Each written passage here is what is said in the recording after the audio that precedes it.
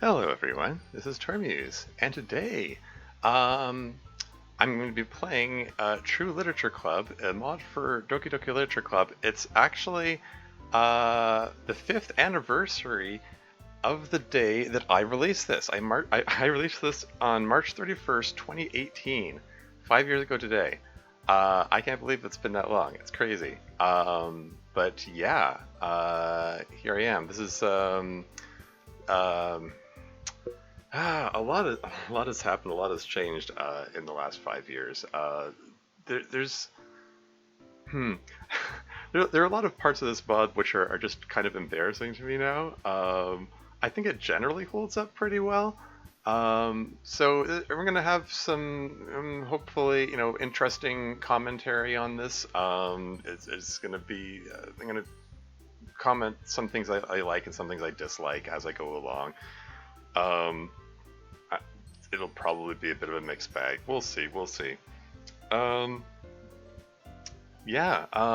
It's funny enough. I hit load game, and there's saved games from 2018 in here because I did a playthrough of it a few months after releasing it. Oh, this is going to be a trip. But all right. Without further ado, let's just start this up, and I'm just going to call myself Tormuse because that's how I roll. Okay. Here we go. Hmm. Now this was an addition that hey, what first time chatter BG Suite, tomorrow you release the sequel Fake Literature Club. Sure, sure. Welcome to the stream. Thanks for stopping by. Um, so yeah, when I originally released the mod, the the modding community for DDLC was in its infancy. There were like a dozen mods total in existence at the time, and I sort of just followed for lack of a better word, formula of what the existing mods did, like Our Final Heartbeat, which wasn't even called that at the time. It was at the time the mod which is now known as Our Final Heartbeat was known as DDLC with three exclamation marks on the end, which turned out to be an IPG violation. Well, well, again, when that was released, IPG didn't exist yet. The intellectual property guidelines that teams have that released. Anyway, um, yeah, it was things were a bit of a mess. Things are still being figured out. And my mod just it made you play through the original game before getting to the new content. And then a few months later, I released this new version, which lets you skip over the beginning of the game to the content. So yeah, this is a later version. Anyway, welcome to the True Literature Club mod. The beginning of the story is the same as the original DDLC story, so I'm giving you the option of skipping that if you like, except the poem minigames and set affects later events. All of the new content happens after the decision point for who you spend the weekend with. Which would you like? Play all the old DDLC content, then the mod, or just the poem minigame and the mod? Yeah, so I gave the player a choice. The original release of this mod, it forces you to play the whole original game. And I'm not going to do that today, because it's a total waste of time. The and also in the interest of saving time, there's the only reason I left the poem minigame in here was because I had this secret thing that gives you access to the Monica route if you make one poem each that appeals to each of the three girls. I'm just gonna skip through this here. Okay, so that it turns out Sierra loved the poem. Cool. Yeah, basically, if you just make one poem for each girl, let's make a Natsuki poem this time. So, sugar, puppy. We'll get to the interesting part soon. This is the tedious bit, which I regret. um, peace. There you go. Kiss, cheeks, bubbles, boop, bouncy, chocolate. Okay, and the rest of them are just whatever. Sayori likes the poem. Natsuki loves the poem. Yuri likes the poem. Okay.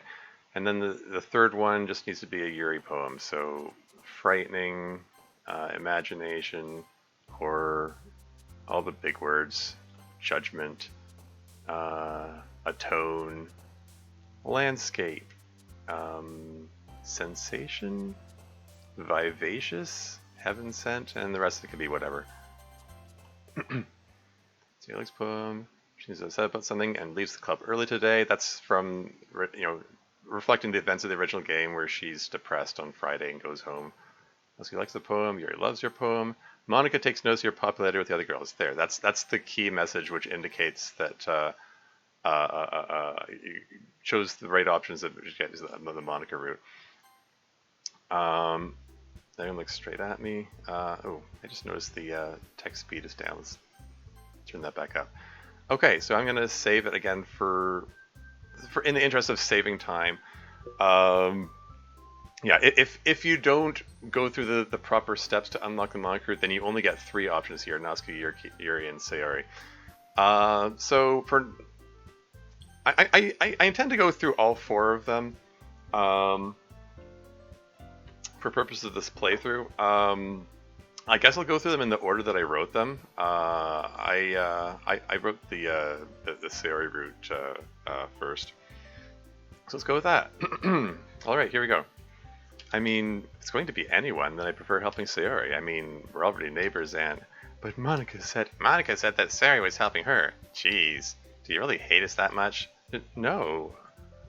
Monica gives me a strange, calculating look. Tormuse, you don't actually want to help Sayori with the festival, do you? Huh? I just said I do. Sorry, what I mean was, I think you were hoping to help her with something else, am I right? Monica looks back and forth between Yuri and Natsuki. I think it's safe to say that we all noticed that Sayori was a little off today. I'd say she could benefit from some friendly company, don't you? But Monica, Natsuki, a moment ago you were criticizing Tormuse for not spending time with Sayori. Yeah, well, Natsuki trails off. We need to do what's best for the club, and it's pretty clear to me that the club suffers when Sayori's not at her best. Well, when you put it that way, it's actually quite endearing for you to want to be there for her, Tormuse. Good. I'm glad we're all in agreement. More or less. Anyway, it's okay, Tormuse. You go look after your friend. I'm not sure what to say. I just nod in agreement. I really didn't expect this to be such a big deal. I don't want everyone to get the wrong idea about my friendship with Sayori, but I have to admit that I am somewhat concerned about how she was behaving today, so I'm thankful that Monica was supportive of my choice. And with that, there's nothing more for today, so I guess it's time for us to head out. I hope to see everyone do their best. Yeah, so basically that's the original conversation from the weekend decision point, except that instead of Yuri and Natsuki jumping in and being all like, hey, Sayori's helping Monica, she doesn't need you. I just had Monica redirect it to give the excuse to help Sayori instead. So there you go. Anyway, phew. That was more stressful than I expected, but at least I'll get to spend time with Sayori. I send her a text to let her know what the club decided. She texts me back and we agreed to meet at her place on Sunday to work on the pamphlets together. That's good. Maybe I'll get to the bottom of the mystery of what happened with her today. Until then, I try to put it from my mind. It's already Sunday. I hope Sayori is feeling better. Will she still be upset about whatever happened on Friday? I text her to let her know I'm coming over. She texts me back to tell me to just let myself in. These lines I added, just in an abundance of wanting to reassure people who got PTSD from the scene where you walk in on her and she's dead from suicide. Oh yeah, I guess I should probably put a content warning on this for references to like depression, suicide, and self-harm, and so on. But yeah, this point in the original, there's this really kind of darkly ominous bit where the music stops and he goes to find her in her room. This time I added this line. She texted back to because I wanted to reassure the audience that no, this is like going to be a happy thing and not traumatic, you know. References to suicide? Invited you. Yeah, I know. I guess when it comes to DDLC, maybe references to suicide, warning people with references to suicide is redundant. But I just, I didn't want that in my like.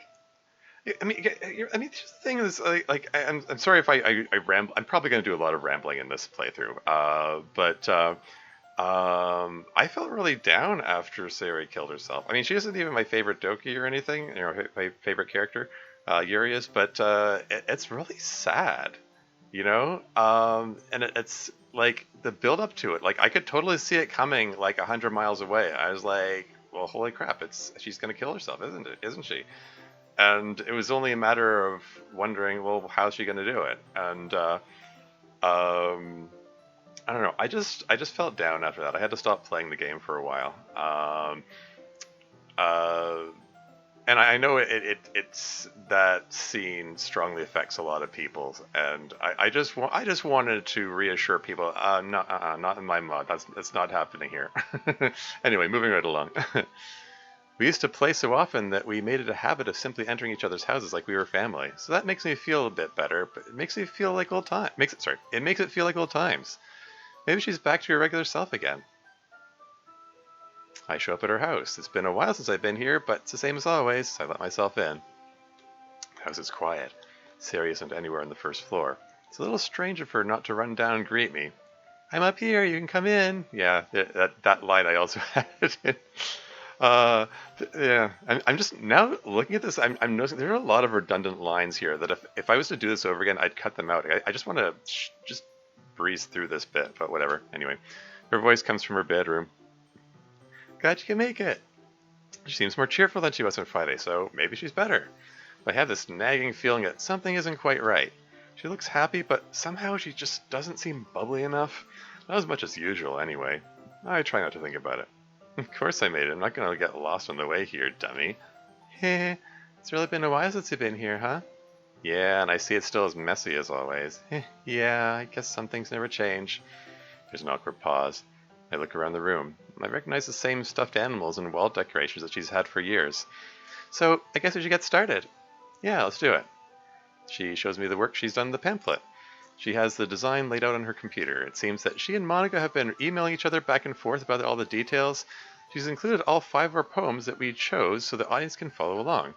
I end up choosing a random poem from online.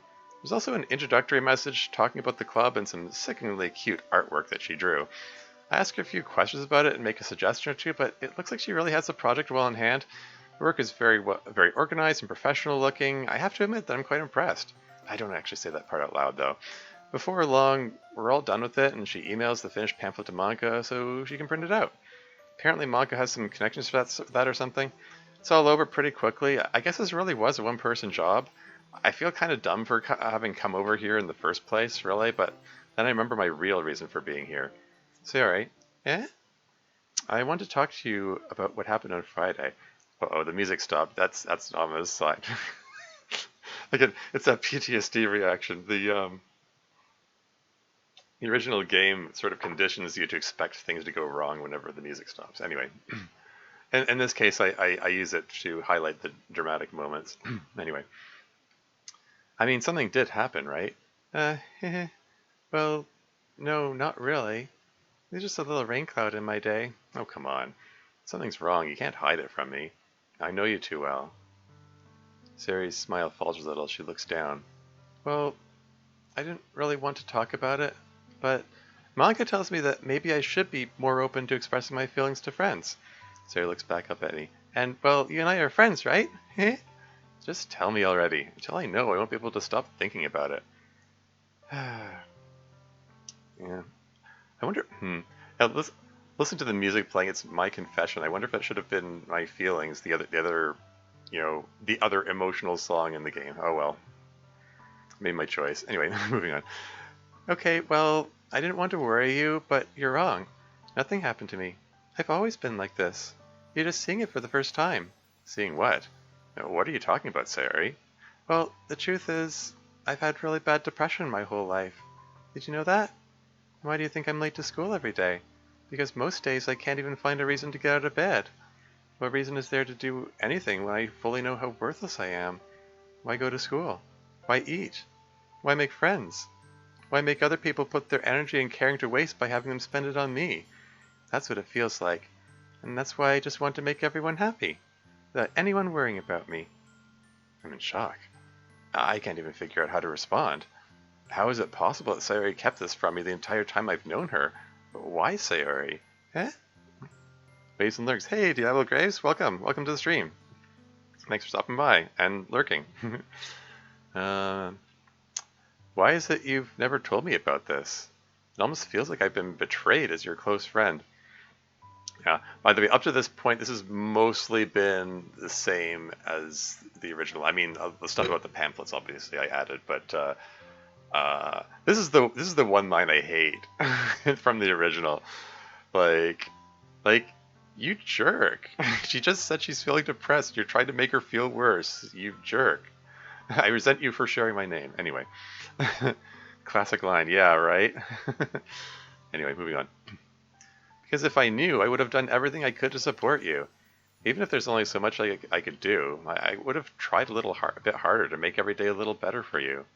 That's why I'm your friend. All you have to do is tell me. You don't really mean that. I know you only put up with me because we grew up together. I'm just clumsy and worthless and annoying. Your nickname for me is Dummy.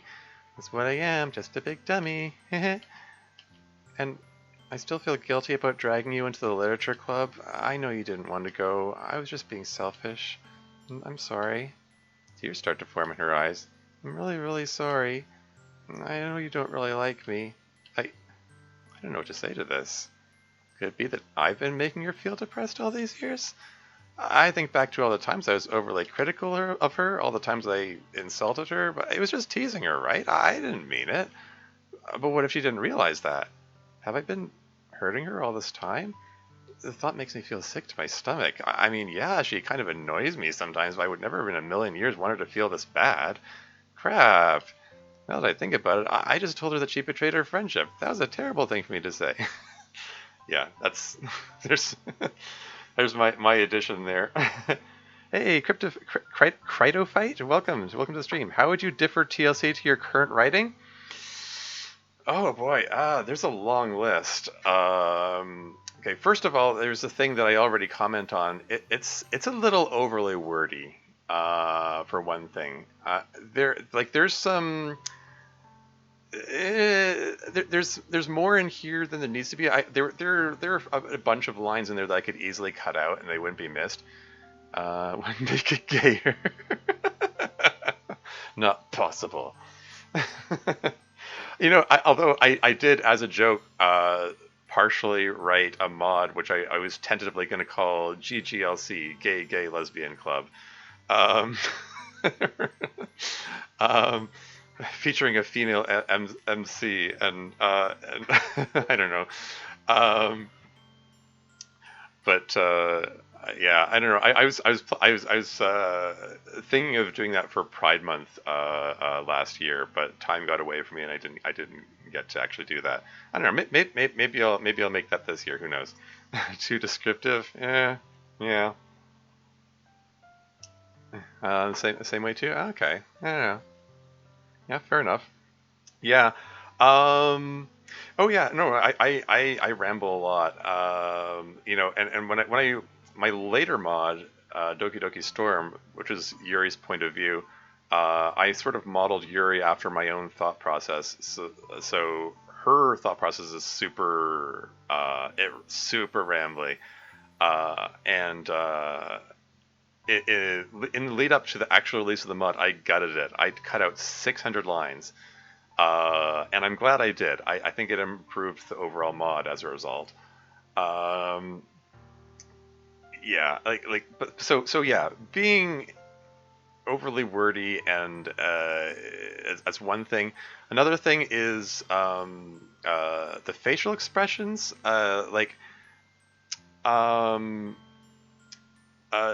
Dan Salvato,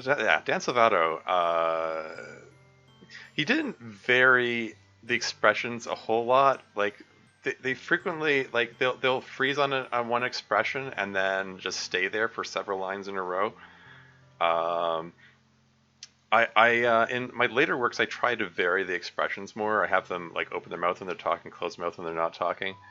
Um, so that's another thing that I think I'd want to change. Um, another thing I already mentioned was yeah, like that whole poem minigame thing that I had at the beginning of this mod. I probably do away with that altogether. The reason for including that will become clear later on, but it was still kind of a dumb reason.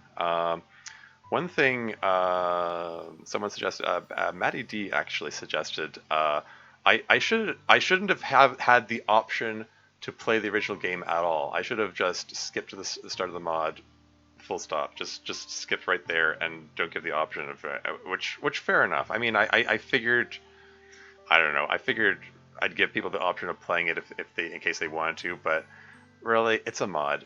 You kind of have to expect everyone's already played the game.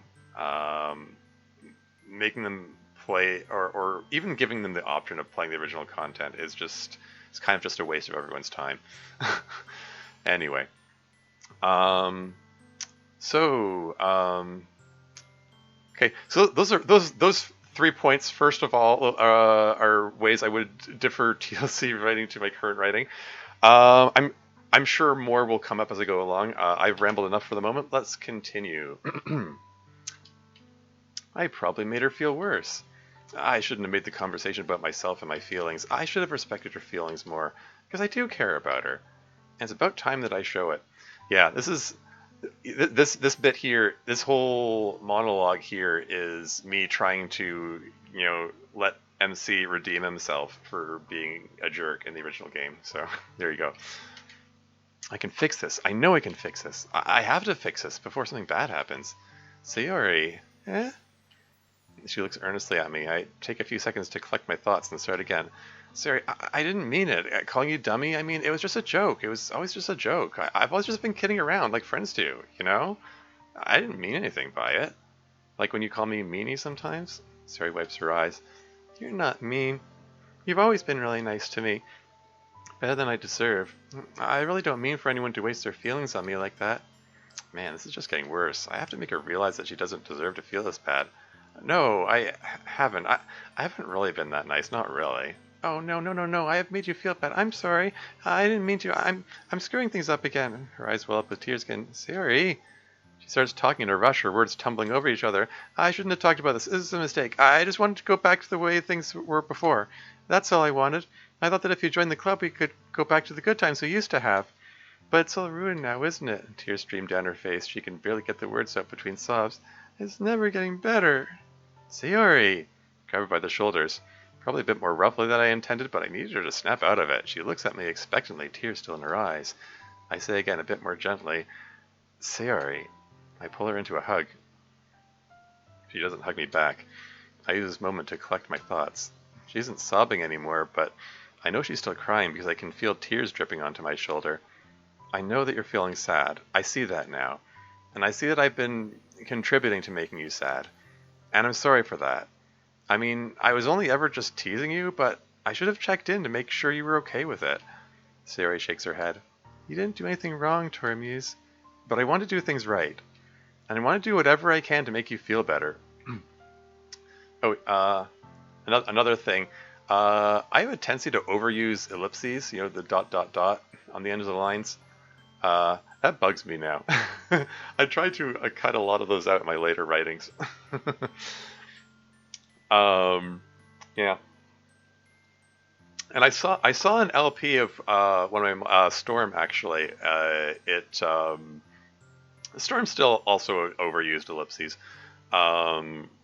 Someone was doing a reading, and every time they had a line with ellipsis on the end,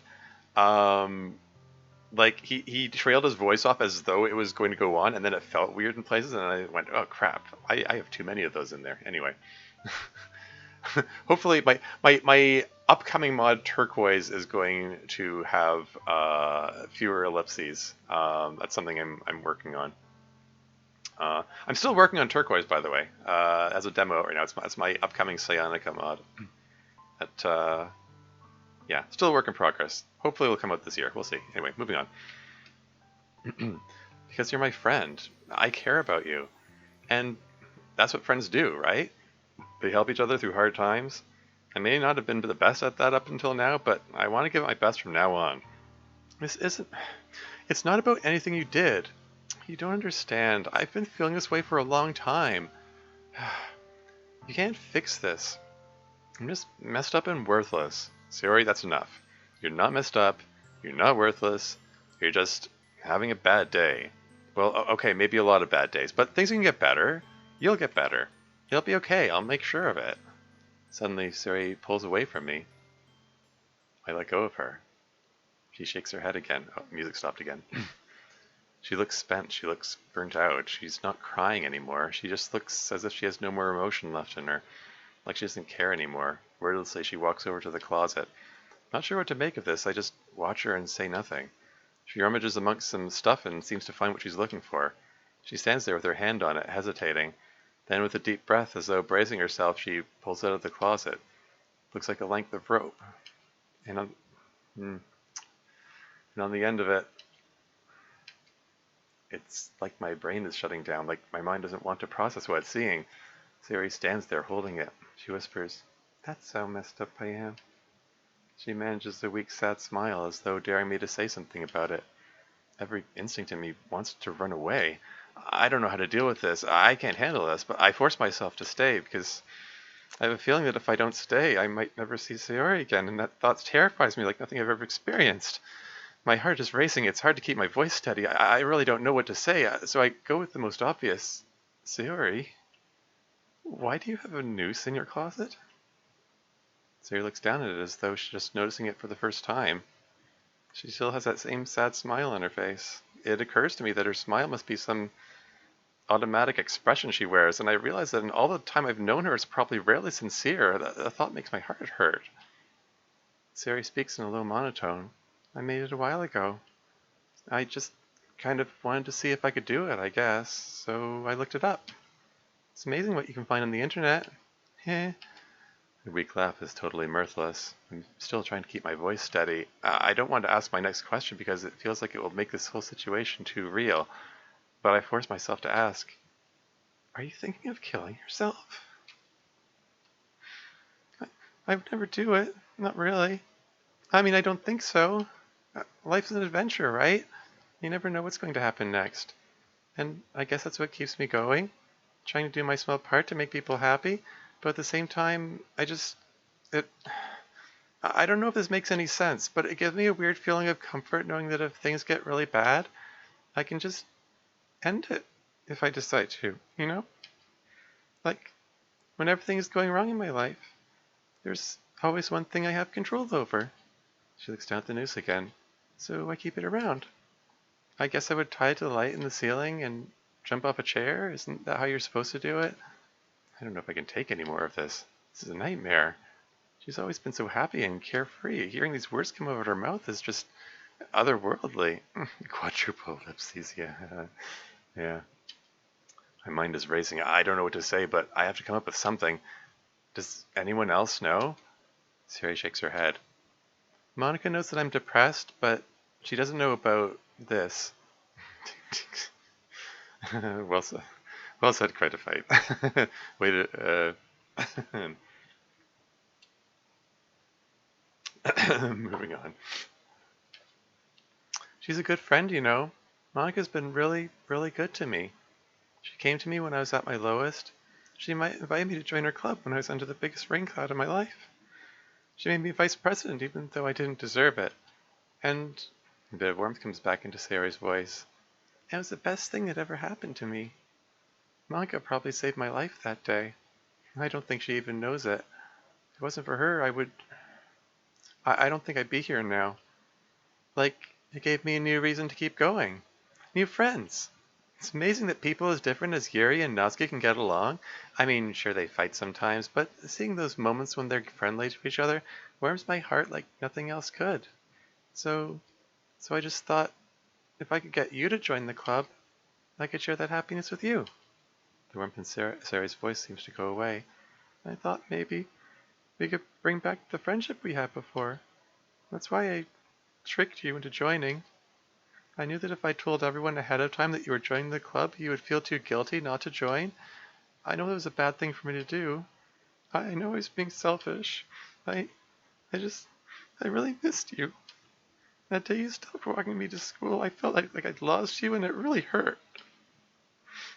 I don't blame you for it, though. It's my fault for being so... Well, you know. I wouldn't blame you if you don't want to be in the literature club anymore. Sayori stands there in silence. She doesn't seem to have anything else to say. Sayori, I want to be in the literature club. I'm enjoying my time there, and you're doing really well as vice president. Better than I thought possible, actually. I've seen how well you keep the group together, how you keep things organized. Even those pamphlets you just made are really professional looking. I know they'll improve everyone's experience at the festival, and you should have seen how the place fell apart after you left on Friday. It isn't the same without you. Honestly, I don't give you enough credit, but you're doing an amazing job. So you definitely deserve your position as vice president. I think I see a faint glimmer of hope in her eyes. Yeah? Yeah. And, well, you're right that I didn't want to be in the club at first, but it's really grown on me in the past few days. And I'm glad you invited me to join. I mean it, because after all we've just said, I shouldn't find it so hard to say this. Before I joined, I spent all my afternoons and evenings at home playing video games and watching anime, and sure it was fun, but it wasn't really fulfilling. It was kind of empty, really. Suddenly struck by the truth of what I'm saying. I didn't even realize I felt this way. My life really has improved since joining the club, hasn't it? The literature club has given me something to look forward to every day. And it's great having people to share with. So I'm really glad you got me to join. Seriously, thank you for that. I mean it. Some of the warmth comes back into Sayori's gaze. And I'm sorry for what I said earlier about you betraying our friendship. That wasn't true. I can see that this is really difficult for you to talk about, so thank you for being able to share it with me. I'm really happy to have you as a friend. I mean that too. Tormuse? Suddenly Sayori rushes forward into my arms and hugs me tight. I hug her back. We stand like that for a long moment. I don't want to be a burden to you. You're not. You're really not. I want to be there for you when you need it. We're friends. That's what friends do. I know that you'd do the same for me. Yeah, I would. Sayori slowly releases me and I do the same. I realize that Sayori still has the noose in her hand. It's an uncomfortable reminder of what we were talking about earlier. Sayori, I want you to promise me that if things ever get really bad, you'll talk to me about it, okay? Sayori says softly, okay. Or if not me, Monica, or somebody. Please don't ever let things get so bad that you think of that again. I glance uneasily at the noose again. Okay. Is there anyone else you can talk to? I mean, Natsuki and Yuri are really nice, but I've never talked to them about anything like this before. So, no one that I can think of. Just Monica. I had to do it for the meme.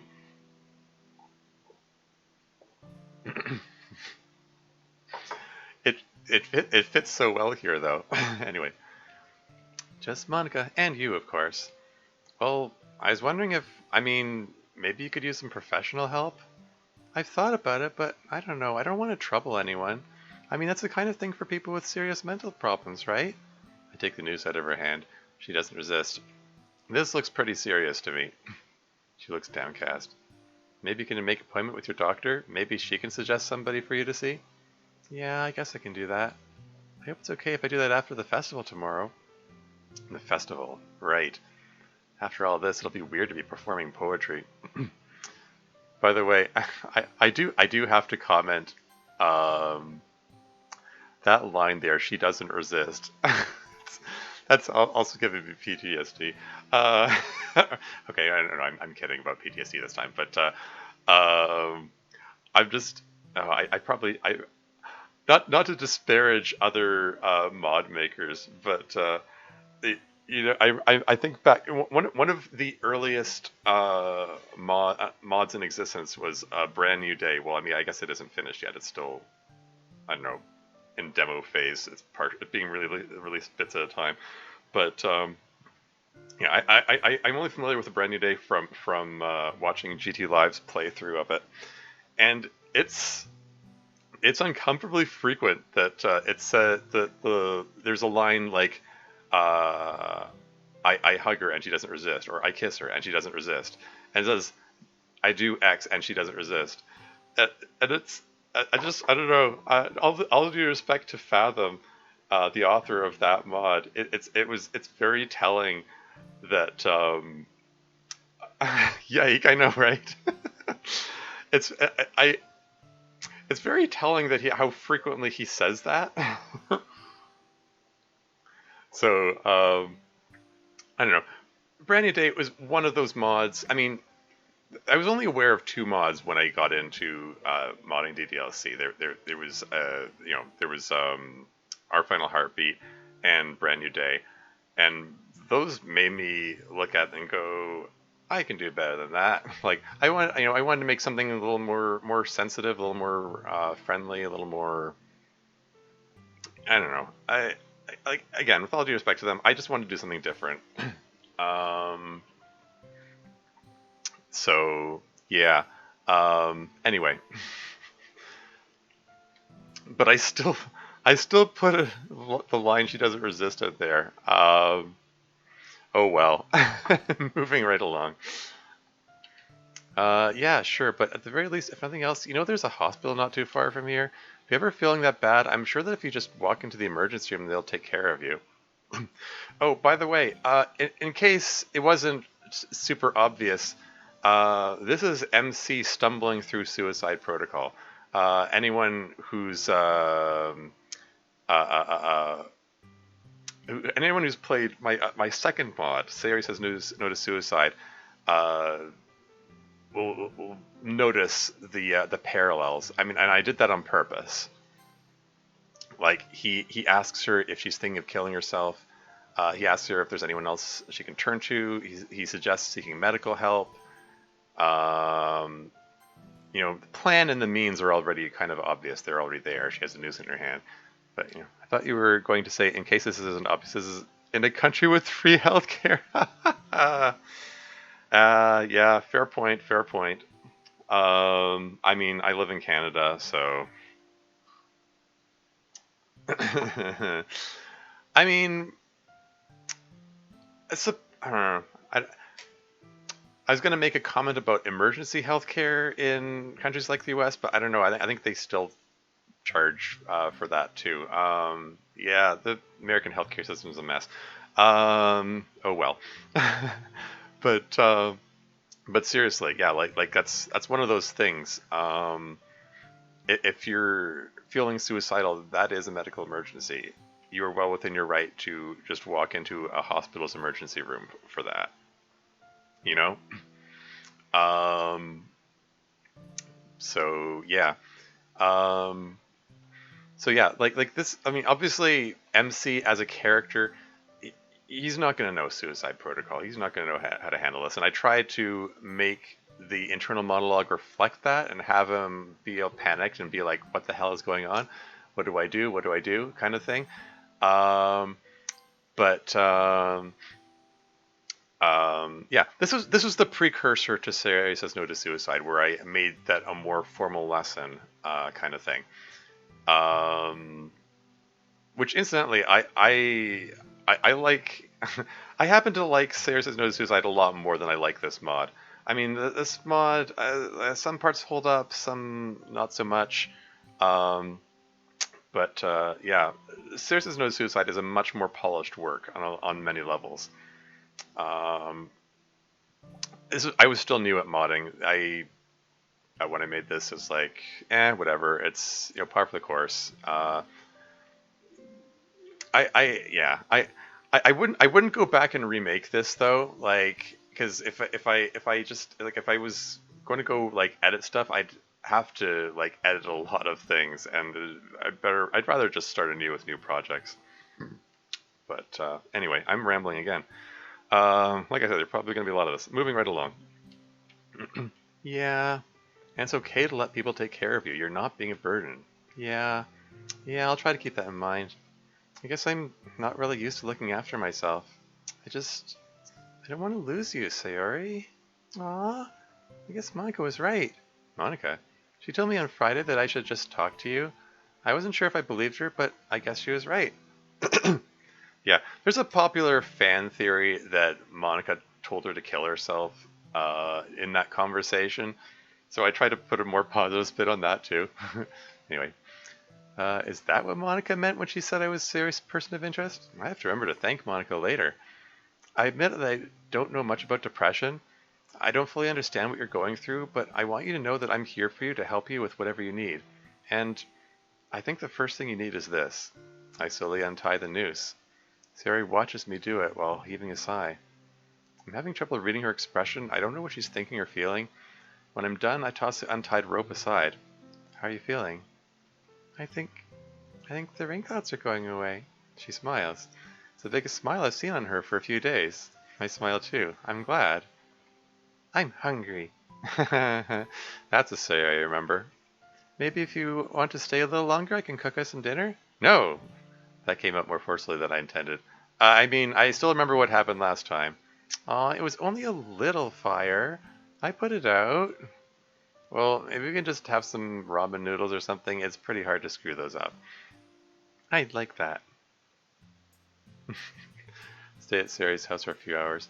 Yeah, keeping the lore going about how she started a fire when cooking. And also she's hungry. When I made I did, you know, as much as I complain about the things that I don't like about this mod, I did put some work into it. Like I studied the original game. Like I went through all the routes and studied all the dialogue, so I could better capture the characters and get ideas for, you know, how they are, how they talk, how they act, and what can go in there and so on. So yeah, there you go. Anyway, stay at Sari's house for a few hours. All the tension seems to have gone away. We eat and talk and laugh and joke, and it really feels like everything's back to normal. Eventually, it's time for me to go. She sees me to the door. She gives me another big hug. She seems to be crying again, but I sense that this time they're tears of joy. There, I reused that CG. Which, of course, she's crying, and so I say, they're tears of joy now. Thank you for being such a good friend to our muse. We'll get through this. We'll just take it one day at a time, and we'll get through this. You'll be okay. Yeah, we will. Sari, I don't know how to tell you this, but you kind of smell. Her laugh's a little sniffly through her tears. I kind of forgot to shower today. I had a rough morning. Maybe I should start calling you Stinky. Meanie. You know I'm joking, right? Yeah, I know. And thanks for asking. Sari squeezes me tighter for a few seconds. I can't believe you still have that stupid cow in your room. Oh, hey, be nice. She's beautiful. Yeah, I guess she is. I should go now, but you take care of yourself, okay? Okay. We'll have fun at the festival tomorrow. Yeah, I look forward to it. She gives me one more squeeze and then we let each other go. Yeah, so that's me. This is me basically just rebuilding the whole Sayori/MC friendship. I never liked how it was portrayed in the original game. You know, MC just repeatedly calling her dummy, and you know, like some gentle ribbings. You know, some banter, playful banter, like joking insults are all well and good if it's understood that they're jokes, but like in the original game, that the banter that they have is just uncomfortable because all the insults go one way. MC insults Sayori and she doesn't insult him back, except maybe when she calls him meanie. But like it just the banter just felt uncomfortable there. I tried to bring a little more balance to it here. I guess is what I'm saying. Anyway, moving on. It's the day of the festival. I'm almost ready to go to school, and I'm surprised to hear the doorbell ring. Good morning, Trace. Yeah. She came to his house. And this is the point in the original when he would have gone over and she would be dead. So, again, this is me just short-circuiting that. It's like, nope, no suicide here. Anyway. I got tired of waiting for you and thought I'd come to your place instead. Hehe. Sayori, you're early. I'm impressed. Yeah, go me! Sayori does a twirl while giggling. That's an adorable image. Are you ready to go? Sure, let me just get my stuff. As we walk together, it's like I can feel her presence alongside me, practically radiating positive energy. I had a really good time with you yesterday, Termuse. I mean, after we got through the bad stuff, I wish we could do that more often. Me too, it was fun. Yay! But don't forget to spend time with the other girls in the club too. They're all wonderful people, especially Monica. Hey, foreshadowing. We're going to circle back to that later, in Monica's route. And I'd love for you to get the same good things out of friendship with them that I do. Sure, that's kind of the reason I joined in the first place. I mean, because it's full of cute girls? Uh-oh. I really didn't think she was shrewd enough to figure that out. Well, no, I mean, it's okay, Tormuse. It would be silly if you didn't notice. Just remember they're all super nice people too, so don't be afraid to get to know them. Yeah, and MC still being... It's like, oh no, I didn't mean it that way. I didn't mean it that way. The original MC, I tried to make him as true to his character as I could while still stumbling through all this other stuff. But he's always so wishy-washy. It's like, oh, I didn't mean it that way. I didn't mean it that way. Like, he doesn't want to, like, actually express an opinion or commit himself to a girl or something. Or, you know. Anyway, moving on. Nothing would make me happier than to see everybody getting along. I'll keep that in mind. As we walk through the school, I see all the various clubs setting up for the festival. We pass by the anime club, where it looks like they've set up a marathon of my favorite anime. I don't suppose we could stop there to check it out? Oh, come on, Termuse, you can watch anime anytime. We have to help the club set up for our part of the festival. Yeah, that's what I thought. As I enter the club room, the first thing I notice is a sweet, flowery smell filling the air. That's a nod to the lavender from Yuri's route. Anyway, the windows have been covered by black paper for atmospheric effect. Monica is laying out the pamphlets we made on each of the desks. Natsuki is setting up cupcakes on platters for guests. They're laid out in a kaleidoscope of different colors. Yuri is taking advantage of her height to hang up a colorful banner at the front of the room. The message on the banner says, "Literature's luxury, fiction is a necessity." Yeah, I just randomly Googled literature quotes. Like seriously, I just scrolled through a whole bunch of literature quotes and picked out one to use. Well, I picked out a few. She has there's a different message in the banner for each of the routes. So we'll come back to that. I don't even remember who that quote is from. I made a note of them at one time. Oh well. Anyway, moving on. Sayori, Tormuse, good, now we're all here. Okay, everyone. I hope all of you are ready to perform your poems. Sayori seems to brighten up at the prospect of sharing poems. Natsuki has a resigned but determined look on her face. I see Yuri shudder in response. She's standing in the doorway, hanging up some kind of curtain of ribbons and paper. As president, I think it makes the most sense for me to go first, so I'll go first. Monica looks surprised but pleased. That's good, Sayori. That'll give me the chance to greet visitors. Speaking of which, it looks like we have our first guest at the door. Monica goes to greet them. Hi there, come in. Welcome to the Literature Club. Have a cupcake. Monica introduces herself and invites people to sit down for the performance. I guess that means it's time for Sayori to recite her poem. Good luck, Sayori. She gives me a bright smile as she moves to the podium at the front of the room. She begins to recite the same poem that she did for the group last Thursday, but somehow it's different this time. I can really feel the sadness in her voice when she gets to the darker parts of her poem. Maybe it's because I know what she's going through. But I can tell that when she speaks of sadness, it's coming from a very real, very sincere place. And it makes it all the more moving and satisfying when she gets to the happy ending. When the applause starts, I think I might be applauding harder than anyone else. After accepting the applause, she cheerfully skips back into the audience to sit next to me. The difference is startling. She looked close to tears during the poem. It's like she can turn it on and off like a light switch. I whispered to her, "That was amazing, Sayori." Monica carries on with introductions and moving the performance along, but my attention is occupied with Sayori as we carry on our whisper conversation. I think I'm getting better at expressing my feelings. That's for sure. I don't think I've ever seen you so expressive except yesterday. I didn't really want to bring that up. Yeah, sorry. It's okay. Actually, talking about it yesterday helped me realize something. I've been trying way too hard to keep the bad feelings bottled up. Like, I've just been covering them with happy thoughts, and that's helped me get by for a while. But yesterday, it was like he opened up something inside me and they kind of started to flow away. I don't think the bad thoughts will ever fully go away, but it helped me realize that they're part of me that I don't have to hide. And I tried to let that show a little in my poem today. Well, whatever you did, it worked. Yeah.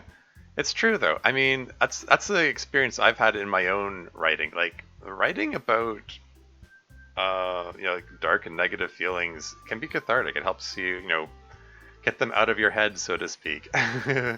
But seriously, like externalizing them by writing it down, it helps you make sense of them, and it's I don't know, it's just a wonderfully freeing kind of experience. I've just like my experience of writing this mod, and the later mods too that I wrote, it just helped me realize that I really like writing fiction. I like sort of writing about my own stories. Hey, Mac Daddy Maddie, welcome Maddie D, welcome to the stream. Thanks for stopping by.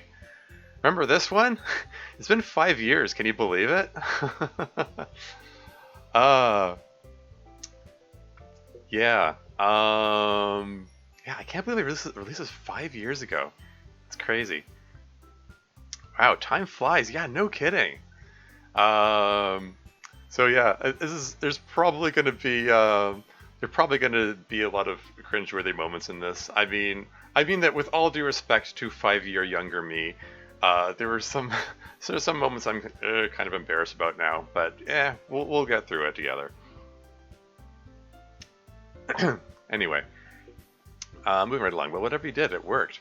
I mean, your poem was really moving, Sayori. Aw, thanks, Toy Muse. It's really easy sometimes to let the bad thoughts take over and fill my head with sadness, and that's not fun. Sometimes I wish they would just get out of my head. But when I let it show a little at a time, I can make something beautiful, like I did with my poem. It felt really good to be able to share that today. Monika's been helping me to express my inner feelings for months. I think sharing with others might be really, really good for me. Well, that's all fine, as long as things don't get as bad as we talked about the other day. I'd still feel a lot better if you talked to your doctor or something. After all, you shouldn't have to suffer for your art that much. Sure, I can do that, but I also want to think about sharing with friends. Sari suddenly lights up in excitement. We should have a party! What? After the festival is done, just the five of us getting the chance to really get to know each other and share with each other? Somewhere away from school and away from literature? It'll be fun! That's kind of random, but I guess it's not a bad idea. Yay! I think this is going to be the beginning of something amazing! The rest of the festival carries on, but it's all just a blur to me. I find myself reflecting on that moment. Just in the last 2 days, I learned more about my friend than I had in a lifetime. Makes me wonder what the future holds as I get to know the rest of our club members. It's funny now to think that I didn't even want to be in this club at first. Wonder what my second week will bring. Yeah, so that last line, I wonder what the second week will bring. Just to highlight the fact that everything so far in the original story, this has only been a week. It's been less than a week, actually, because it starts on a Tuesday and this is the Monday. And yeah, that's the end. I mean, it's the end of Sayori's route. There's going to be 3 more routes. Yeah. The other routes I put more like twists and surprises. Sayori's is the most straightforward one. Again, this is the first route that I wrote. I wrote that scene before I knew I was turning it into a mod. Like, it was just a piece of fan fiction that I was writing. And then I saw Anna and Danny's stuff. Anna and Danny's the author of Our Final Heartbeat and Brand New Day, and I was like, I found the DDLC modding community through Anna and Danny. He's actually one of the founders of the DDLC modding community. He commented on the GT Live video with some embarrassment because they were playing an unpolished, unfinished version. I kind of feel bad for the guy. He's such, as much as I'm like sort of making fun of his content, he is from all I've seen him, like a genuinely nice guy. I hesitate to say I don't like to say nice guy because nice is that's the word you say when you can't think of something to say. You know, he's a good natured you know, friendly, gracious kind of guy who he absolutely welcomes criticism and responds to it. Like he he like to his credit, he like his okay. I mean his mod kind of handles the whole Sayori situation pretty badly. I'm sorry to say, and people criticize him for it, and he accepted the criticism graciously, and he edited the mod and later version. He helped smooth that out. You know, you know, credit where it's due to him. Um, where was I going with this? Anyway, yeah, he was in the comments under the G2 live video where people were saying that the way he handled things was kind of yikes. And I asked him about modding, and he recommended I check out the modding community. And didn't know I was going to end up being the moderator there. um, for 3 years following that, but yeah, life is funny. Anyway, moving right along. Thank you for playing the True Literature Club mod. I'm going to let you in on a secret. There's a hidden route to Monica in this mod. All you have to do is make the other 3 girls like you, restart the game, and dedicate 1 poem to each girl, while making sure that no one dislikes you enough to not share their poems. If they all like you, Monica will surely take notice of your popularity. Good luck, smiley face. So yeah, there's my not so subtle clue about how to get the other routes. Well, the other route. Yeah, incidentally, you'll notice there was no new art in that. This logo was a super low effort. I just took the original logo and put TLC in front of it. In the bisexual flag colors, pink, purple, blue, for no particular reason. Yeah, like later mods, particularly Storm, I commissioned artwork for that one, and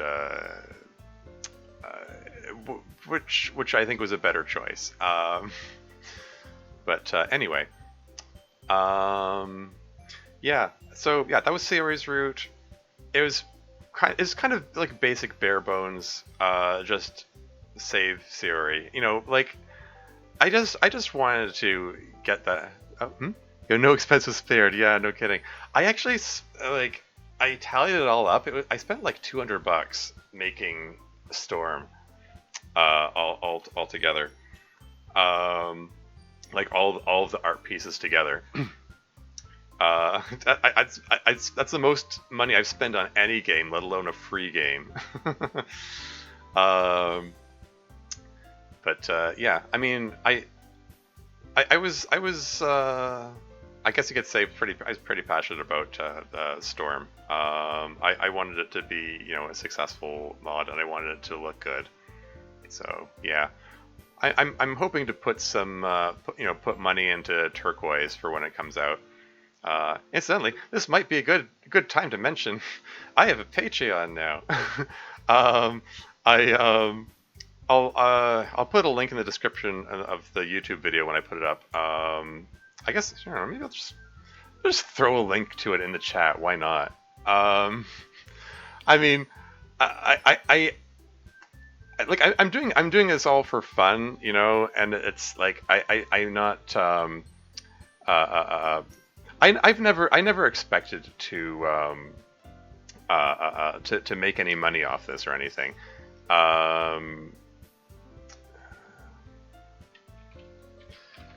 But somebody asked me, hey, is there a way to donate money to you?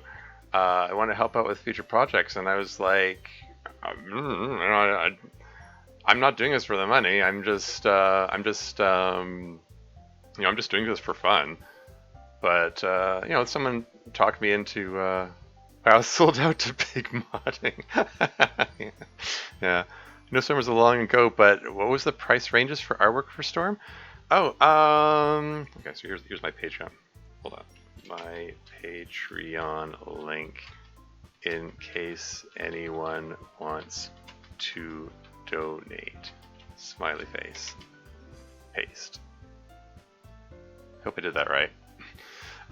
Anyway, yeah, price ranges. Well, the big CGs were like 50 American dollars each.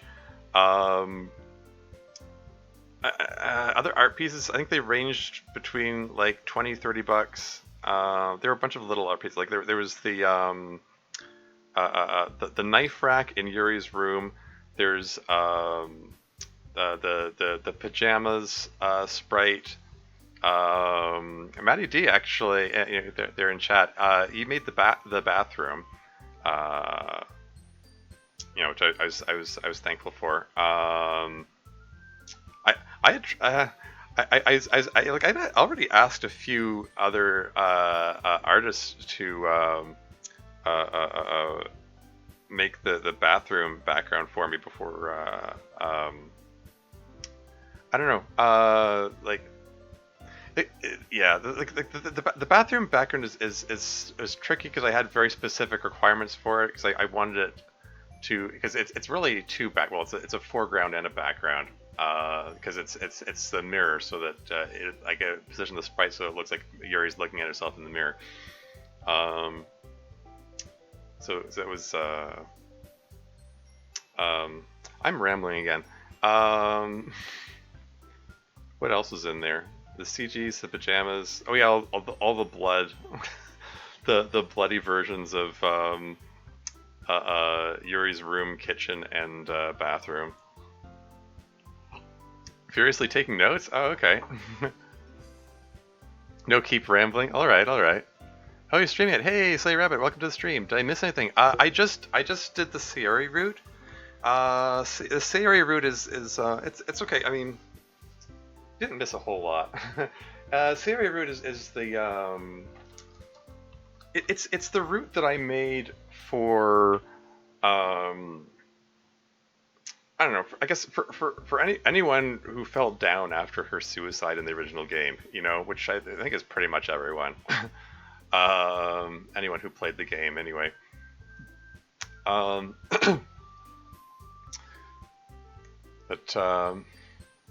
yeah, I'm sorry. I'm looking over at my Patreon page. The tier list is kind of ridiculous. I'm gonna change that. I'm gonna rebuild it. I'm gonna adjust that. But anyway, I'm just happy to be a part of the fun. Hey, yeah, cool. Yeah, I mean, I'm thankful for the work you did, Maddie. Thank you. But anyway, as I was saying, yeah.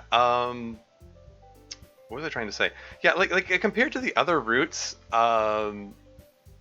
Sayori's kind of sort of feels lackluster in some ways. But again, it was the first one that I wrote. So I didn't have the idea in my head of, oh, I should put plot twists in here or whatever. Is that a Kraken emoji? What is that? Anyway, yeah. Anyway, well, I'll just load this up, and we're gonna do the Natsuki route next. Because that's the next one that I wrote. Wait, which one did I do? I'm trying to remember the order I did these in. Did I do Natsuki's next or Yuri's next? I'm pretty sure it was Natsuki's that I did next. Oh yeah, the start of Natsuki's route is the same as the original too. Is an octopus there? Okay. Yeah, you have the option of playing the whole thing or just skip to new content.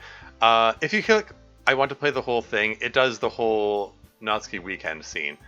But I gave the option to skip it. Again, like I said before, Maddie suggested that I shouldn't have given the option to play the whole thing. Which, yeah, point taken. It is kind of just a waste of people's time. I do remember watching the TLC routes. Cool.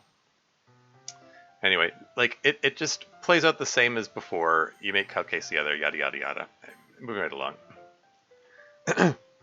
The whole thing is finger licking good though. Ha ha ha. Yeah, yeah. The finger licking would be included in there.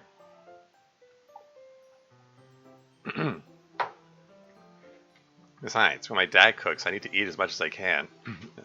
This seems a bit odd to me. I mean, I got the feeling that Natsuki's dad was strict, but this sounds like something else. Suddenly, Natsuki gets a surprised, tense look on her face. Her eyes are still in the cupcake tray.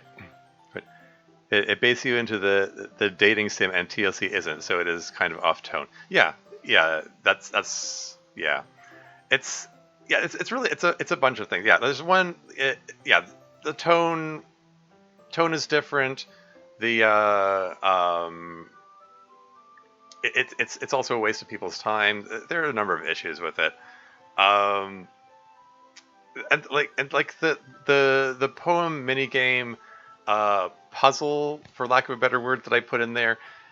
I thought it was a neat idea when I made it, but it confused a lot of people. This version at least explains what you have to do a little better, but I'm still not happy with it. I didn't really want to leave anyone behind. I still wanted people to be able to find all the routes, so I wasn't crazy about that. Uh, oh, the play, the whole thing just shows what happens during the weekend. Yeah, exactly. I mean, it does set up the new content. Yeah, yeah, it sets it up, yes, but I sort of presume that people have already seen it, so, eh. Anyway, moving right along. Her eyes are still on the cupcake tray. Hey, she reaches up for the cupcake nearest her, one that I wrote birthday on. What? How'd you know? Huh? Know what? Natsuki seems to realize that I don't know what she's talking about and puts the cupcake back. Never mind. It was your suggestion, remember? You said the nozzles for writing happy birthday or whatever? I was kind of just writing random words, to be honest. Oh, right. Natsuki seems mad at herself for her outburst. Natsuki, is it your birthday today? Natsuki looks irritated. No, it's not. It was on Thursday. Oh, well, happy belated birthday? For some reason, this seems to make her more irritated. Yeah, this is me. This is me writing Natsuki just as yeah. She's just perpetually irritated.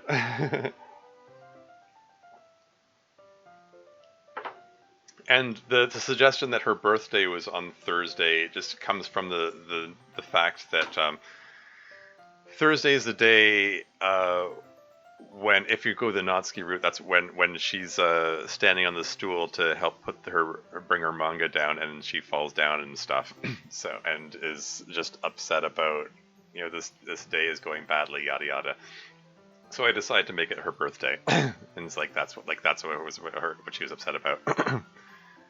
I'm feeling the very same for mine, because when I started writing Fallen for You, I had a few things I wasn't happy about. Yeah. Yeah, well, I mean, that's what rough drafts are for.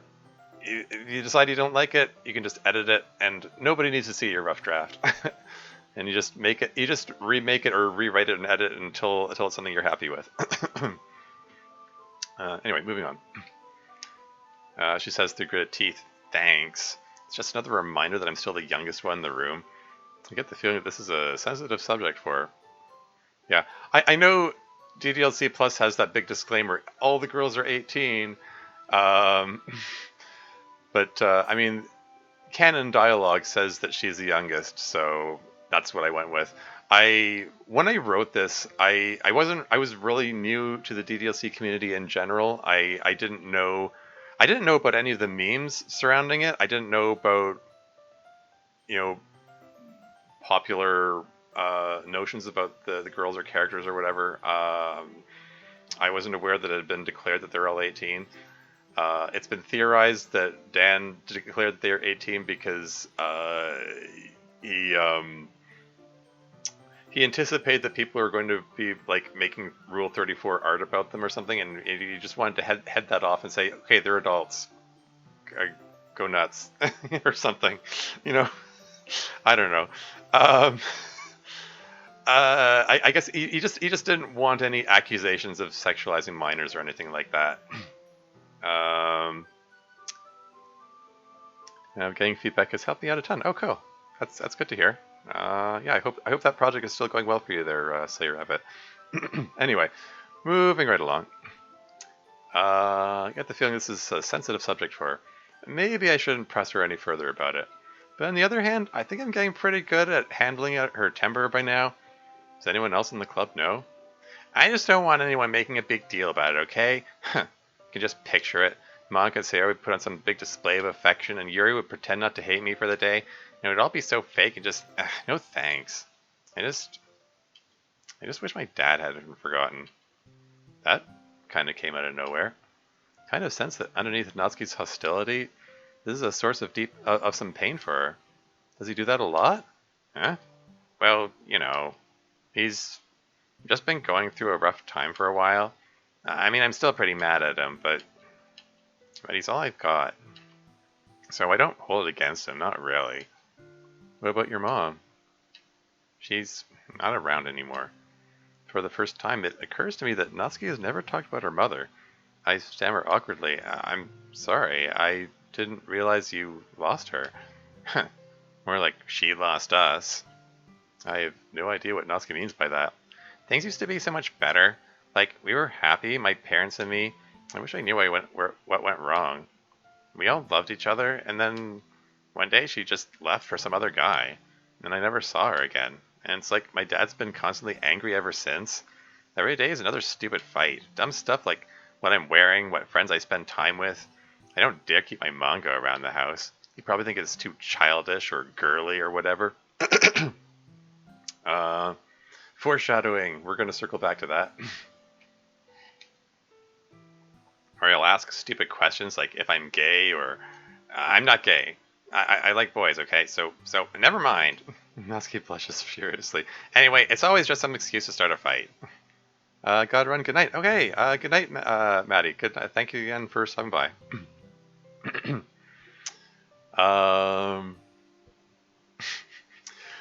Yeah. This. Okay. Well, you know what? I'll come back to this. I'll just go on. I'll explain what I'm doing here later. I just try to avoid him most of the time. The literature club is a good excuse to stay out of the house. Natsuki's eyes looking downcast. Anyway, I don't know why I'm telling you all this. I don't really expect you to care. I get the feeling that Natsuki doesn't usually talk about this sort of thing, or perhaps ever. Well, the reason you're telling me is probably the most obvious, because you want to. There's been a few ideas going around theorizing what happened with Natsuki's mother. Oh, interesting.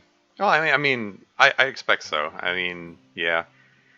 It's, I mean, there isn't really anything to go on in the original.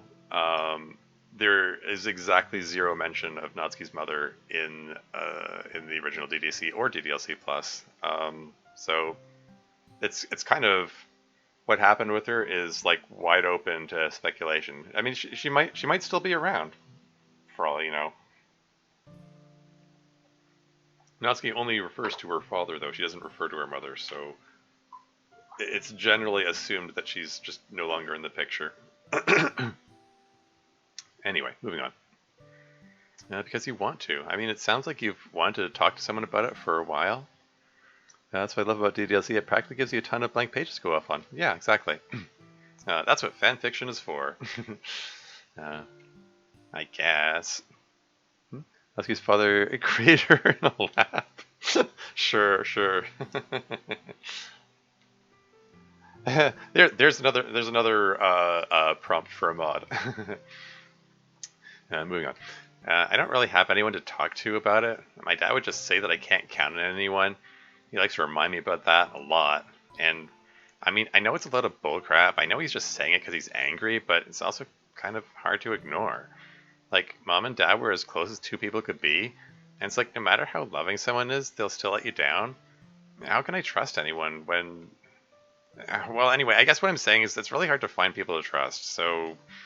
Natsuki mumbles, thank you for being a good listener. For an instant, it feels like Natsuki is letting her guard down and showing real vulnerability. It's only for an instant, though, so you better not let me down, Tormies, or I really will beat the crap out of you. Okay, I get it. I'll add that to your list of threats against me. Yeah, that's right, you better fear me. I'll consider myself warned. And, I just want to say, for what it's worth, I'm sorry to hear about the trouble you have with your dad. That sounds pretty frustrating to deal with. It is, but it's not so bad, really. Honestly, I can handle it when he gets like that. I mean, usually. Natsuki's confidence seems to falter. It's just that sometimes he... Well, okay, this is going to sound kind of bad. I think I know what Natsuki's trying to say. I don't know how to say it except to just say it. Does he beat you? What? No. Jeez, why the hell do people think I'm being abused or something? No, my dad doesn't beat me, okay? Embarrassed, I stammer. I rally my thoughts. Didn't you say the other day that he'd kill you if you had a guy over? Yeah, well, I didn't mean it like that. I just don't want anyone to see him on his bad days, because on his worst days, he gets really sad. Like, he just sort of shuts down. I can't reach him when he gets like that. It's like he lives in his own head.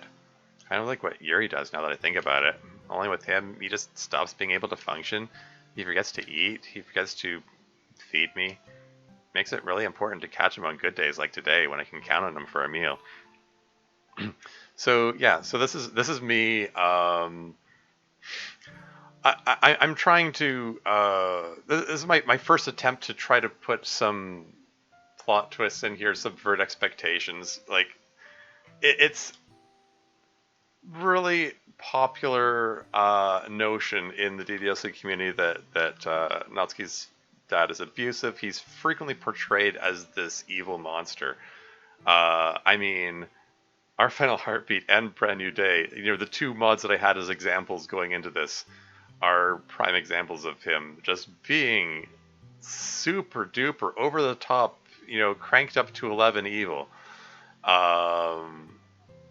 Like openly boasting about how much he loves hurting Natsuki and how he's going to kill her and stuff. And it's just like, just cartoon supervillain levels of evil. It's kind of ridiculous. So I tried to humanize him a little bit. He's just he's depressed. It's not like he's just hurt, trying to hurt her for evilness' sake or anything like that. Like when people don't paint Natsuki's dad as an abusive asshole, he just has problems. Yeah, exactly. The only thing missing was the villain speech, a thinly long mustache. Yeah, pretty much.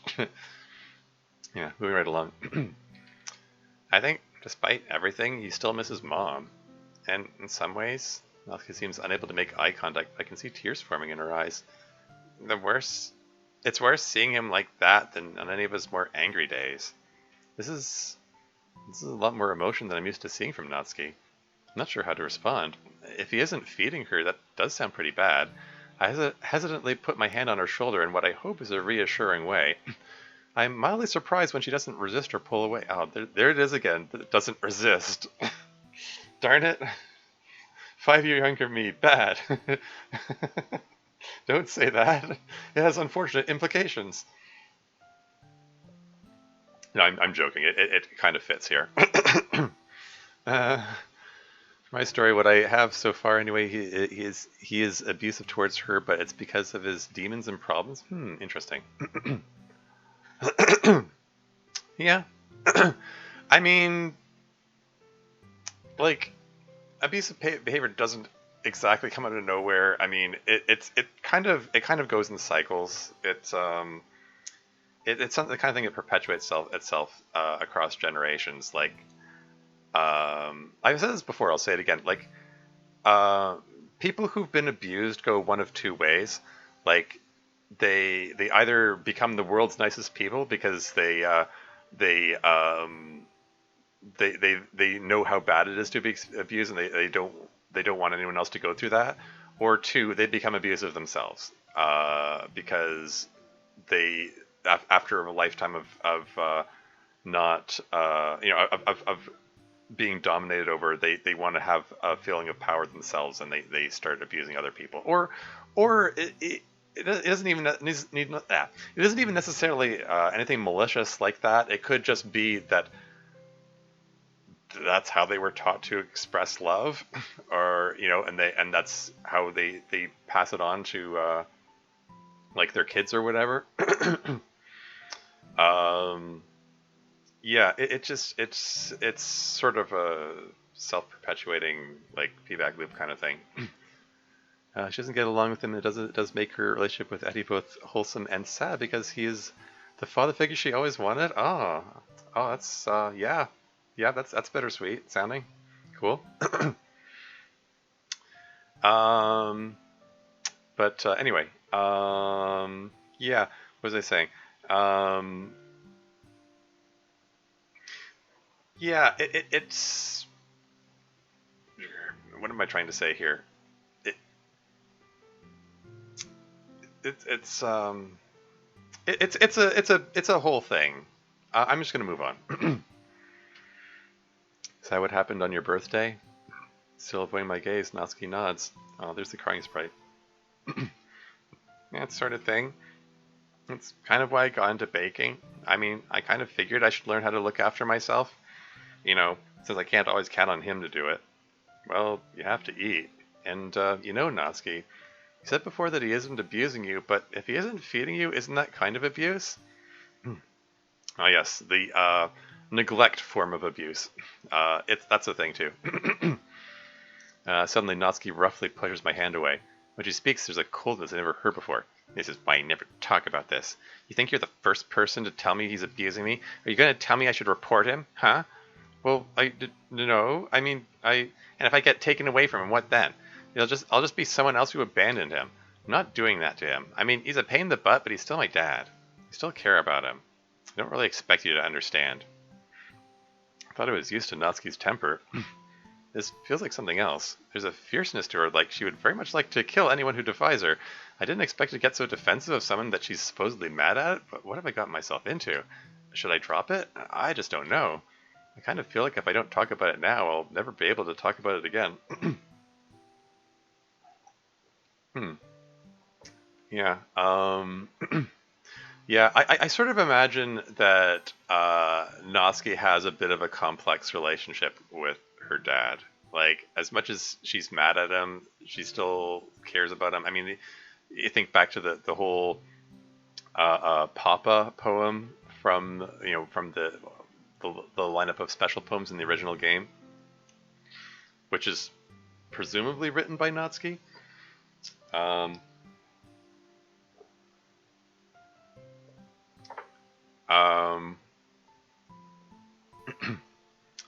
she hates him when she gets like that, but she can't leave him because they do need each other regardless of what's going on. Yeah, pretty much. Anyway, moving on. In any case, I quickly glanced around to make sure there's nothing she could use as a weapon before I continue. Okay, we won't report him, that's fine. But what do you want to do instead? Natsuki continues glowering at me, but doesn't seem to have an answer. Anyway, you don't have to be alone in this, you know? I mean, it sounds like this has been troubling you for a while. Have you considered sharing it with your friends in the club? Natsuki makes a grumbling noise. They don't ever take me seriously. They just see me as some cute little kid. I couldn't possibly tell any of them. I'm in a literature club full of people who judge books by their cover. There's a word for that, right? Irony? Yeah, that one. You think that at least Yuri would be able to see the irony in that? I I um I let her take a few digs at Yuri here. Just I mean, as you know, other followers of my other work, no, I kind of ship Natsuki and Yuri together. But at this point in my writing, I still I was still writing them as like frenemies, I guess. um, that they just kind of they argue all the time. Anyway, moving right along. Bacon stuck up. Natsuki grumbles somewhere under her breath.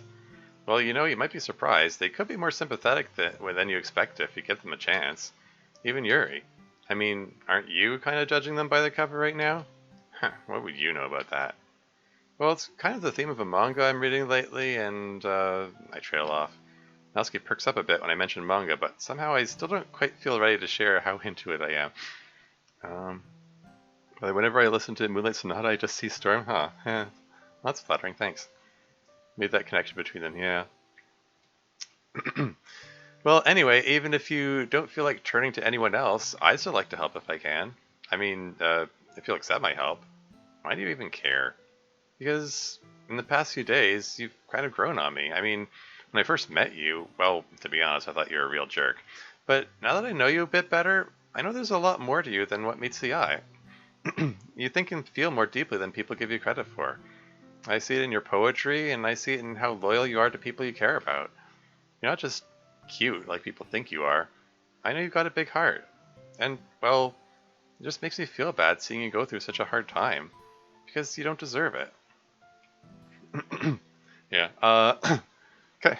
True story. I mean, my first time playing DDLC, I just wrote down, I was, wow, what a jerk. She's just rude for no reason.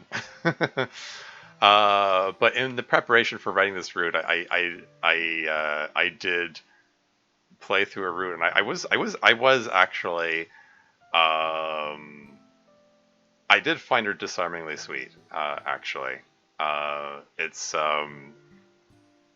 yeah, it did catch me by surprise.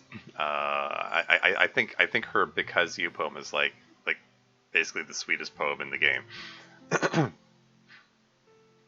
uh, Tuesday doesn't help show that the cookies are terrible. They're terrible, lol. Who says they're terrible? Get to them in the grow in your hand.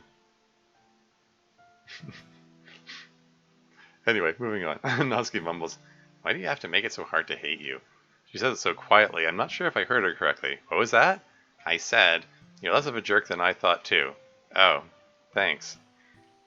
And I don't know what to do instead. Eh? I mean, about my dad. It's kind of getting to me. Having to deal with him just puts me in a bad mood every day. I don't mean to be this angry all the time. I don't want to be like this. Could have fooled me. I mean, I meant that jokingly, but that might have been the wrong time to say that. Sorry, I was kidding. No, that's fine. I'm sorry for giving you such a hard time. You're being nice to me, so you probably don't deserve it. Hey, what are friends for? Friends? Well, yeah, I mean, you look like you could really use a friend right now. Yeah, I could. Well, you're welcome to come over anytime your dad is being difficult, or if you just need to spend time away from home. I'm sure you can stay here for dinner too if you like. Really? Yeah. Oh yeah, here's another thing that I dislike about this mod. Um, Notice she's blushing now, but when she speaks, the blush disappears and then goes. The blush disappears. It's an amazing disappearing, reappearing blush. Because I was working with the base expressions for the game, which didn't make for a lot of variety.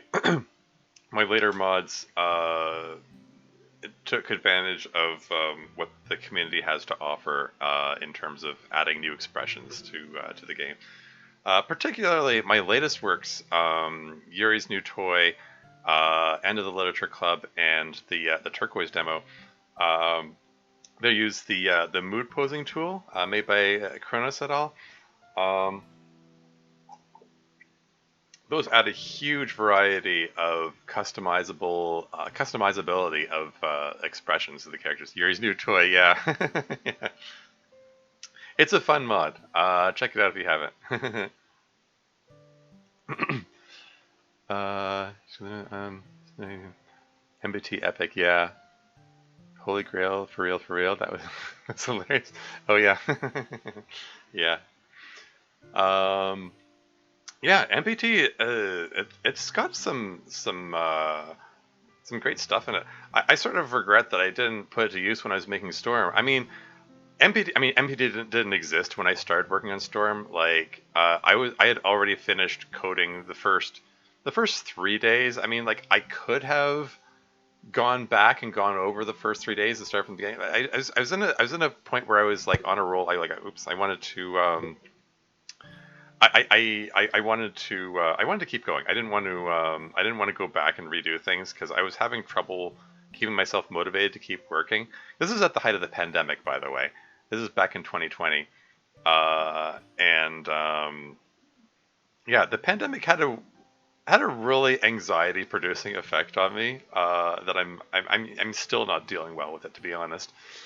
Um, So it made it really hard to work on the mod, and I was like, I don't want to restart this. I'm just going to keep going as I'm going, as I'm doing with that, with you know, with the original sprites. But yeah, I don't know. I think from now on, like all my stuff is going to be MPT because it's just it does make things easier and faster, and has a much wider variety of expressions and poses and stuff. It's good stuff. Anyway, moving right along. Yeah, I'd like to help you feel more comfortable. Natsuki abruptly moves towards me. I instinctively brace myself for her to get violent or something, but instead she gives me a big hug. Excuse me. Her head hits my chest almost hard enough to knock the wind out of me. Her arms wrap around me with surprising strength, and I feel her small hands gripping the back of my shirt. Thank you. I awkwardly hug her in return. She's so small, she almost seems to disappear into my arms. Just start trying out the MBT? Sure, yeah, it's got a bit of a learning curve to it, but there's there's good stuff there. It makes me feel like I want to protect her from everything she's going through. We stand like that for a moment. The tension that was in the air a moment ago slowly dissipates. When we finally release each other, she looks a little flushed, but a lot more relaxed. Natsuki, are you wearing a wig? Couldn't help noticing something odd about the texture of her hair while I was holding her. Well, of course. You think that pink is my natural hair color? Don't be stupid. So much for being friendly.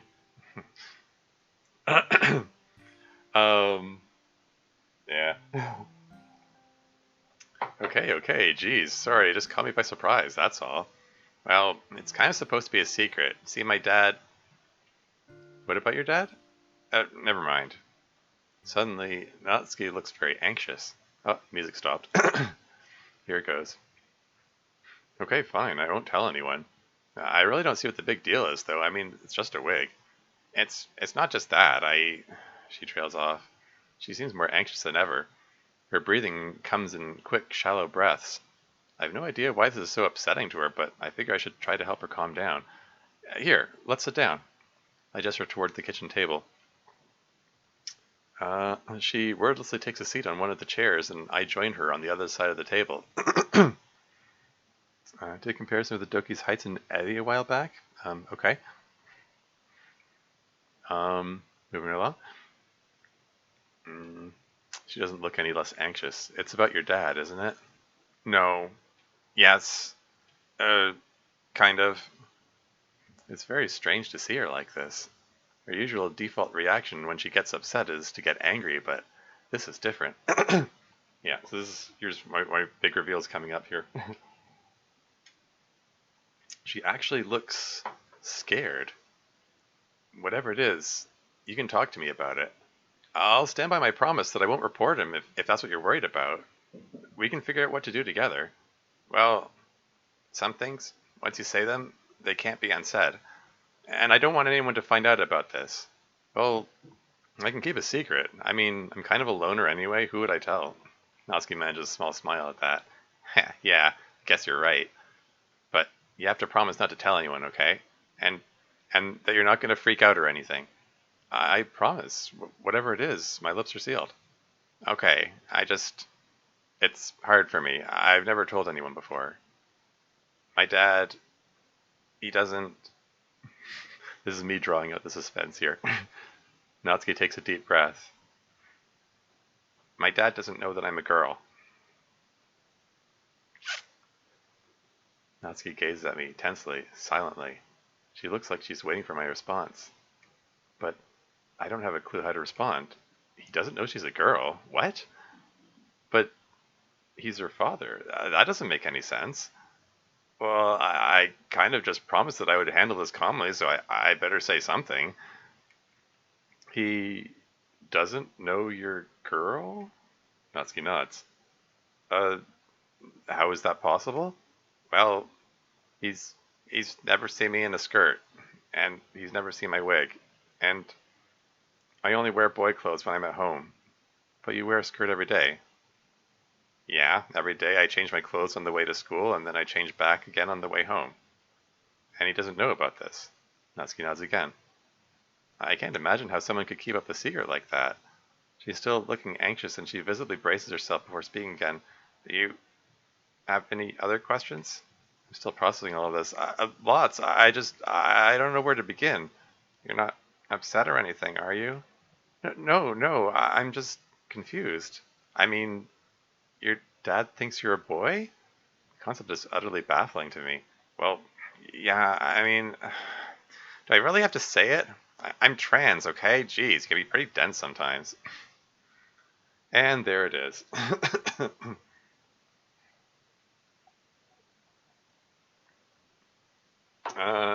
Transuki. Um, this was the reveal that I've been building to with this whole scene. This was something that I knew was going to divide people when I wrote this. Um, and I made a lot of a lot of very there are a lot of very deliberate choices that go into this. And yeah, I mean, since this is my 5-year anniversary retrospective stream, I'm gonna try to do my best to explain them. Um, like first of all, like as I mentioned before, I was going for a deliberate subversion of expectations, and here I went for a sort of a double subversion because people going into the Natsuki scene are expecting that she's going to be talk about being abused. So so like when the abuse angle comes up, and then she sort of redirects into it. Well, no, he's actually just really depressed. It's that's just sort of it's me throwing a curveball at the audience to adjust their expectations. And then here's another curveball. Well, no, this is what this is actually about. Is that she's trans, and she's keeping it secret from her father. uh,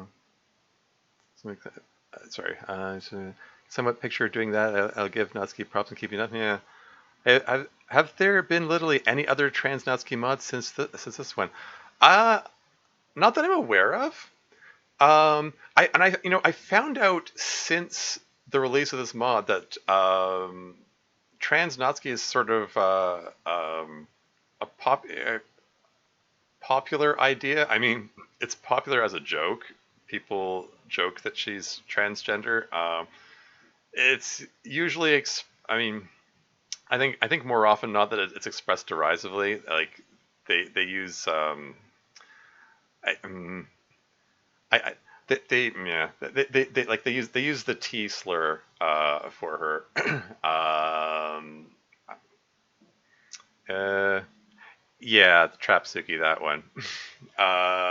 People there are certain people who uh, I take negative views of transgender people. Like there are very damaging negative stereotypes about transgender people that they're trying to trick you. They are predators who are trying to trap you. Hence the term trap, which is generally used as an insult towards transgender people. Um, and Yeah, it's a gross misrepresentation of the transgender community. Generally, like okay, like don't get me wrong, like it's possible for anyone to be an abuser or abused or predator or whatever. Uh, but in my experience, like interacting with the trans community, because I have had a fair bit of interaction with like the just LGBT community in general. They're fairly ordinary people. Mostly really nerdy people too. That might just be a reflection of me hanging out with people online, but um, it's popular in the fan fiction scene. But this is the only mod I can think of with it. Yeah, yeah, same. Um, and again, I did this 5 years ago. So this would have been unheard of back then. Okay, then, yeah. Ironic, since Natsuki saying this while alone with MC is very, very dangerous statistically. Yeah, and I'm glad you brought that up because this is. It just so happens that today, March 31st, is International Trans Day of Visibility. I didn't plan that. That was just a total coincidence. But yeah, this is the day we honor the people who, trans people who have lost their lives to, you know, murder and suicide. Yeah, sorry to bring up dark topics, but uh, transgender people are in a demographic which is very likely to get to be killed. Sad to say, transphobia is a very real thing, and there are a lot of people who hate trans people. Vivier calling a character a trap has been a thing for a long time, and as far as I know, predates the whole LGBT scene becoming popular. Yeah. Um, that's yeah. I mean that's a whole other thing. By the way, the Game Glitcher, welcome to the stream. Thanks for stopping by. I see you first time chatter here. That's cool. Yeah, it's yeah, that's a whole other thing. I I could go on at length about that whole the origins of the term trap, and how its usage has evolved over time. It's generally these days. I have heard that it had at origins as a positive term. I'm gonna hang a citation needed on that. I'm not 100% sure either way. But it definitely has very negative connotations, and I've definitely seen it used in a negative way. Um, it is generally considered a slur in the trans community, although maybe some people don't realize that. I don't know. Some people see it as just a joke, but you know, it's sorry, I'm falling behind in chat here. If I ever release a mod, then there will be two. There will be two. Those lost on the climb, as Celeste put it. Oh, okay. Oh yeah, Celeste. Yeah, Celeste is a good game. I found it. I played Celeste ages ago, and I didn't realize that the main character of that game was supposed to be trans until very recently. Yeah. Um, Can't grasp the idea of hating someone because they want to be different that way. Yeah, same. You know, I don't get it either. It's just it's a reflection of some kind of bizarre priorities that our society has when it comes to gender and gender roles. In my opinion, I mean, I've said this before. I'll say it again. I generally think gender roles are just they're just kind of weird to begin with. Maybe that's just me being autistic. I'm autistic, by the way. Um, and I just have my own way of perceiving the world, and the just the idea, the concept of gender roles is just weird to me. Like this whole notion that girls are supposed to be a certain way, guys are supposed to be a certain way is just like why? It doesn't make any sense. I think everyone should just be able to do whatever makes them happy. You know, as long as it's not hurting anyone, go for it. And this idea of like someone dressing in the clothes that you don't like suddenly that's a motive for murder, like what? um and it's you like you see it throughout society, like even up to the highest levels of government, like they're like you hear in the US now they're trying to ban drag shows. It's just like really, and they go on about it because oh they want to protect the children, like again that stereotype about them about trans people being being like predators or whatever. You know, it's you know like drag being you know men dressing as women. Uh, that's been a part of you know comedy and media and shows and so on for centuries. Like literally centuries. Like it's been you know, I mean, it's been TV and movies throughout the entire existence of TV and movies. Uh, Drag was a popular thing back in Shakespeare's day. You know, that's the kind of thing that's brought up a lot. I'm falling behind on chat again. Hold on a second. Bear with me. Transphobia existed a long, long time. Oh yeah, oh for sure. What I'm saying is that calling Natsuki a trap was using the context of she's a guy who's pretending to be a girl. If you get with her, she's gonna pull out a dick. Yeah, I mean, again, that's it's a negative connotation associated with the word trap. It's like, haha, she's trying to trick you or whatever. It's I mean, what the thing is like whether or not someone's trans, it's kind of no one else's business. So and some people like they live as trans people and they go about their days and they live their lives because they're trans people. There are people. They still have friends and families and influences, all the same things that everyone else have. They have the jobs and hobbies and lives that they go through.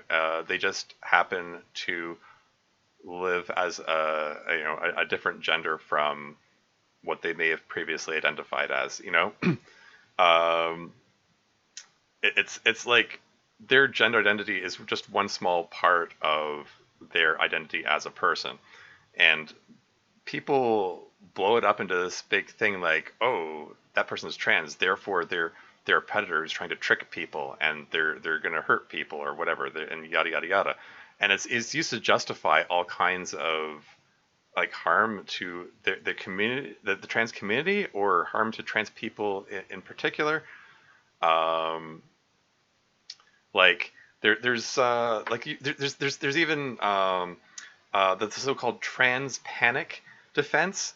Like it is it is literally, it's been used to justify murder. Like people have gotten away with murdering trans people because they said, "Oh, I was just surprised that she's trans that I panicked and like killed her in a panic or whatever." Uh, this is a real thing that has happened in real courtrooms, and people get away with it because there is such widespread, um, fear, hatred, misunderstanding, whatever you want to call it, towards trans people in the trans community that, like, you know, all levels of society. That this is, it's a real thing. It's that trans people have to face and go through. And so basically, there's real reason for trans people to hide that they are trans because they don't know how people are going to react. You know, there's actually really good reason for keeping it secret. They aren't trying to deceive people or you know they aren't being malicious about it. Like they have good reason for wanting to keep it secret. And I'm falling behind on the chat again. It says the pejorative origin of the phrase. So two translated mods. I meant, sorry, that is. Oh, okay, I see what you mean. Yeah. Sorry about the H. That is just something I type sometimes. Okay.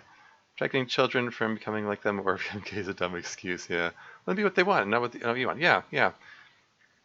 Yeah, for that matter, I mean, yeah, I mean, things like, I don't see like being gay or trans as being a choice. I think people, I mean, it's like, who knows, like, who really knows what it is that drives people to transition? I mean, it's the popular notion is there's a sense of gender dysphoria. There's a feeling of I don't look how I feel inside.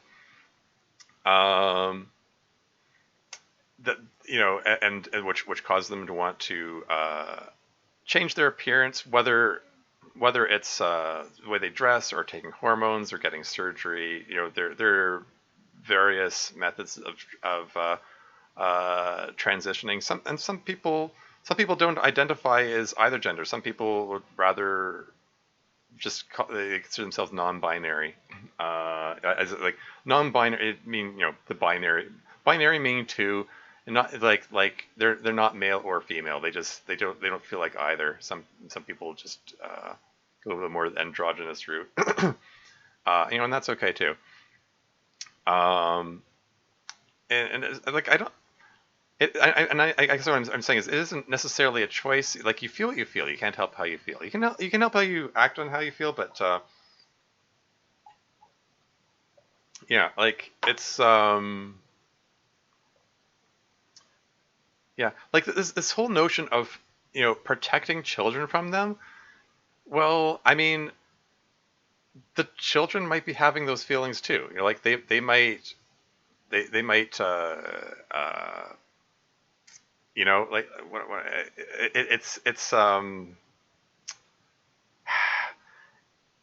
it's like these feelings naturally come up in some people. Whatever the reason for that is.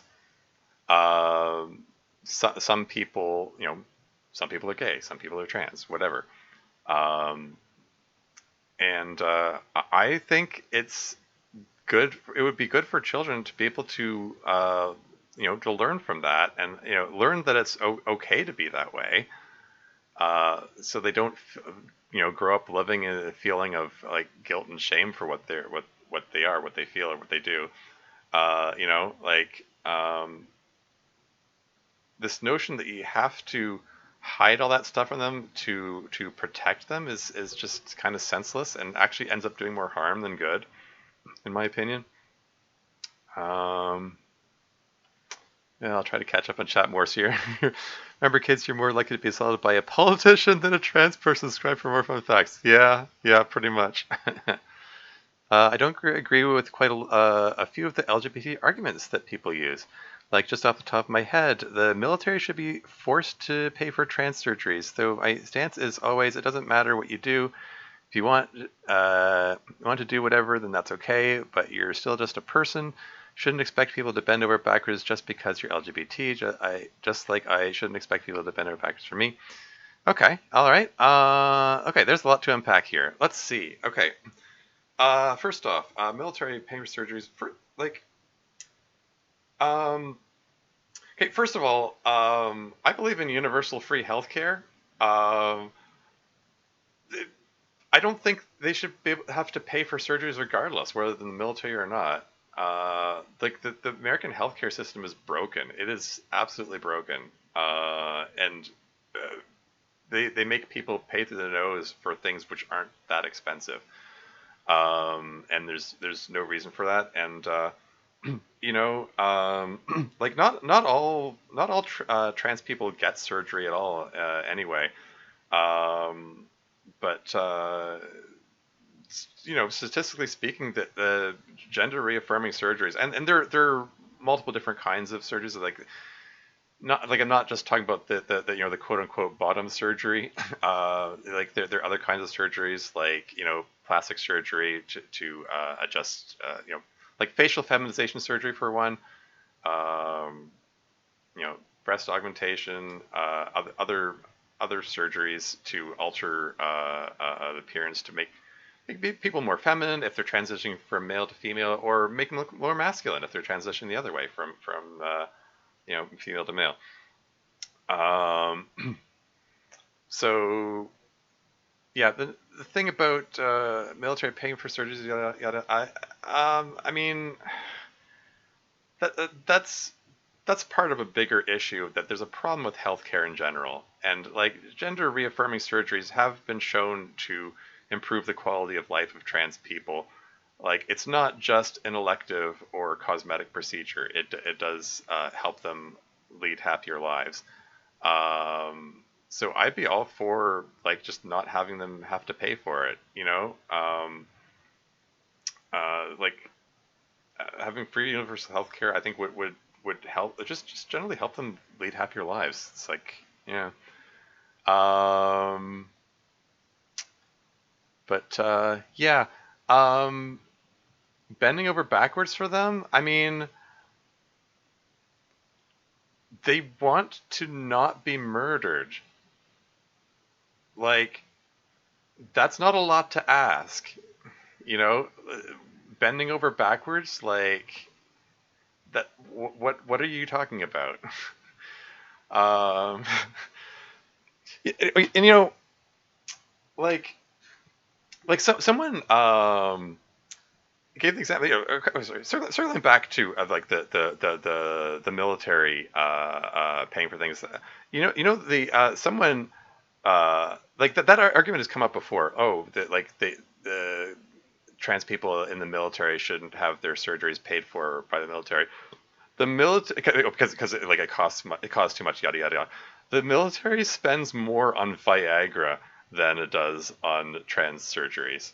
That's a statistic that's come up, which is, and like surely, uh, surely Viagra is an elective optional thing.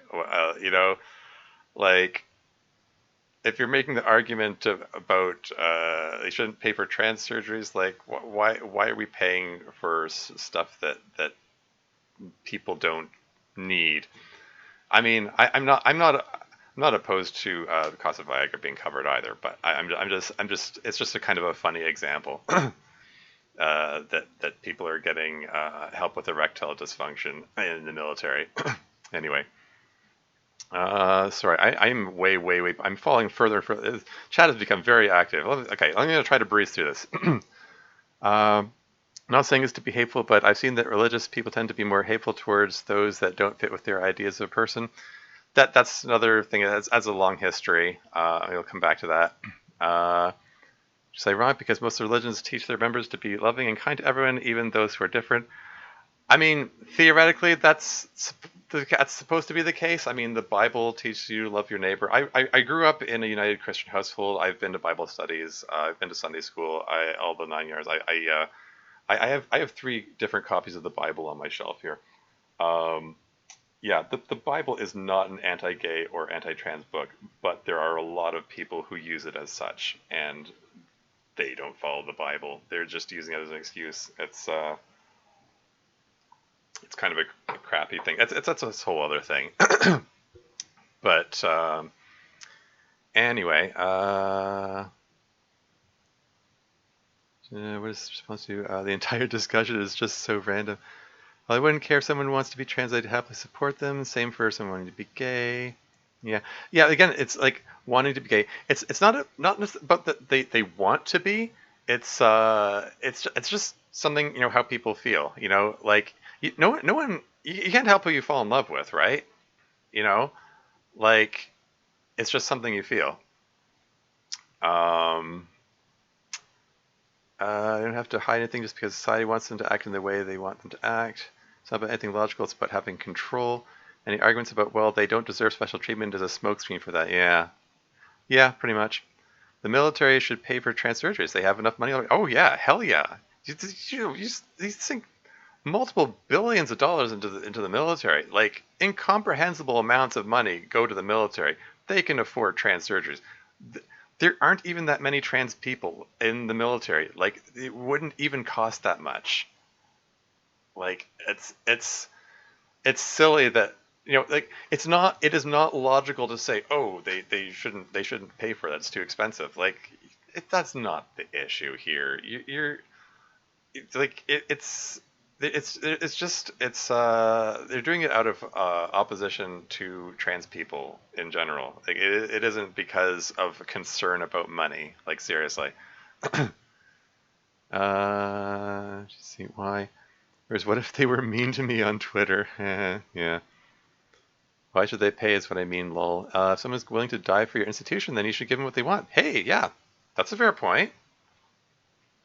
Good point there, Be Too Sweet. Yeah. I don't think the military should really pay for erectile dysfunction either, lol. Yeah. I mean, hey, we're going to have to agree to disagree on that point. That's stupid. So if I want them to buy me a jet, should they do it? Well, I mean, you're comparing apples and oranges there. Sorry. I mean, I think healthcare that helps people feel happier and live healthier lives is different from buying you a jet that you don't need. 3 different Bibles for what? I've got I've got the King James version because I'm a literature nerd and I like the Old English. I got the New World Translation because I hung out with some Jehovah's Witnesses once, and the third one, I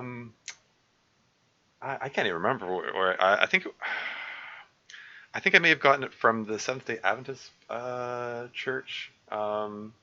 I can't remember. I have to pull it up and look it up. Which version it was. I haven't. To be honest, I haven't looked at them in a while. um, People using the Bible as an excuse to hate someone for being who they want to be is disgusting behavior. Yeah, pretty much. And he says in the military, paying for the surgeries isn't from money; it's from paying for something considered optional. There you go. What's how do you decide that it's optional? I mean, what's optional? If it's this is something that they're they feel so dysphoric about that they feel suicidal as a result, then is it really optional? Like if it helps if it stops them from committing suicide? I mean that's an extreme example, but it's a real thing. Some people, like trans people, will kill themselves over the notion that they can't live as the gender they want to. You know, um, again, that's pretty extreme. And again, I should I should mention that uh, dysphoria is the popular notion about why people transition. It isn't the only reason. I don't want to be one of those people that say dysphoria is necessary for transition, because some people go the other way. It's not like instead of dysphoria at not being a gender, they feel euphoria at being the gender that they're their target gender. And whichever way you go, either way, it's all fine, well and good. Like to they deserve the chance to have like to live their best life and so on. And Yeah, that's a bit of a hot topic in itself. That the whole conversation about gender dysphoria, especially since Abigail Thorne of Philosophy Tube. It's a YouTube channel which talks about philosophy. Um, the showrunner of that channel came out as trans last year, and very recently, just a few days ago, actually, she made a tweet of that gender dysphoria isn't a real thing. Um, that people should just be able to transition regardless of their reasons. So I mean, I don't know. I mean, I get that not all trans people experience gender dysphoria. I don't. Okay. Speaking as a cis person, I don't know how much stake I have in that particular conversation, but I don't think it's fair for her to make such a sweeping statement as gender dysphoria doesn't exist. Especially since a lot of trans people express that they do experience gender dysphoria. Like maybe Abigail herself doesn't experience it. I don't know. I don't know what her situation is. But that is a bit of a hot topic for debate. Like gender dysphoria, like is this a thing? Is it necessary for transition? Yada yada yada.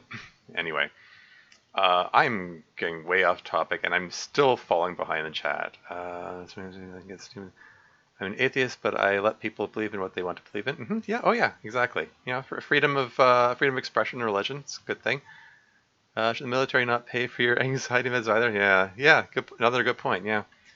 I look away for 10 minutes and everyone's on a different plane. Lol. Yeah, I know. I'm sorry that I've completely lost control of the stream. Chat is running away from me here. Yeah, this has become a tangent, Lamau. Sure, I don't believe in God. I don't force my beliefs on other people. Personally, I believe the military should provide the minimum of housing, education, any health-related things that are a detriment to your service. Then they should pay you a good salary, and anything else you want, you pay out of your pocket. And again, this is another point where we may differ. Where you say any health-related things that are detriment to your service. I mean, hey, Viagra could be included in that. If your sex life makes you happy, and yeah, being able to transition medically is something that can contribute to their ability to perform service.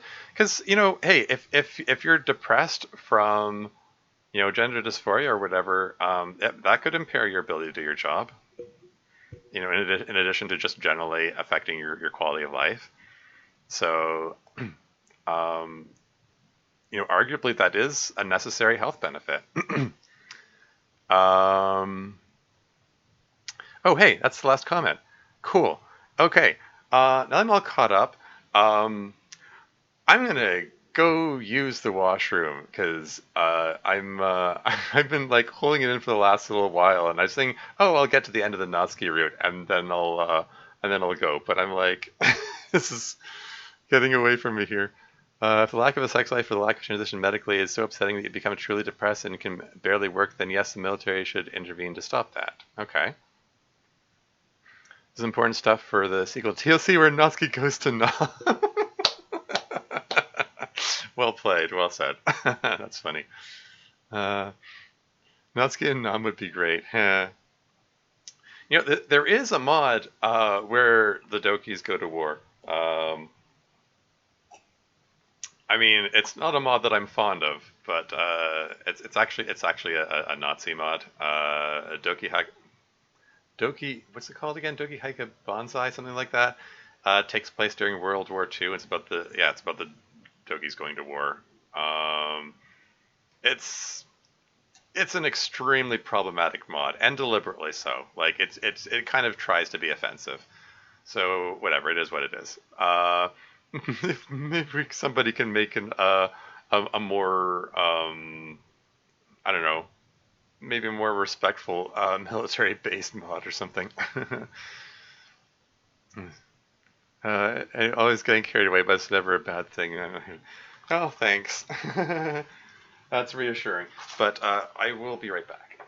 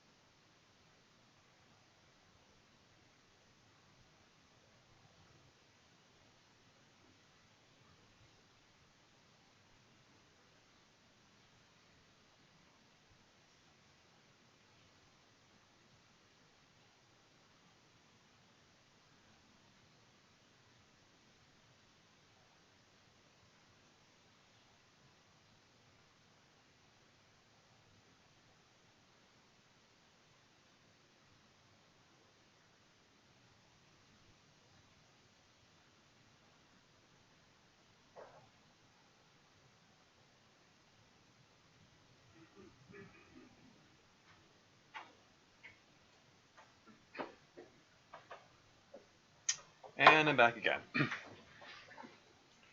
And yeah, I just want to say, yeah,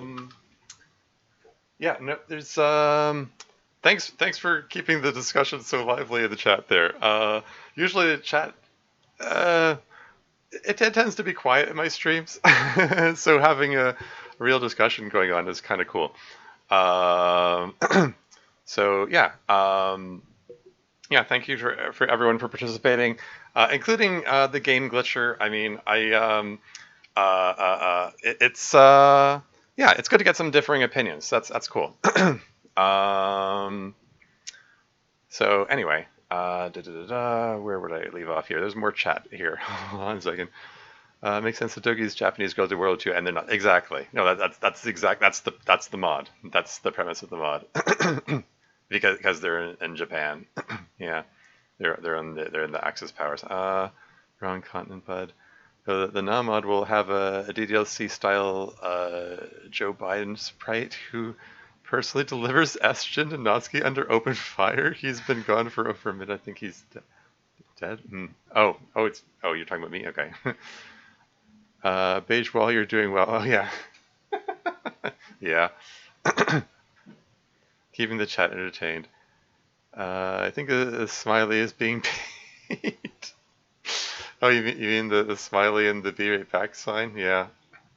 I like putting lots of smiley faces in my writing. I want to appear friendly. You know, text is such an impersonal way of communicating. I just I want it to be a friendly be right back message.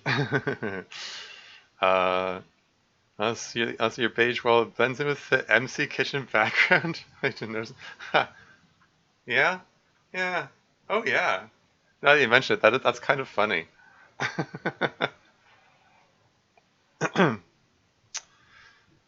Ah, but yeah, yeah. So we went off on a big tangent. I just I do want to say when I wrote this called a plot twist into the mod, um, yeah, I didn't know the whole idea of Transnatsuki was such a big deal in the DDLC community.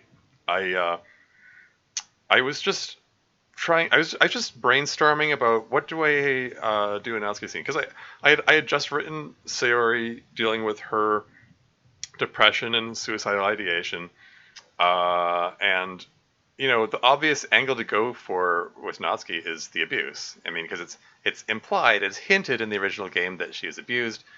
Um, so I went there, but I was kind of like, oh, I want to come at this from an unexpected direction, and then I threw in the her dad is depressed angle, and then I got halfway through that and I got stuck, and I was like, I, I don't know, I wasn't sure where to go with it, and then I don't know, just the idea of making her trans just sort of popped into my brain, and I was like, oh no, I can't do that. I can't make her trans. Like people hate that.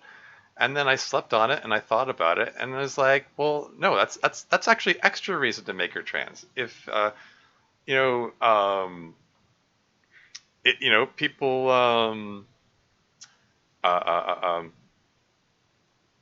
like what am I trying to say here?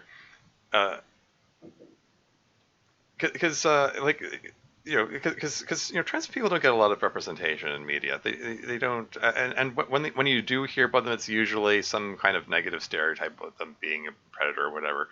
So I wanted to have a nice story about a trans person who just has a happy ending and stuff, and sort of deal with uh, negative stereotypes of trans people in the process. Um, you know, like and you know like I just figured like if anyone has a problem with Natsuki being trans, then that's more of a reflection of their attitude towards trans people than the reflection of like some kind of issue with the mod. That's how I reason it out. Um, and you know, like different people have different opinions. If you know you don't like the if you don't like that aspect of the mod, like whatever, it's it doesn't necessarily make you a bad person for not liking it. It's just the story that I chose to write. Um, um, Sorry, hold on a second. Second, trans not talking about anybody who somebody anyway wanted to make it happen. Trans flag sampled from casual Natsuki color palette. Heh. I'll make us and post in the Discord. Sure, why not? Can see a trans Natsuki mod getting backlash. Yeah, I fully expected that this was going to get negative reactions, but I was pleasantly surprised that people generally liked this more than I expected. I expected to get a lot of negative reactions. There were some negative reactions, but mostly people liked the twist, you know? Um, and like I said, there was a double subversion. I start to head in the direction of abuse and say, oh, he's depressed, and oh, actually, what this is really about is her being trans. So I sort of had a bit of fun with that. I just sort of played with uh, uh, uh, the reveal, and even Natsuki's line, "My dad doesn't know that I'm a girl." I deliberately I wanted to come at this from an unexpected direction because like the popularized idea of trans people is like, a man in a woman's body or a woman in a man's body, like whichever way, whichever one they are, um, you know, like, um, but someone for Natsuki living as a girl, she sees herself, she lives as a girl. She sees herself as a girl. For all intents and purposes, she is a girl. So she wouldn't she wouldn't frame it as like I was born a boy or something like that. She says he doesn't know I'm a girl, you know, because she lives as a boy at home. um, So, and I love watching Let's Players play this and get to that scene. Hey, gay, is that gay year one? Gay year one, welcome to the stream. First time chatter. Thanks for stopping by. How'd you find your way here? We just got to the part where in my mod where Natsuki reveals that she's trans, and it just started this whole discussion. My chat just lit up. So I'm going on a massive tangent. Unrelated, but when I started artwork with Eddie and a youngster, it depicts the father-daughter relationship they have and how long it went on for. It got backlash due to it coming off as creepy. Oh, really? Interesting. Yeah, that creepy label is that can yeah, that can be a hard one to shake in that sort of context. Yeah, something to think about. Anyway, as I was saying, what was I saying? Yeah, I fully expected there to be backlash. But it's generally pretty well received. Um, Frick, what was I going to say? Oh yeah, I was coming at it from an unexpected direction. She said he doesn't know that I'm a girl, um, and people like every time I watch Let's Players play this mod, they get to that part and they're like, "Wait, what?" And this is visible confusion, you know. Uh, I just kind of I live for that moment. I get nervous every time people get to that moment. Like how are they going to react? But I think I think that moment of visible confusion helps ease into the subject of her being trans. You know, like um, like if her first line was "I was born a boy" or something like that. Um, I don't think this would be received as well, to tell the truth. I think coming from that oblique direction and easing into the subject helps people be more cool with it, and and be cool with the notion that this is the same Natsuki that everyone knows and loves. It's just that also she's trans. Like she's um, like the fact that she's transgender is just one small part of her character, and like all the rest of it is like all the rest of the aspects of her, who she is. There's it's still there, and her gender identity is one small part of her. That's kind of what I tried to get across. Hopefully, it came across well. I think it came pretty well. I mean, I as much as I say like, oh, there's so many embarrassing things in this mod. Uh, this route is something I'm particularly pleased with. I think it came out pretty well. I did put a lot of thought and planning into this, and I think it works pretty well. Considering the drama the community's got, and I do understand why it can be seen as that. Oh yeah, oh absolutely. Yeah, what can I say? That's a subject that's been on a lot of people's minds in the DDLC modding community. It's been oh wow, it's been 2 years almost to the day since the announcement that Campin Carl, the founder of the DDLC modding community, was revealed to be making sexual advances on children in the community. That was a really messed up and sad and unpleasant thing to discover, and so that's kind of I think it was shocking to a lot of people, and it's kind of hey gamer, welcome to the stream.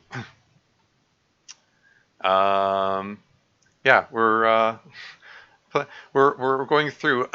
This is a mod that I made for the visual novel Doki Doki Literature Club. I made this 5 years ago.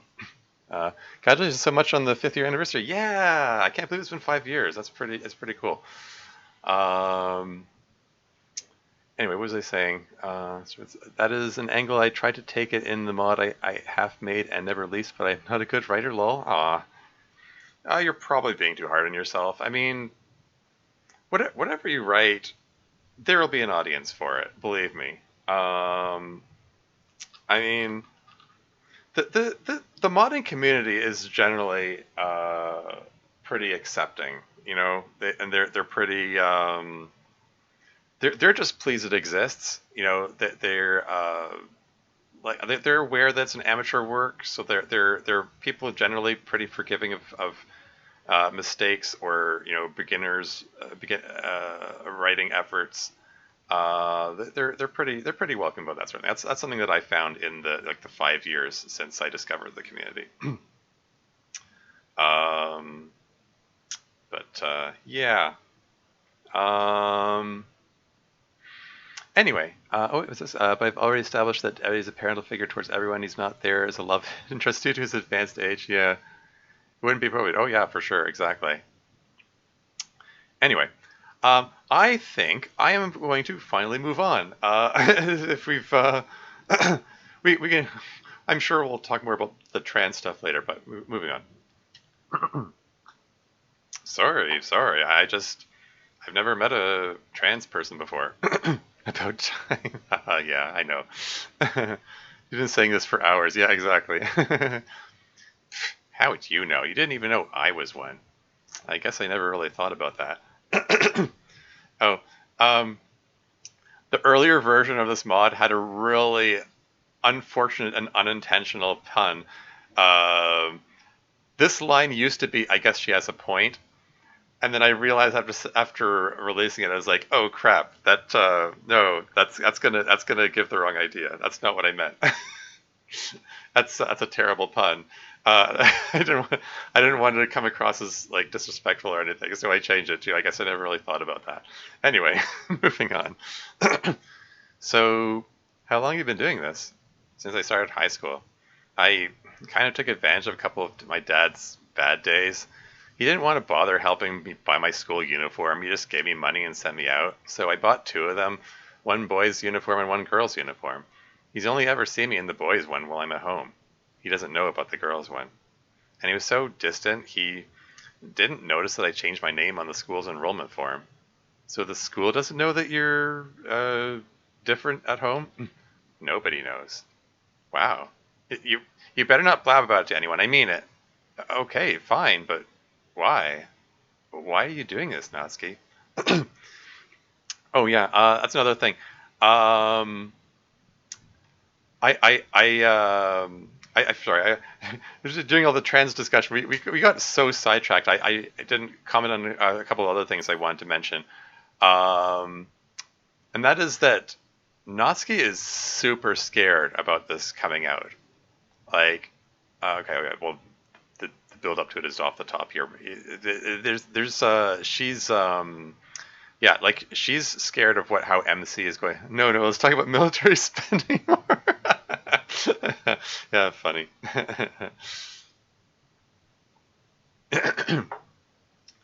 But um, yeah, like this is a scary experience. Like she doesn't know how he's going to react. Like, what if he freaks out and then tells everyone? That would absolutely ruin her.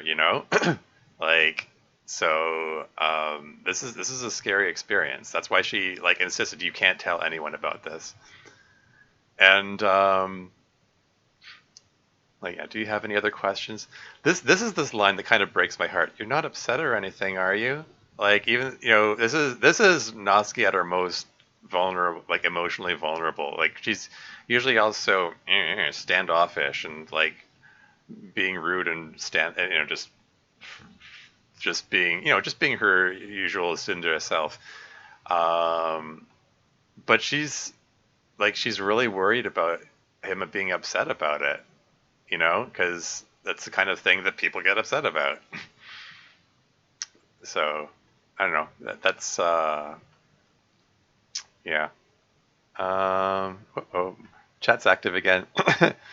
So I'm like 3 hours late on the stream. So let me get this straight. You made a mod where you're the main character, and you go around talking to people about their lives.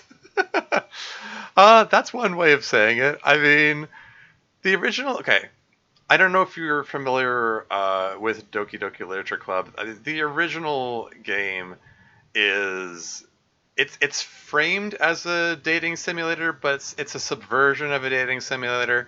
It's this whole meta commentary about fiction and existential dread, and it's about a lot of things. It also deals with depression and suicidal ideation, and some deep stuff. And this story here that I wrote a mod based on it, where I tried to introduce my own take and my own twists and so on. It's yeah, it DDLC, Doki Doki Literature Club. It's a whole thing. Um, but yeah, I just put in some scenes where there some deep interpersonal stuff, and it gives me an opportunity to give my own commentary on it. I think Nazi kind of an idiot for telling him after like 1 week. Yeah, yeah, fair. But on the other hand, I'm sort of playing up the idea that she kind of has a crush on him. Maybe that pushed her to bring it up a little sooner than she might have. And also, um, I think I get like she's just been hiding it for so long. Like she just wants to tell somebody. But yeah, revolutionary talking simulator. Yeah. Known for a week, and she's telling him about her deepest secret. Exactly. Uh huh. What the hell? You have a Twitch audience who doesn't know you from DDLC mods? Yeah, go figure. Yeah, I believe Gamer the first stream that I was doing that he joined was the Long Dark stream. It's a survival crafting game. So yeah. I think this is their first time seeing me play DDLC. Anyway, OMG, the Long Dark. Yeah, it's you're familiar with the Long Dark? It's a fun game. Haven't played since the prison. Oh yeah, Black Rock. Yeah, it's the yeah in the story mode. Still counting down the days till episode 5 comes out. In the meantime, there have been some DLC updates. There's actually a new update which dropped yesterday, and I have to try it out at some point. I'm still in the middle of the grounded game that I'm playing. I think I'm gonna stick with that for a bit, but I'm gonna come back to the Long Dark. I would like to check out the new content. What'd you go for? Oh, you're asking go for what? I don't know what you mean. What'd you go for? Um, anyway, moving right along.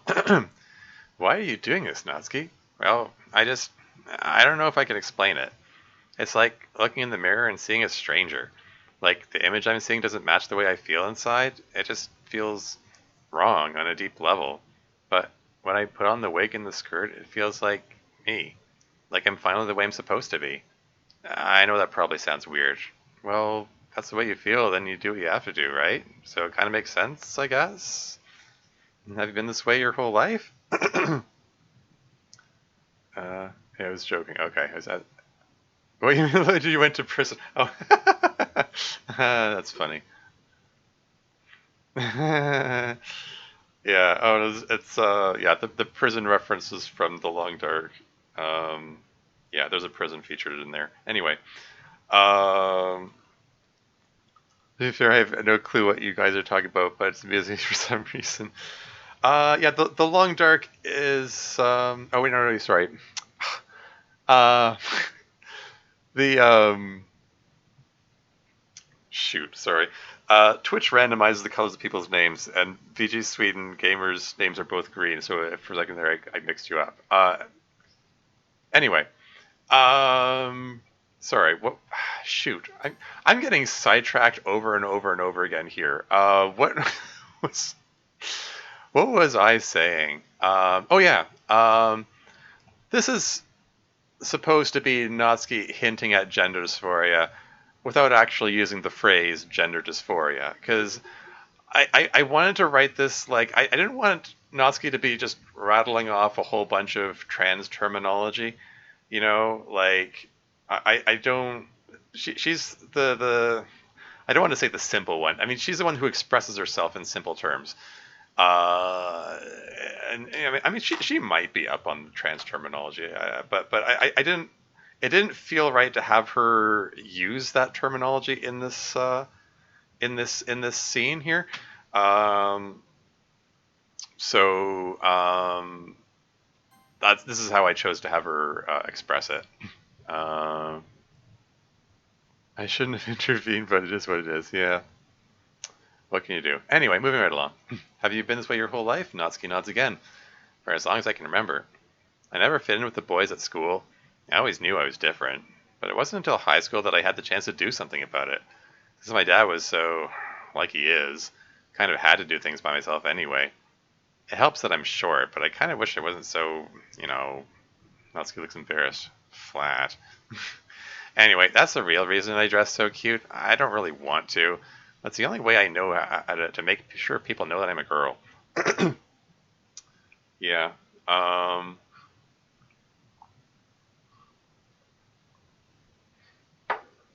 so yeah, it, no, obviously anyone who's played DDLC knows that Natsuki has a huge hang up over being called cute. She hates it. But she nevertheless she does still want to be perceived as a girl. So she has her hair done up in the ribbons and so on because she's trying to look more feminine, basically. Base TLC version. Natsuki, what are you? Transmedicalist? Are you bioessentialist? Yeah, yeah, yeah. And that comes back to the whole gender dysphoria thing. Yeah, it's yeah, transmedicalism.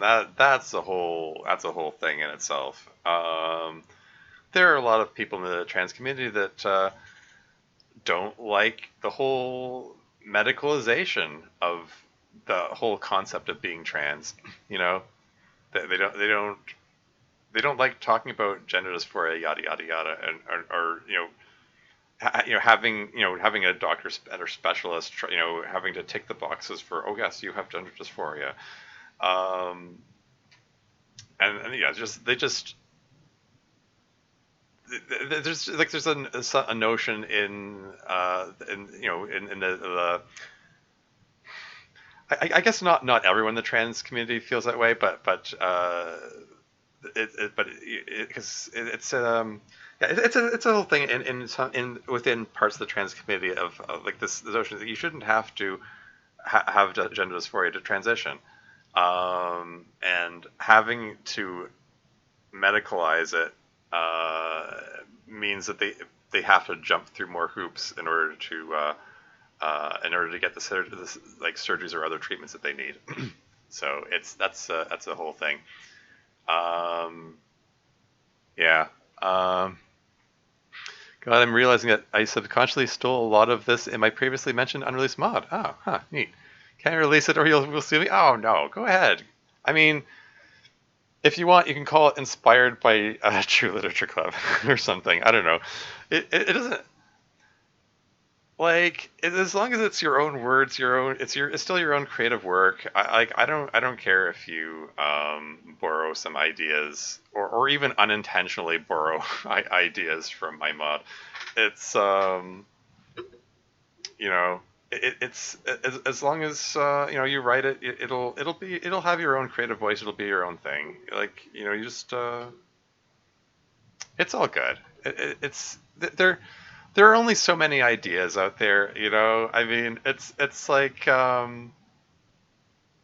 it's like how there are like several dozen save the Dokis mods because uh, people want to be the hero, so they want to save the girls.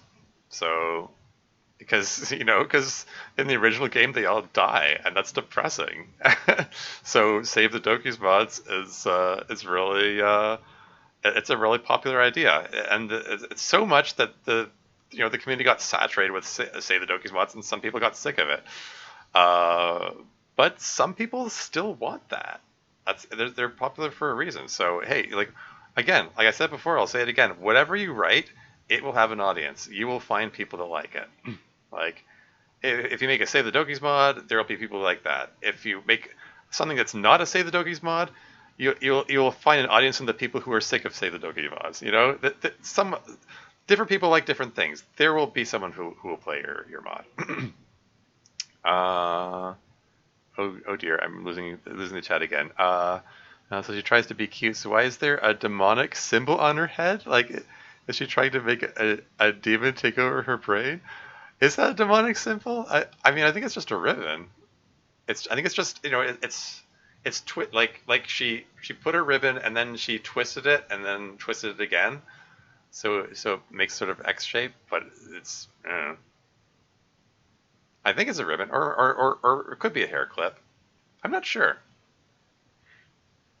Is that a wait? we need to ask Dan Silvato. Is that a hair clip or a ribbon at the end of the center of her hair? That's her. I don't know. At first glance I was thinking ribbon, but now I'm thinking, oh, actually maybe it's hair. I don't know. It's all making sense now. I wonder if I've done this psychology. Who has it? I basically foreshadowed the entire Dahmer series. Oh dear. What Jeffrey Dahmer? I mean, like the mass murderer or serial killer? um, like the line on screen right now, I think it. Hmm. Hmm. No, I think if I have something almost exactly in mind. Oh, huh, neat. Come on, Brewskis. I think I have. Might be a hair clip. Looks like it's the same material as ribbons. Yeah, I mean that's exactly the same material as ribbons. That's what I was thinking. That's why I figured, okay, it's just like 3 ribbons, ribbon, ribbon, ribbon. But it could just as easily be a hair clip. I don't know. Anyway, moving right along. But why is it so important to keep all this a secret? Are you kidding me? I have a hard enough time getting people to take me seriously as it is. Have you ever seen how trans people are treated in movies or TV? They're treated like a joke. It's not how I want people to see me. Besides, my dad, he seems to have difficulty speaking. She takes some deep breaths to steady herself before trying again. One time, Oh, hey, finally we got music back again. This is that was a very uncomfortably long quiet period. But this here is the first moment it felt right to bring the music back. Like I wanted the music to stop during the reveal because it's a dramatic moment. But yeah, anyway. For some reason I've always imagined Natsuki as stomach or knee height. That's short, eh? I mean, she's short, but I don't think she's like stomach height. What? That's silly. Anyway, moving right along. One time, I was in my room at home and I was putting ribbons in my hair. I just wanted to look pretty at home for once. And he walked in and saw me, and I'd never seen him so angry. He was standing over me like an inch away, and he was yelling at me, yelling nasty things about how he didn't want a gay boy in his house, except he didn't say gay boy. He used a bad word. I thought he was going to hit me. He looked like he wanted to. I was scared. I was so scared. I'm still scared. That's how he reacted to ribbons. To freaking ribbons. I don't know what he'd do if he saw me like this. I don't want to find out. Wow, that sounds pretty bad. Yeah, I guess it does. Yeah, most dwarves aren't knee height, yeah. 4'11", that's why I made the height comparison. She's shoulder height with Eddie. Okay, I see. Yeah, I guess it does. I didn't want to admit how bad it is. I hate having to pretend to be a boy around him. I hate it when he calls me by my old name. And I hate that I have to deal with any of this just because some doctor wrote male on my birth certificate. Well, it's just a stupid piece of paper. I know what I am. Living as a girl at school has been the best thing I've ever done. It was scary as hell the first few days, worrying if anyone would notice. But I can finally have people see me as I see myself. That awesome experience always comes to an end at the end of each day when I have to change back to my disguise that I wear at home. Yeah. Again, this is part of that whole framing. Like, living a girl is the way she sees herself. Like, pretending to be a boy at home is what she sees as a disguise. 4'11", according to the wiki. Anyway, yeah, that is it's pretty short. I mean, I'm 6'2", so that's like, that's more than a foot shorter than me. So like, hold on. I've got just the thing.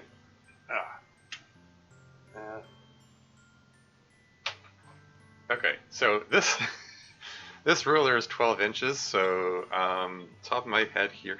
Okay, so like 6'2" down to 4'11". That's a difference of 15 inches, I believe.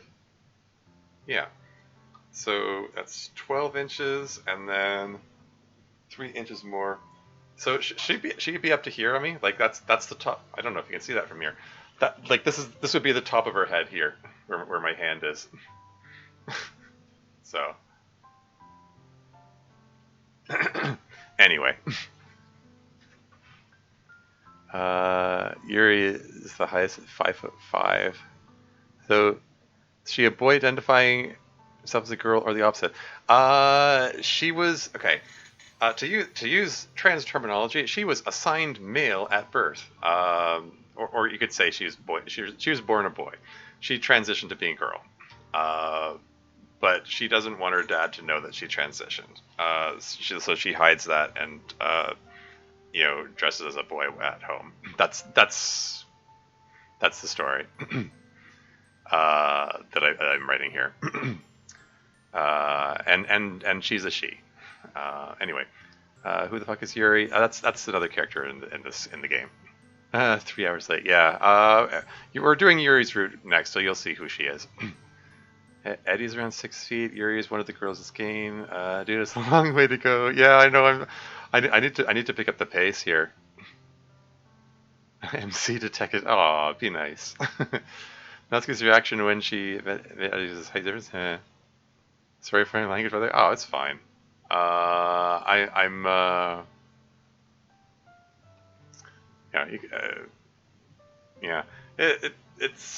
I'm generally open to people can talk about whatever in chat. I mean, if I need people to rein it in, I'll let you know. But you're fine. Nobody said anything I object to so far. Anyway, moving right along. There's some irony in that I have to dress up to be myself. I joined the literature club so I could stay after school longer. I don't even really read books. It gives me a great place to hide out and feel as safe as myself. Not to mention a place to build up my manga collection where my dad won't see it. I recall how much pink is on the covers of Natsuki's collection of Parfait Girls, and I can understand why she would want to keep them hidden. Yeah, that's my reasoning given for why she keeps her manga hidden away. Sorry. So far, so it has happened before. Or did you say it to clarify it? Sorry, I'm not sure. I'm not sure which comment you're referring to. Sorry, I might be being a bit dense here. I mean, I'm only like I'm less than halfway through this mod. I'm almost 3 hours into the stream. Ah, darn! I was hoping to get through the whole thing. We got so sidetracked by that whole trends discussion. that just no. I mean, no complaints. It did go on for a while though. Anyway, moving on. So I hope you're not weirded out by any of this or anything. She has a look of worry mingled with hope on her face. You said that nothing bad has been said in the chat so far. Oh, okay. I just yeah I'm just saying it to clarify. I haven't. I mean, I'm not saying I necessarily expect people to say anything objectionable, but it's fine. This is fine. Moving right along. She has a look of worry mingled with hope on her face. Well, it doesn't really change anything, does it? I mean, I've only ever known you as a girl, and as far as I'm concerned, you're still a girl, so whatever. I shrugged. This seems to make Natsuki relax considerably. She starts to tentatively raise a hand, and with a decisive motion, she reaches across the table to give my hand a squeeze. Thank you. She immediately looks flustered and withdraws her hand again. I mean, feels good to finally be able to share it with someone. It's been kind of stressful keeping this secret for so many months. I keep worrying that someone is going to find out and make fun of me, or worse. So, thanks for being cool about it. I don't really have a choice. You'd beat me up if I wasn't. Haha, yeah, don't you forget it. She shows the first genuine smile I've seen on her since the hug earlier, but her smile slips away. I can't report him. No matter how scared I get. If they investigate, they might find out about me. They might tell the school. I don't know if I'll get the chance to live as a girl again, and I can't go back to pretending to be a boy full time. It was hard enough the first time around. I guess that does make things difficult. I'm sorry, Natsuki, it sounds rough. I wish there was some easy solution. Me too. Well, at least it won't be like this forever. I mean, someday, hopefully, you'll be able to move out and live however you want, right? Yeah, that's kind of the thing that keeps me going. I'd love to have a closet full of girl clothes someday. Right now, I just have this and the uniform, and I have to hide them all the time. Who knows, I might even come out to my dad someday if I'm ever distant enough to feel safe doing it. It feels so far away right now, but I know I'll get there someday. Well, anyway, thanks again for listening, but now I really do have to go. Yeah, I was going to have dinner ready soon. I don't want him to wondering where I am. She stands up, and so do I. Hand-holding plus mild flirting and sharing deepest secrets and desires equals in love, right? Could be. Could be. I did kind of want to play on the idea that she, like I said before, I wanted to play on the idea that she kind of has a crush on him. That's the sort of angle I was going for. But I don't really explore it in this mod. I was planning to make a sequel at some point, but that got sidetracked and I got caught up in other projects, and I'm probably never going to get back to that. Handholding, that's like above marriage, yeah. Might just be good friends. Yeah, could be. Like, I mean, either or. I mean, this is like, it's a mod. It's fan fiction. It's whatever you want it to be. You can interpret it your own way. Friends, more than friends, whatever. Roommates even. Anyway, moving on. She stands up and so do I. You can bring the cupcakes tomorrow, right? If you and Sayori each carry some, then you can probably do it in one trip. Yeah, I can do that. And don't worry, I won't let her eat any. Ha! Wish she would listen to me the way she listens to you. Once Natsuki's packed up, I walk her to the door. So, good work today. Can't wait to see everyone's reactions to the cupcakes tomorrow. Yeah, it'll be awesome. And I meant what I said earlier. Whenever you want, you can come over. We can read manga or go out somewhere. Anytime you need to get out of the house for a bit, reading manga together would be nice. Natsuki suddenly jabs me in the shoulder with her fist. But if you're trying to get another hug out of me, you're going to have to work for it. Ow, okay. I have fun today, Termes. Let's do it again sometime. Sure thing. She gives me a big smile and then turns to leave, skipping down the street as she goes. Aw. Natsuki being all happy and cute. Now, doesn't that become awkward sometimes? Oh, you mean the hand-holding thing? It's. I think it's sort of a joke.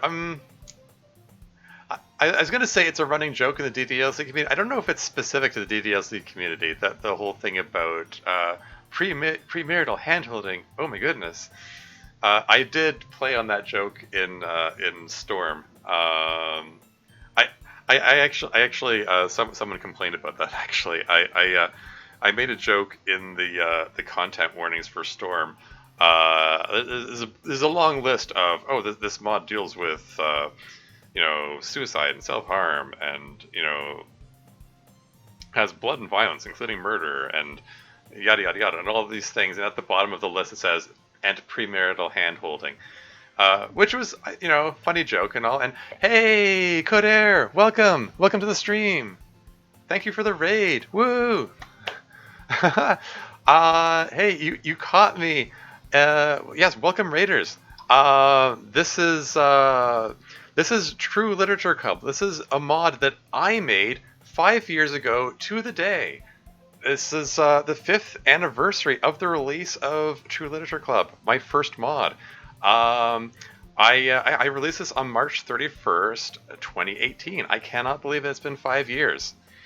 But, this is cool. Hey, new resurgence of extra people in here. That's so yeah. This is how did your stream go, by the way, Codair? What were you playing today? I'm curious. By the way, everyone check out Codair. I need to set up my stream. I need to set up the stream software. So congrats on the anniversary. Thank you. I need to set up the software so I can give shout outs and stuff. But yeah, Codair is he's a cool dude. He's a VTuber who streams a variety of stuff. And he's fun to watch sometimes. So go check him out. Does people know about your mods too? Codair has actually streamed a few of my mods. He did Storm and Yuri's New Toy. Did you do any others? Did you do Sayori Says No to Suicide? I'm trying to remember. I'm drawing a blank. I think you did Sayori Says No to Suicide. Didn't you, Codair? Stream went decent. Just had audio problems at the start and had to delay a bit. Okay. I'm sorry to hear that, but glad to hear you resolved it.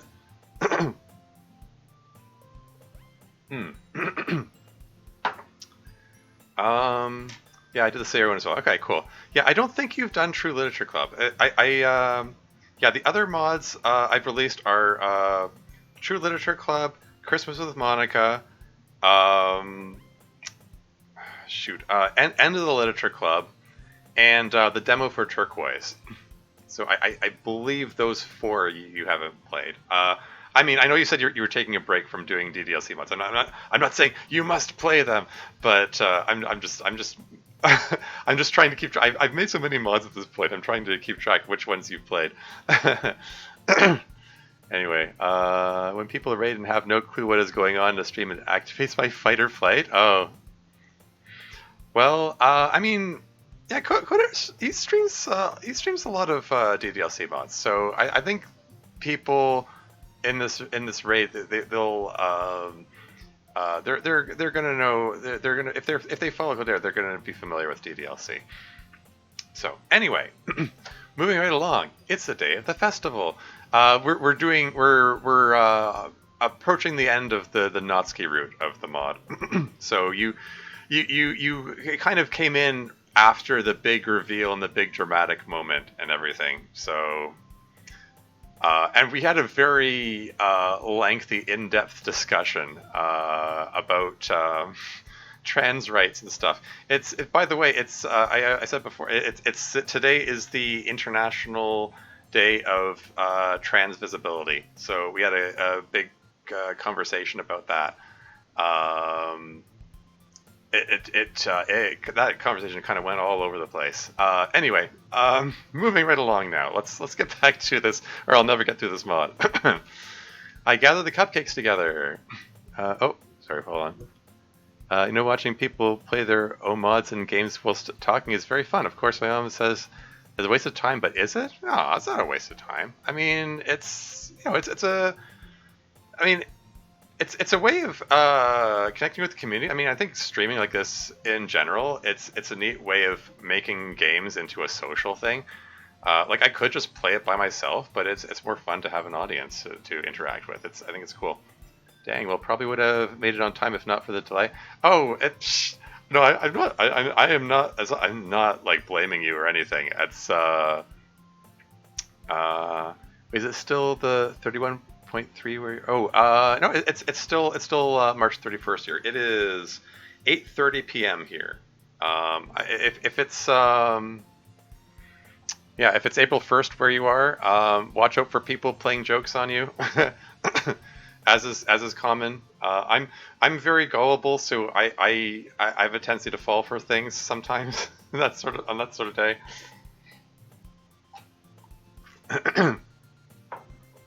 She doesn't actually say that. She kind of says, "Don't watch others play, make others watch you." But hella shy. I'm pretty shy too. I don't know. Somehow it's easier in this sort of format. I'm just talking to a webcam, talking to text on the screen. You do what makes things easier for you. Yeah, I was going to say, what was I going to say? I've already forgotten what I was going to say. I'm going to move on, or we're going to get through this. Okay. Okay, so, yeah, they just made cupcakes. I gathered the cupcakes together. I sent Siri my usual wake up dummy text. Shortly after, she texts back 5 more minutes. Oh yeah, this is another instance of me trying to reassure the audience. Siri's alive. She didn't commit suicide this time. happy mod, happy ending here. It's just like I deliberately put this line in for exactly that reason.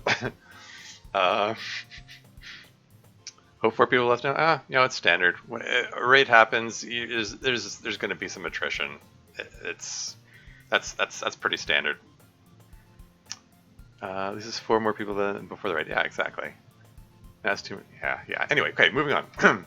I've had enough experience of her 5 more minutes text to know that I'm going to be waiting forever for her.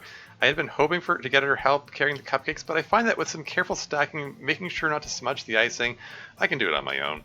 I texted her back to let her know I'll meet her at the festival. Yuri's next after Natsuki? Yes, I'm gonna do the Yuri route next, and then after that's Monica. Some people just stay for the channel points. Yeah, true. But it's late where I am, so I gotta go. Oh, okay. Oh, thanks for stopping by. Spin the Terrarian. 2:33. Oh yeah, wow. Okay, it's late for you. By all means, have a good night. Online money is still money. I'm not doing this for the money. I'm actually just doing this for fun. I haven't monetized my channel at all. Maybe I should. I don't know. I don't generally get the viewership to get like affiliate or partner or anything. I'm actually just brushing up against that. I looked at my statistics and it says you have to have at least 3 viewers on a regular basis to get the affiliate role, and I'm at like 2.5 average. Today's stream is probably going to bring that average up, but it's kind of wonky for me partly because I think I have a very irregular streaming schedule. I should probably get in the habit of getting in, have a regular schedule. Like I seem to get better audiences midday, but I tend to because I have a terrible sleep schedule. I tend to do this late at night, and then I have smaller audiences then. So Not gonna stalk him, of course. Yeah. Anyway, moving on. It's as I walk through this school, I see all the various clubs setting up for the festival. I pass by the anime club where it looks like they've set up a marathon of my favorite anime. I'd love to stay and watch, but I really need to deliver these cupcakes to our club room. As I enter the club room, the first thing I notice is a sweet flowery smell filling the air. The windows have been covered by black paper for atmospheric effect. Monica is laying up pamphlets on each of the desks. Yuri is taking advantage of her height to hang up a colorful banner at the front of the room. Message on the banner says, "Literature is a luxury, fiction is a necessity." Okay, yeah, I said the banner has a different message in each route. Sayuri and Natsuki's routes, it's the same message, but the other two, they're different. Darmuse! Here, let me give you a hand with those. Natsuki takes one of the cupcake trays and starts arranging the cupcakes on decorative platters that she brought. The visual effect of having them all laid out is quite stunning. I did my best to not mess up the icing on the way here. Well, they're all still readable, so good job. I may have gotten a bit of icing on my finger, though. I held up an icing-covered finger while smiling pointedly at her. You better not try it. Natsuki quickly glances around to make sure no one is seeing this. You can lick the icing off your own damn finger this time. If you insist. I lick the icing off slowly while maintaining unbroken eye contact with Natsuki. She seems too stunned to do anything more than stand there blushing. She seems torn between wanting to yell at me and wanting to avoid drawing anyone's attention to us. She speaks in a harsh whisper. You're still gross. And you're still fun to tease. She tries to give me a shove, but I'm ready for her and I dodge out of the way. She just ends up stumbling awkwardly and making a lot of noise. Oof, excuse me. Oof, my throat is getting really dry. I need to drink more water. Is everything okay over there? Fine, everything's fine. Also, I think doing Natsuki's voice is really drying. I don't know if Yuri's is going to be any better. Lurk, yeah. Okay then. Monica turns away to help Yuri with something, but I'm pretty sure it's just an excuse to leave us alone. She had to have seen how red Natsuki's face has gotten. Cupcakes! I don't think anyone saw Sayuri come in, but Natsuki seems to welcome the distraction. She quickly plants herself directly between Sayuri and the cupcakes. Oh, no you don't. These cupcakes are for guests. Yeah, we worked hard on these. Don't mess them up, dummy. Oh, okay. They really are nice to look at, though. So many colors, like a happy little rainbow. Hee. It's good to see Sayuri so cheerful again. I guess last Friday really was just a one-time thing. Sayuri, good. Now we're all here. Okay, everyone.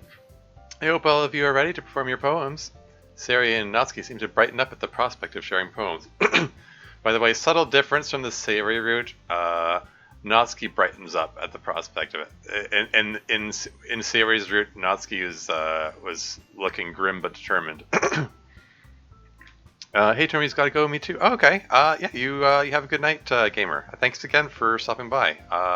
It's good to have you in chat. Such a joyous sweet tooth. Yeah. Gotta go to. Oh yeah, I know what you mean. Hope I see you tomorrow. Cool. Yeah, if I don't finish this today, I'll probably continue streaming it tomorrow. Yeah. Let's hope nothing horrible happens on April Fool's Day that stops me from doing that. I mean, the way the DDLC modding community is like, I mean, I don't know. Last year there was a lot of unpleasantness on April 1st that I think someone inflicted. The less said about that, the better. Someone inflicted it on purpose, is all I'm gonna say, and I was not amused or pleased, and it was needlessly stressful. So, is it April Fool's tomorrow? It is indeed, yeah. So, man, time goes fast. Yeah. I'm hoping. If I can get to April 2nd without anything bad happening, I can be happy with that. That's all I'm saying. Good. Sadly, despite me really wanting to stick around, I should probably get some rest soonish. Got stuff to do tomorrow. Okay. Thanks again for the raid, Coder. Thanks for sticking around for a bit. I'm sure I'll see you around. Yeah, have a good one. Or it's already April Fool's. Oh yeah, exactly. Yep. Anyway, moving right along. Yeah, Sayuri and Natsuki seem to brighten up at the prospect of sharing poems. I see Yuri shudder in response. She's standing in the doorway, hanging up some kind of curtain of ribbons and paper. As president, I think it makes the most sense for me to go first, so I'll go first. Monica looks bemused. Very well then.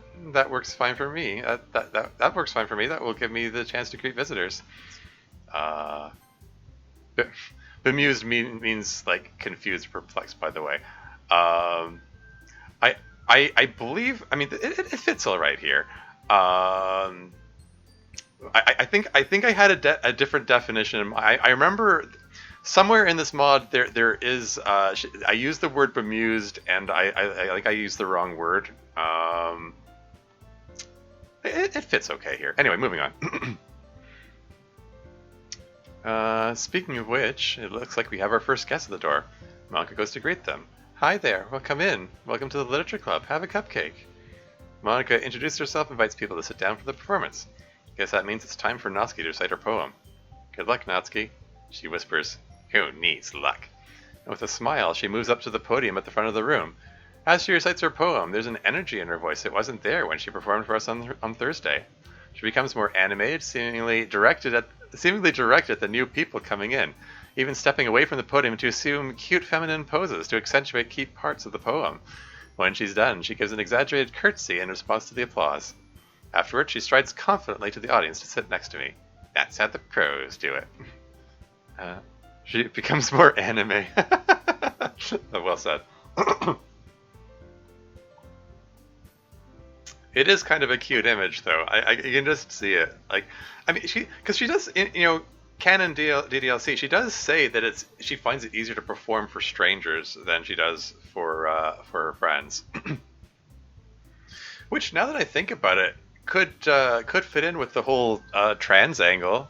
If she's more nervous around friends, but if she feels like she doesn't care as much around other people. I don't know.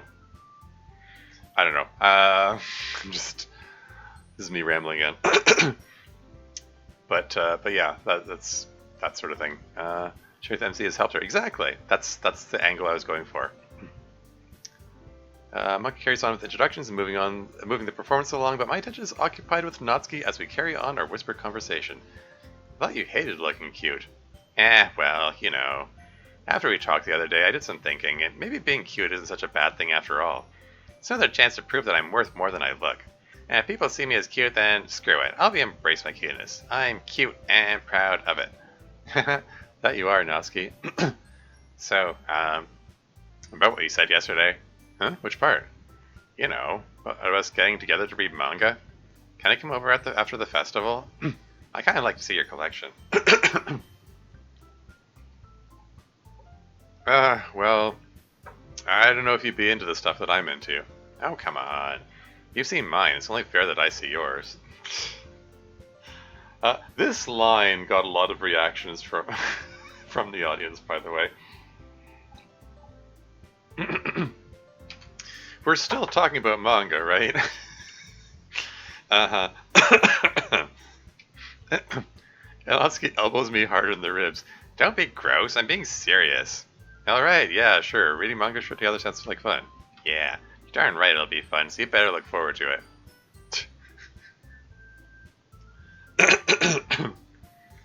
Yeah. that line generally gets a lot of laughter. I mean, I have heard some people suggest that it comes across as insensitive, but I think I earned it at that point. So, I think it's fine. Anyway, moving on. The rest of the festival carries on, but it's all just a blur to me. I find myself reflecting on that moment, and not just because of my bruised ribs. Having the chance to share in with something that Natsuki has never shared before, knowing that I may have brought about a positive change in someone's life is a good feeling. It's funny now to think that I didn't even want to be in this club at first. I wonder what my second week will bring. The end of Natsuki's route. Woo. Thank you for playing the True Literature Club mod. Just a reminder that Monica has a route too. All you have to do is make the other 3 girls like you. You start the game and dedicate 1 poem to each girl, while making sure that no one dislikes you enough to not share their poems. It's not as hard as it sounds. You only need like 3 or 4 words for each girl in each poem. If they all like you, Monica will surely take notice of your popularity. Good luck. Yeah. There's a slightly extended explanation of how to reach Monica's route that time. Each time you go through, it gives you more clues. And now I'm going to reload back to the decision point, and we're doing the Yuri route. Here we go. Start of Yuri's route is the same as the original two, yeah. So same thing as with Natsuki's. You have the option of playing the whole thing. It's the same thing, cutting ribbons, the knife, the MC accidentally cutting his finger, and then Yuri like licking it, that whole finger sucking thing. Yeah, we're just gonna skip to the new content. I'm just gonna breeze through all that. You and Yuri make decorations together, and she's now getting ready to leave. Gathering all her things, Yuri seems to look a little downcast. I understand why. It sounds like she rarely gets the opportunity to spend time with friends in a relaxed environment. I help her out by washing the paintbrushes. As I'm rinsing them off in the sink, I reflect on how the day went. Savannah, open your DMs. I need to ask you about the recurring finger-sucking thing. Yeah, I wonder about that. I mean, like, I guess he wanted to have a parallel between Natsuki's scene and Yuri's scene, so they both have, like, finger licking. But yeah, it is something you kind of have to sort of wonder about. Like, why does this keep coming up? Anyway, moving right along. Yuri is definitely an unusual girl, but I find myself really enjoying spending time with her. Makes me smile to think about how much more relaxed and open she's becoming as she gets more comfortable. I kind of feel like it could be good to invite her over again sometime. I start to work up the courage to ask her as I come back into my room. It's definitely a key moment. Yeah. Yuri is once again hastily rolling her sleeve back down. This time I see what was under her sleeve, and I almost dropped the paintbrushes in surprise. Yuri, what happened to your arm? I didn't mean to sound so alarmed. I was just too shocked by what I saw to stop myself. Yuri looks panicked. It's nothing. It's nothing, really. That didn't look like nothing.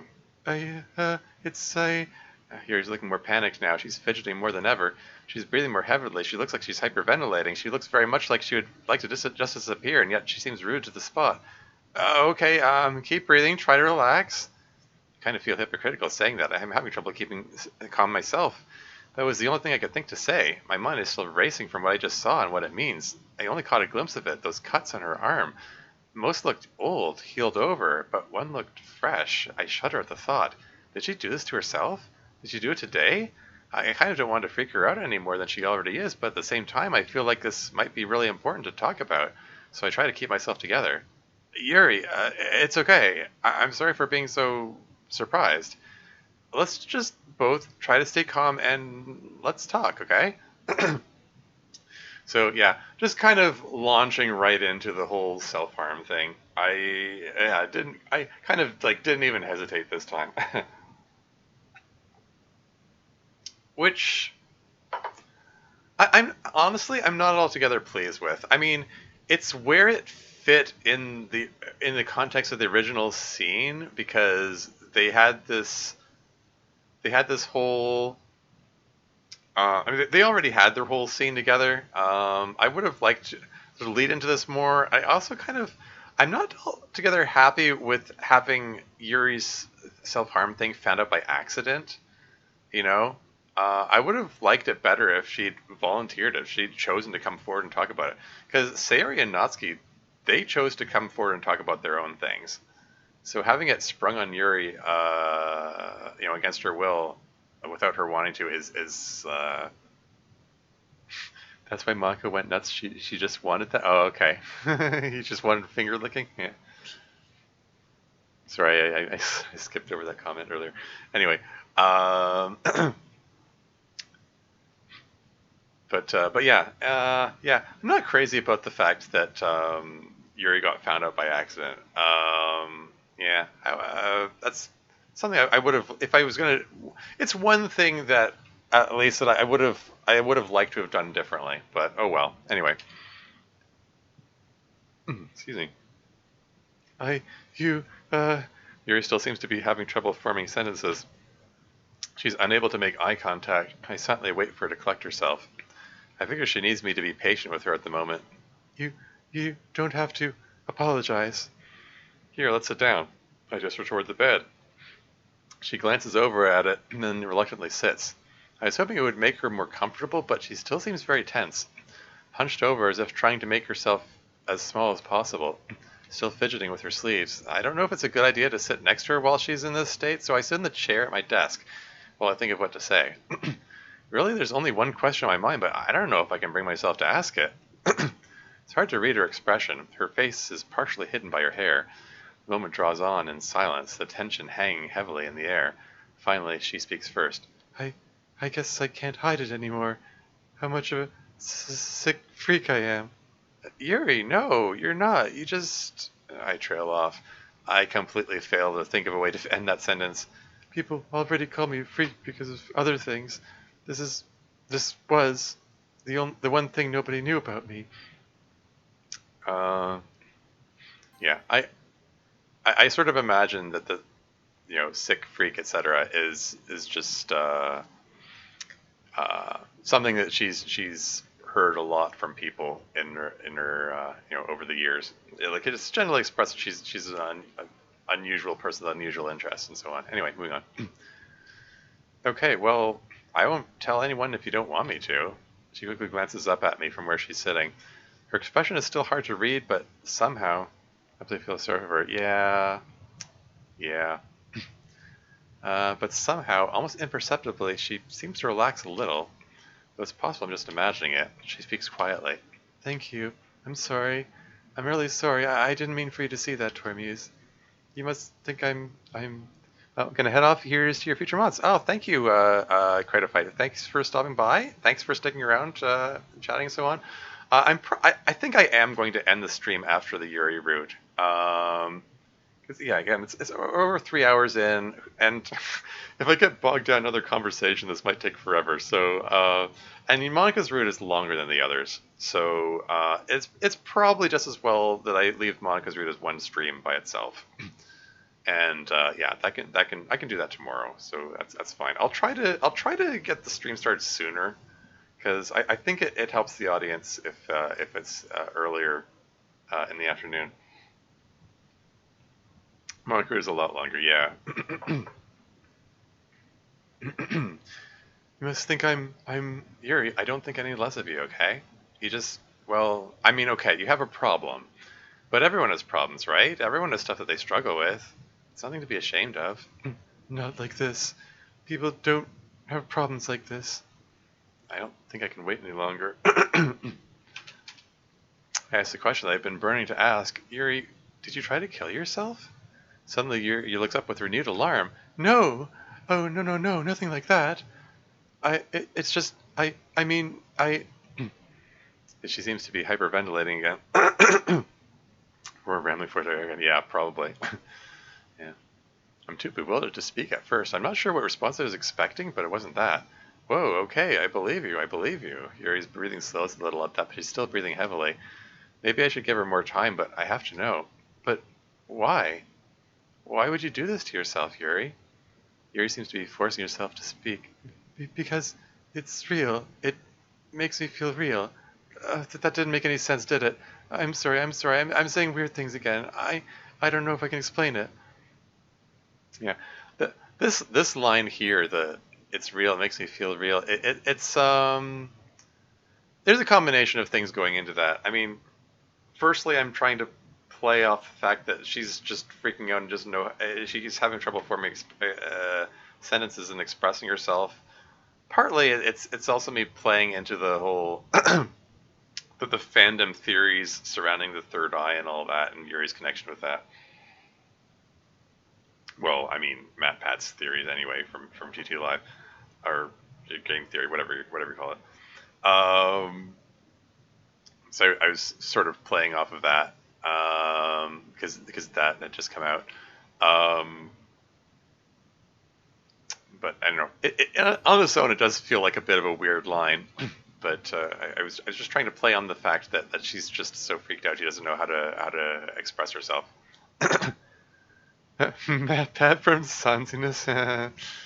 I guess. Yeah. I, I do have some misgivings about the way game theory runs its business in more recent years, but I was watching it for a while back in the day. I mean, I actually only found out about game theory from Doki Doki Literature Club because there was, I mean, there was Matt's and Stephanie's playthrough of DDLC is one of the first Let's Plays that I watched. I mean, when I after I played through DDLC for the first time, I started looking up other LP videos because it's the kind of thing, call it morbid curiosity. It's like watching a train wreck. I wanted to see other people's first reactions to the game, and G2 Live's playthrough was genuinely very entertaining. Let's talk about this for the next half hour instead of progressing. Yeah, you're right. I'm sorry. Okay. Moving right along. Well, I think we're past the point of talking about unusual things. You can talk to me about it if you want. I promise I won't judge. Yuri still looks uncertain. Okay, look. Let me show you something. I opened the drawer she had tried to look in earlier. I show her what's inside. Manga. Complete sets, all in good condition. I collect them. They could be worth a lot of money someday. And I've read every one of them more times than I'd like to admit. I could never tell anyone. I'd probably die of shame. People in my class already make fun of me if they find out I even have a passing interest in manga. So there you go. And now you know my secret. Part of the live stream where he gets to the Act 3 line about the series' last moments is it. In pure distilled cringe, I want to use it to flavor my food. Yeah. Mysterious draw. Oh, yeah. Yeah. His reaction to that is like MapPat was really upset about that part. I mean, like Sari was their favorite character. It was like it was MatPat's favorite character. Like they went the Sayori route on their playthrough, and I remember. I mean, he still carried on. He still loved the game. I think he may have been pretty upset at seeing her die at the end of Act 1. And seeing her come back and being like, I know everything now that I'm the president. He was like, yes, Siri, take charge. He was into that, which is kind of funny. Yuri found the redacted drawer. Yeah. Yeah. Somebody made the comment here, by the way, that comparing a manga collection to a self-harm habit might be a little insensitive, but I mean, this is MC here, right? Like he's doing the best. He's doing his best. He's trying to relate to her in the only way he knows how. Pretty insensitive. Yeah. I mean, it is what it is. So like this led me to making a phone for you. Cool. Okay, I was going to make a joke, but I need to be better. Go ahead, make the joke. We need a little humor. This is a tense moment in the mod. Anyway, moving right along. I suppose I would find that embarrassing too. I think I see a faint smile on her face. Thanks. But obviously this is different. Well, yeah. I know it doesn't really compare, but you seemed a little freaked out. I wanted you to feel more comfortable. Yuri visibly relaxes more when I say that. Thank you. You're being really nice to me. Better than I would have expected. Well, I'm just treating you the way you deserve. I know no amount of words can describe how I'm grateful for the mods and their developers for inspiring me to make it. Cool. That's awesome. I'm glad you're able to find inspiration, Slayer Rabbit. Sorry, moving on. Treating you the way you deserve. I get the feeling that this is something you feel really, really embarrassed about, and no one deserves to feel like that. Yuri seems to consider this. I suppose so. And I suppose I should try to give you a better answer to your earlier question. But for that, you need to understand something about me. My other secret. She glances at me, seemingly gauging my reaction. Yeah, and this is again me trying to be unexpected and throw curveballs at the audience. Uh-oh, what's she gonna say? You see, I'm autistic. And here we go. Here's my headcanon. And she's also trans. that would be pretty funny.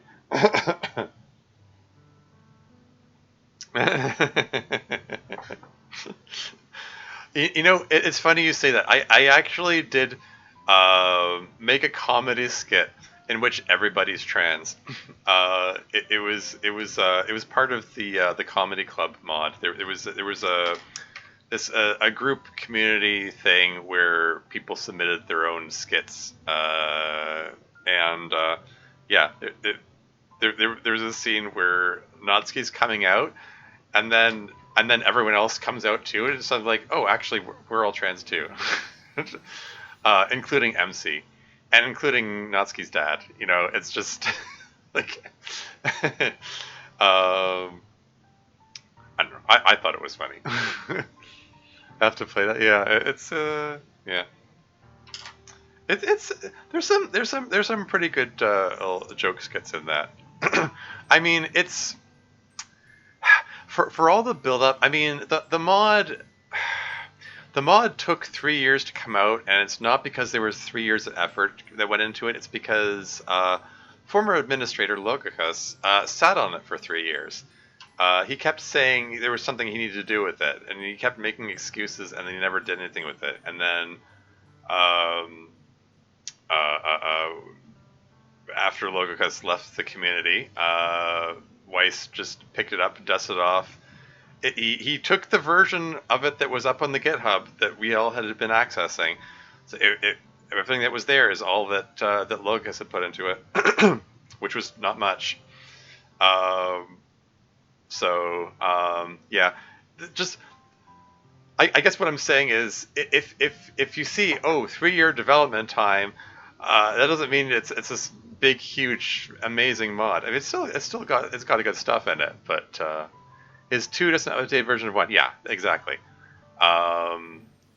It has like 3 more skits in it than 1. That's the 3 years of effort that was added into it. You know, but yeah, it is what it is. Oh well. Anyway, yeah. So yeah, Yuri being autistic though, that's my headcanon. Again, like I mentioned before, I'm autistic myself. I identify with Yuri a lot. I see a lot of myself in her, and I wanted to write a scene about her being autistic. It's because yeah, like the way she carries herself, the way she expresses herself, like hyperfixation on certain topics, and like info dumping, like talking about some particular thing that she's interested in.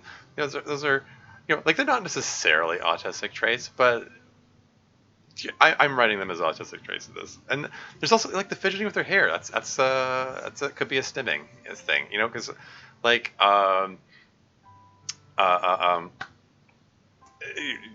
it's again, it's symptom of autism. It's the like the feeling of the need for stimulation. It could be like you may notice I do things with my hands a lot. Sometimes I drum on the back of my head or on my chest or on my hands themselves. Or my lap or something if I'm feeling anxious or stressed or whatever. It's called stimming. It's I'm not saying it's not necessarily saying that only autistic people do that, but it's something that's a lot more prevalent in autistic people. So I sort of played into that. Like she's always playing with her hair when she gets nervous. Art Castle Wall is a great example of that too. Yeah. So you did a fantastic job with it. Yeah. Oh, absolutely. Yeah. MC is autistic, and in fact has Asperger's syndrome, which was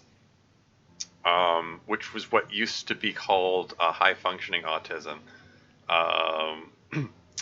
Yeah, you did a pretty nice job of writing MC as a very different character. Like again, the way he talks, the way he expresses himself, the way he thinks is very different from base game to MC. Hmm. It is a mod like this, and that I played off. Cool, cool. The same thing as well.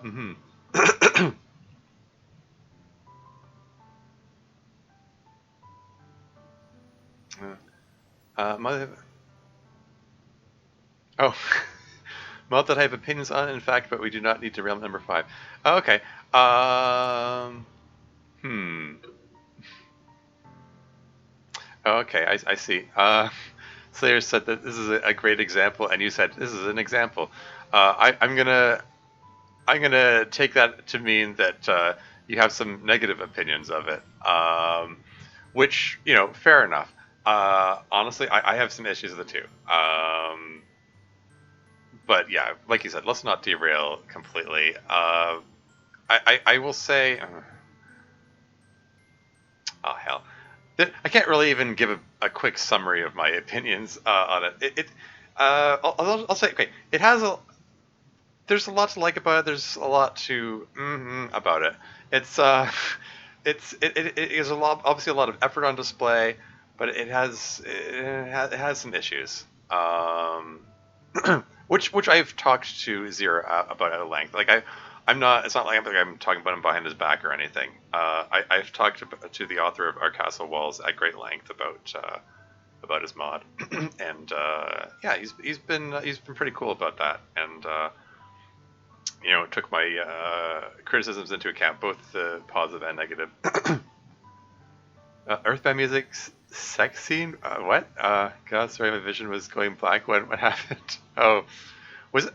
Was that Earthbound Music at that point? Oh, okay. Shoot. It's been a long time since I played Earthbound. Um. Anyway. um.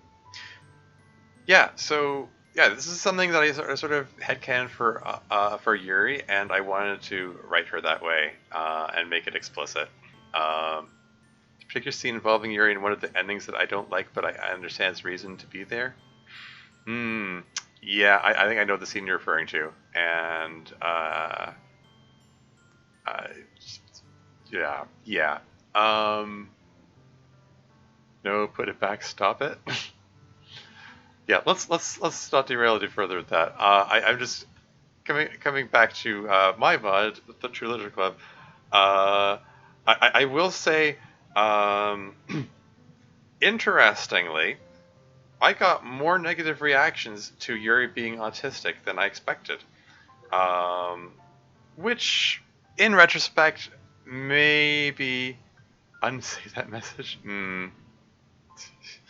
Um, yeah. Sorry. Yeah. Um, shoot. What was I saying? Yeah. I mean, I fully expected there were going to be negative reactions to Trans Natsuki, but the autistic Yuri reactions caught me by surprise. Um, and I think it comes down to people having a lot of like really negative ideas about autism. Like, they see it, like, for one thing, they see it as a disability or something like that. um, um, and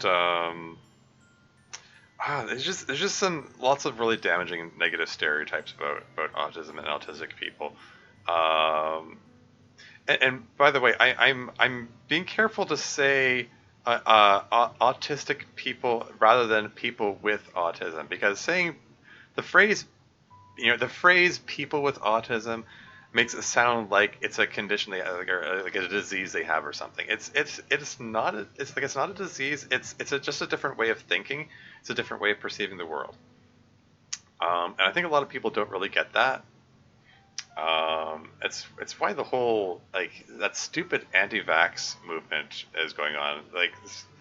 Like you know, obviously vaccines don't cause autism. That's ridiculous. like vaccines aren't going to rewire your brain. It's stupid. But the fact that people have such strong opinions against vaccines as a result of that notion is a reflection of the fact that they have strong feelings against autistic people.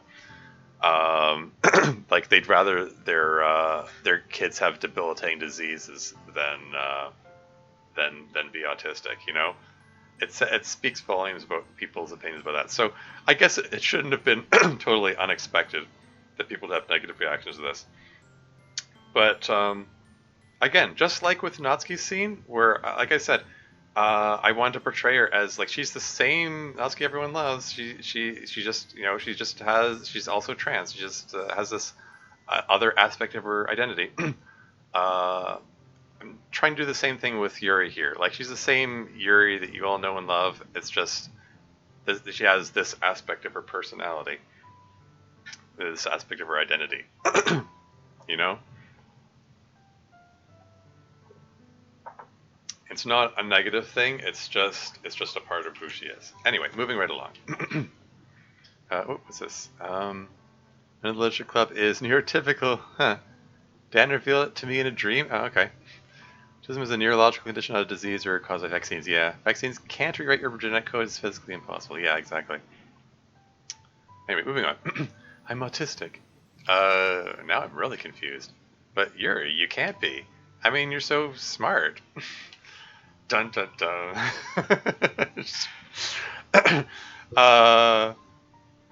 Yeah, this is MC being irritatingly dense, and playing into that notion that the public perception of autism being a disability or something.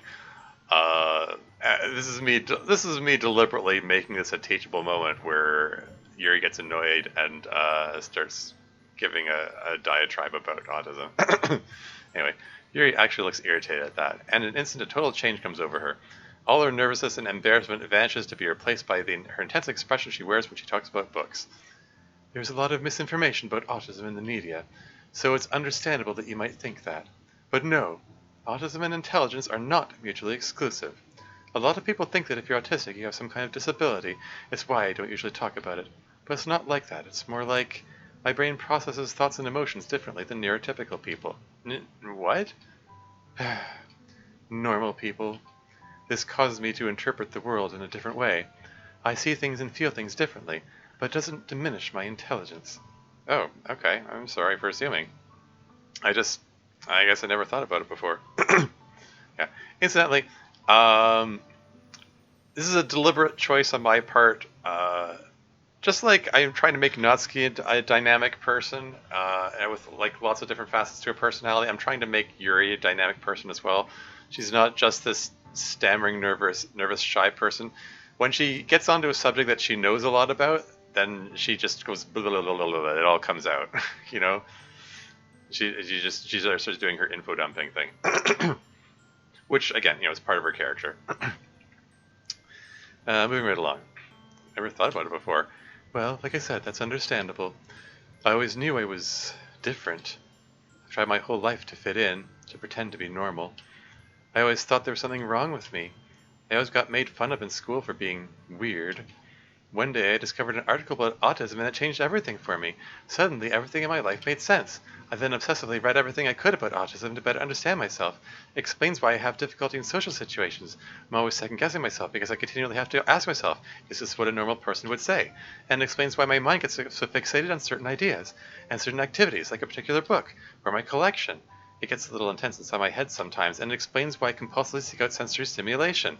I'm always looking for pleasing sensations to calm myself. The books I read call it stimming. I always feel like I don't know what to do with my hands. It helps to have long hair like this. At least playing with my hair seems to be at least somewhat socially acceptable. More so than, well, this is probably going to look silly. With a sigh, she reaches up with both hands and taps rhythmically on the top of her head. She actually demonstrates a surprising level of dexterity with the rapidity of her movements. The display only lasts a few seconds, but it's kind of mesmerizing to watch. She giggles, the color rising in her cheeks. I know it looks strange, I know, but it feels so good. Something about the sensation and the sound together just tickles a part of my brain that makes me happy. But obviously I can't normally do that in front of other people.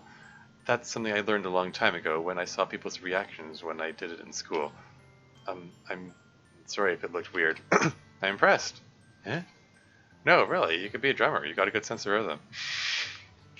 Ah, well, I never thought of that before. I'll take it into consideration. So you're saying that this has to do with what you did to your arm? um, yeah. Incidentally, I got some flack for Yuri self-diagnosing here, which, fair enough. Honestly, in all honesty, like only like trained professionals should be like diagnosing. That said, it's not always available to get professionals. Like it depends. It depends where you live. It depends on a lot of things. But it can be difficult to get that.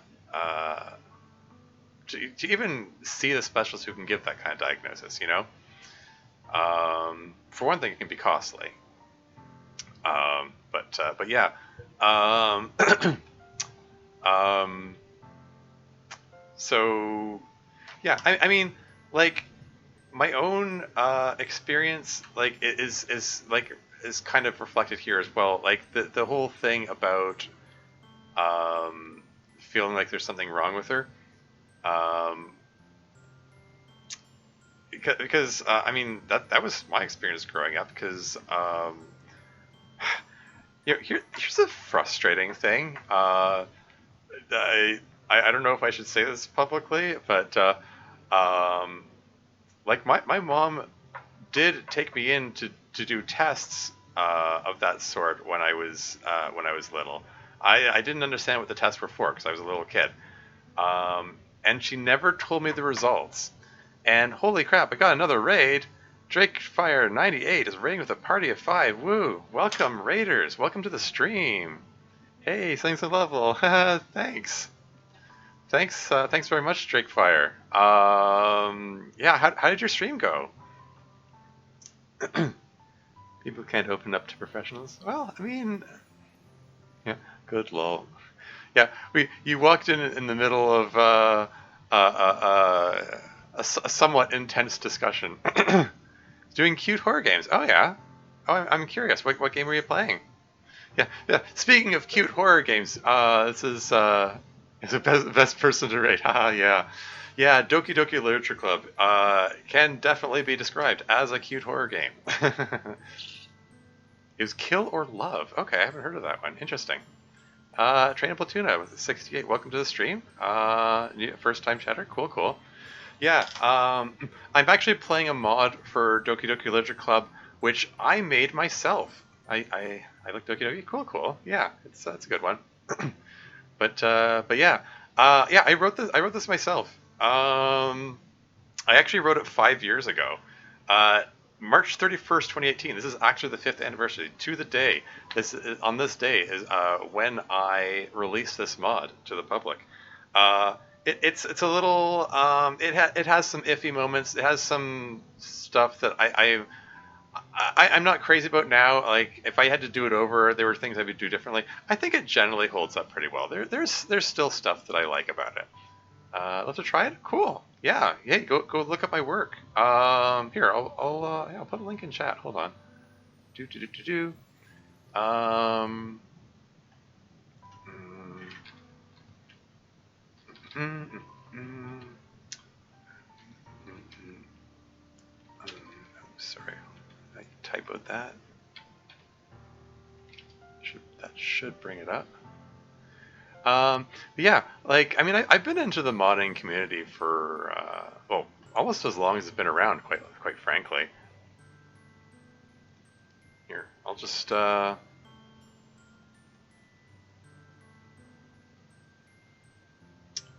yeah. So here's the link to the DDLC mods list. Yeah, so there's there are quite a lot of mods in the DDLC modding community. There are like a couple hundred of them there.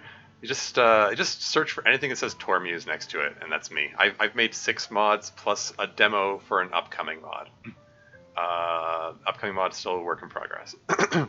It might come out later this year. We'll see. Okay, thanks. Well, yeah, you're welcome. Salty boy. Well, fellow human beings, welcome to the stream. Uh, yeah. So yeah. Yeah. So this is a mod. Yeah, like I said, yeah, mod that I made. So this is sort of a retrospective. Um, turquoise. Yeah, that's the turquoise I was talking about. The demo upcoming. The demo that I released. So I can have it. Well, I mean, they're free. So yeah. But yeah, what was I saying? Sorry, I'm getting so sidetracked and distracted. What was I saying? Um, yeah, this is 5 years ago. Yeah, this is a retrospective stream. This is me giving my own commentary on my own work, saying what I liked, what I disliked, things I was trying to do, things I would do differently. Although, I mean, yeah, yeah. Anyway, I should just move on. I mean, links, so it's easy to find again. Oh, okay. I mean, you can copy it into your browser, I guess. um, I don't know. Anyway, moving on. Yeah, we just walked in on Yuri after having self-harmed. You saw her cuts. We're talking about that, and we're having a conversation about Yuri being autistic. So that's where we are now. Uh, Yuri being autistic is my own headcanon. Like, I'm autistic myself, so I wrote her as autistic. So um, yeah, that's just aspect of her I find relatable. And then I started talking about my own experience, and I was saying, yeah, like, I got tested when I was young, but my mom didn't tell me the results of it until, like, very recently, just a few years ago. And it's just like, yeah, you're probably autistic. Like, it's like, that would have been nice to know when I was a kid, so that I knew there's a reason I was different from people around me, and didn't grow up feeling like there was something wrong with me. Thanks a lot, Mom. you know, um, but whatever. It's reading up about autism has helped me understand myself, and yes, my reaction to that thing is very much the same as Yuri's reaction of like, suddenly my whole life makes sense. Where, yeah, suddenly everything in my life made sense. It's like, oh yeah, that's why I'm the way I am. Anyway, okay, moving right along. We're never going to get through this. So you're saying this has something to do with what you did to your arm? Well, no, not exactly. I mean, and just like that, Yuri's confidence vanishes again. It's not. It's just. I don't know. Maybe I'm sorry. I'm not used to talking about this. Yuri takes a deep breath to steady herself and tries again. Also was saying in Discord, since my server is so easy to. Oh, right. Yeah. Yeah, that makes sense. Yeah, I can put the mod list in the Discord. Sure. Um. Okay. Do.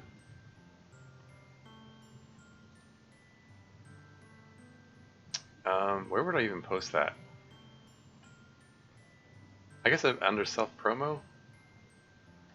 I didn't put a link to this stream in your self promo channel today, because I saw that you were streaming Drake Fire, and I figured I thought it felt rude to announce my stream in your server while you're streaming. So, but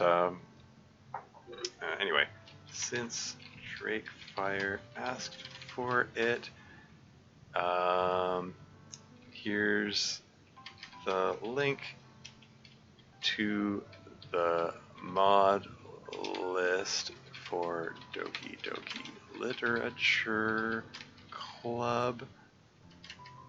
The mods I made have my name, Tormuse, next to them. Smiley face and paste link.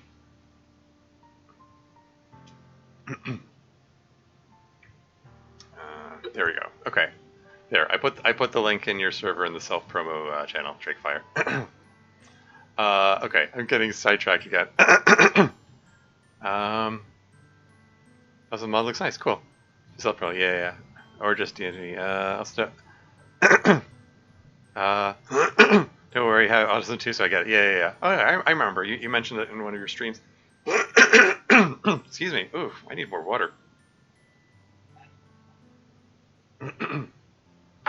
Yeah, I'm gonna need to get up and go to the washroom for another water run in a moment. Moving right along.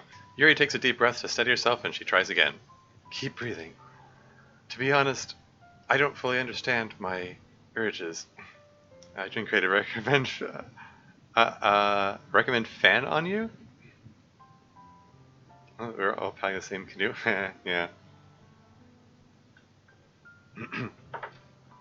It didn't come up in any of my reading. Self-harm is not in itself an autistic trait, but my autism is part of who I am, and it's hard to separate those aspects of myself. I frequently find myself compulsively seeking stimulation, so it's possible this is just another form of stimming? Extreme stimming, huh? Something like that? I don't know for sure. I just know that sometimes my mind is a roiling storm of activity. Ooh, hey, that's prescient.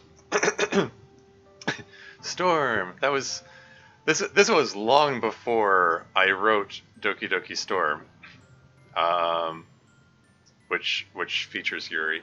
But yeah. Anyway, I feel disconnected from reality, almost as though I belong in another world or something like that. I don't know if that'll make sense to you, but it's the only way I can think to explain it. Well, it does sound kind of spooky. I suppose it also explains why you like books so much. It's another way of visiting other worlds for you. I suppose. Is it the autism mod? This mod is called True Literature Club. Did I put that in the stream info? I hope I did. Yeah, True Literature Club. Yeah, fifth anniversary stream. Yeah.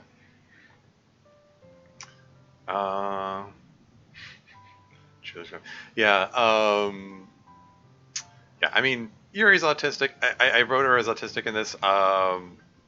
Other girls, I gave them other qualities, but yeah. Anyway, moving on. From what I've read, what I'm experiencing is called dissociation. Though I usually just tell people that I'm spacing out, that seems to be a more socially acceptable phrase to use. And yes, it can be scary sometimes. And I've discovered that in those moments, pain brings my mind back into focus, gives me a feeling of clarity. It was honestly an accident the first time I did it. I was cutting bread and I got lost in my thoughts and the knife slipped. And ever since then, every once in a while, the urge comes back again. I'm sorry if this sounds creepy or anything like that. I've never actually talked to anyone about this before. It's okay, really. I can see this is difficult for you to talk about. Take your time. I'm just glad to get to know you better. Here's one of the four roots of spot. Yeah, exactly. Yeah, this is a bit where I'm kind of iffy about how to express it. I didn't want to express I didn't want to say like her self harm is an autistic trait or anything. Uh, the dissociation is a manifestation of the autism, and that sort of I just wrote that it sort of leads into the self harm aspect, but I don't know.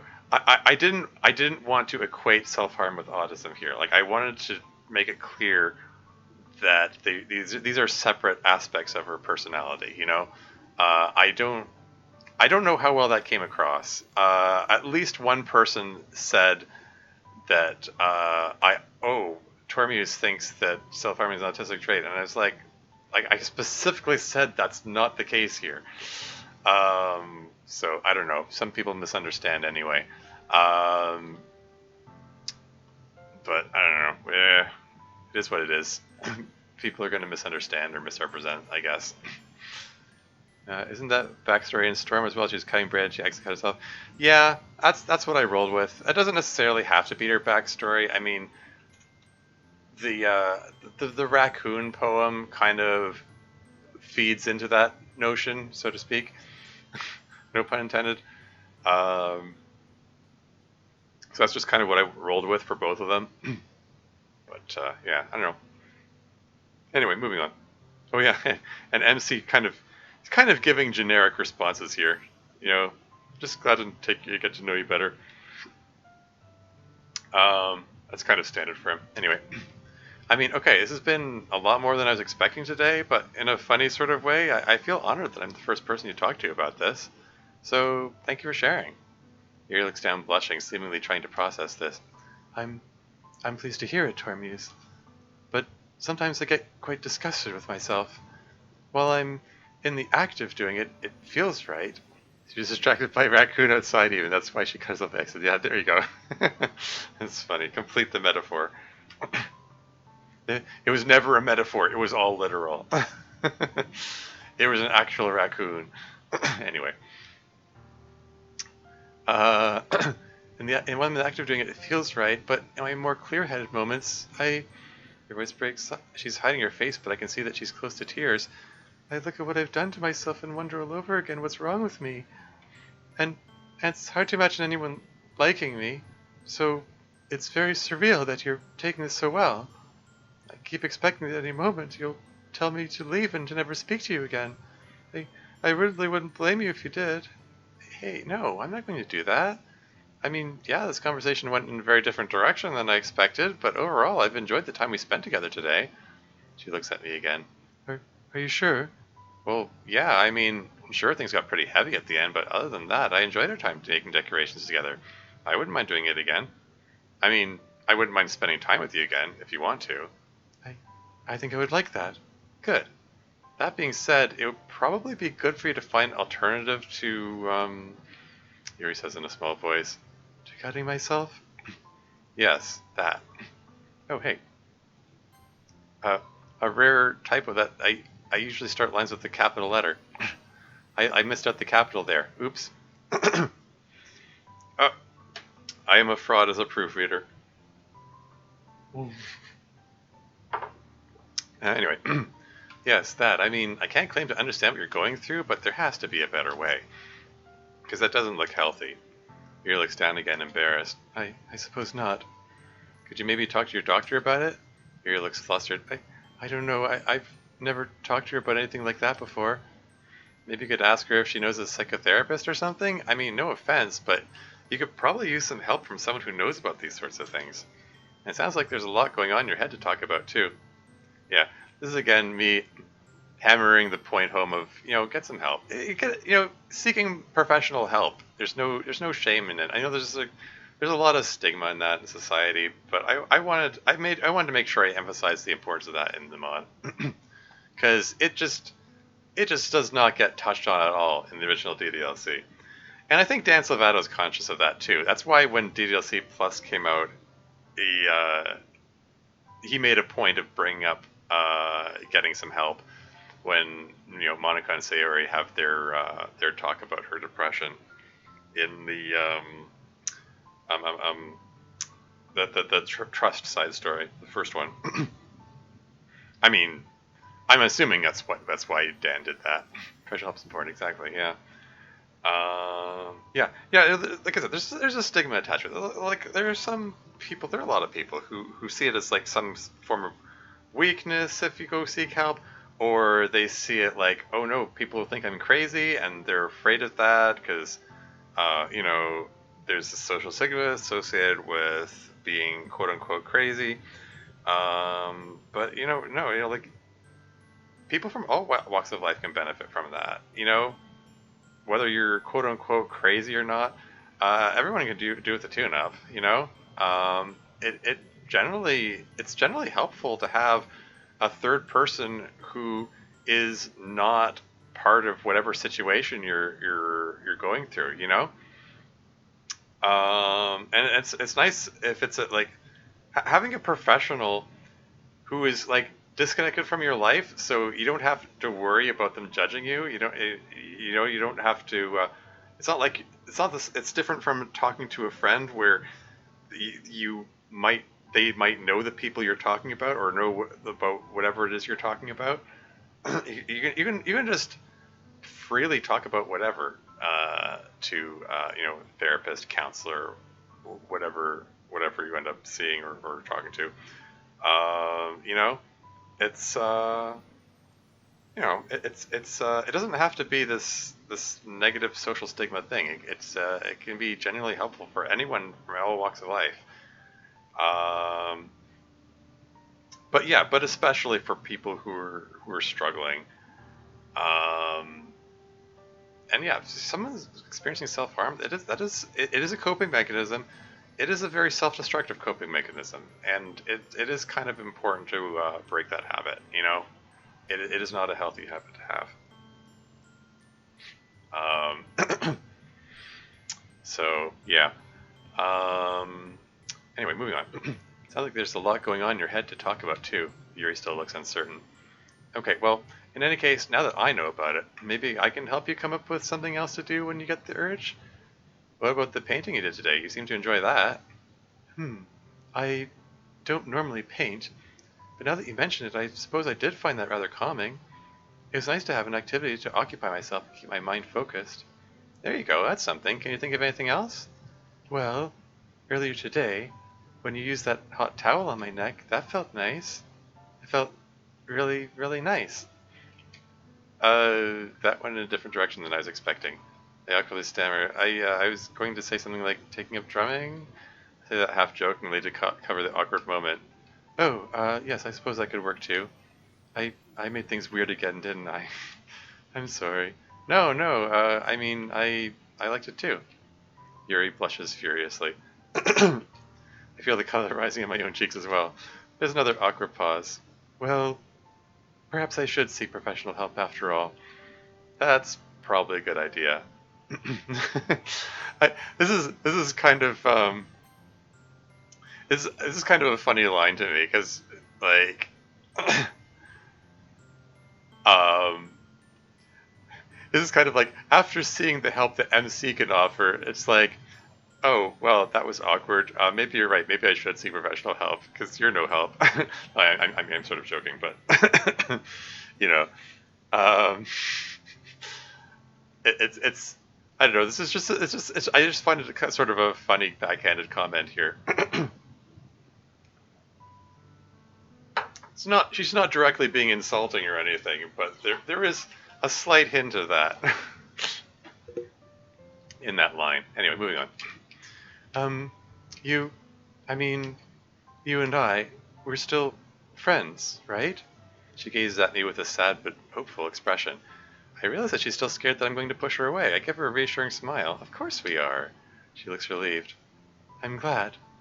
I was wondering, I mean, if it's okay, could we, she takes a deep breath.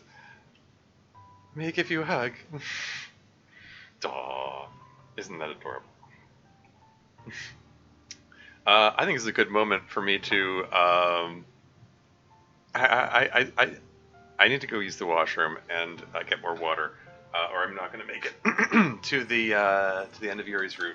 I will be right back. This seems like a good line to leave on the screen.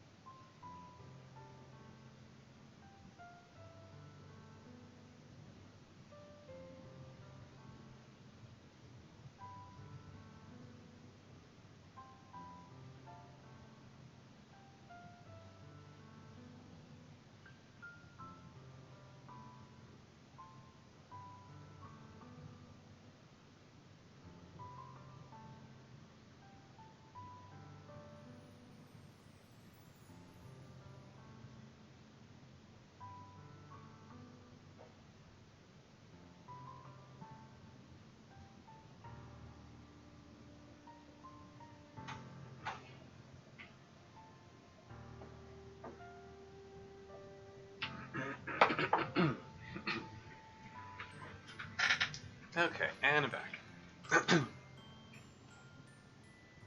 It's been 4 hours now. It doesn't feel that long. Yeah, there's no way I'm gonna be able to do this in one stream. Yeah, yeah. I guess there was never any way I was gonna do that. I I kind of had this distant hope that I could get it done in one stream, but oh well. Moving right along. May I give you a hug? I can't help but smile. How is she so freaking adorable? Yes, you may, Yuri. I stand up. She eagerly stands and steps forward to envelop me in her arms. I'm merely conscious of how much body heat she's putting off. It's as if there's some kind of raging inferno inside of her. Thank you. Thank you, thank you. I'm really happy that we're friends. It means more to me than words can say. I can't seem to find any words either. I can only nod, my face half buried in her shoulder. Suddenly I notice just how tall she is. I think she might even be taller than me. We stand like that for several seconds. Her hands rub my back as though she's trying to get as much out of the hug as she can. Finally, we release each other. But it really is time for me to go now.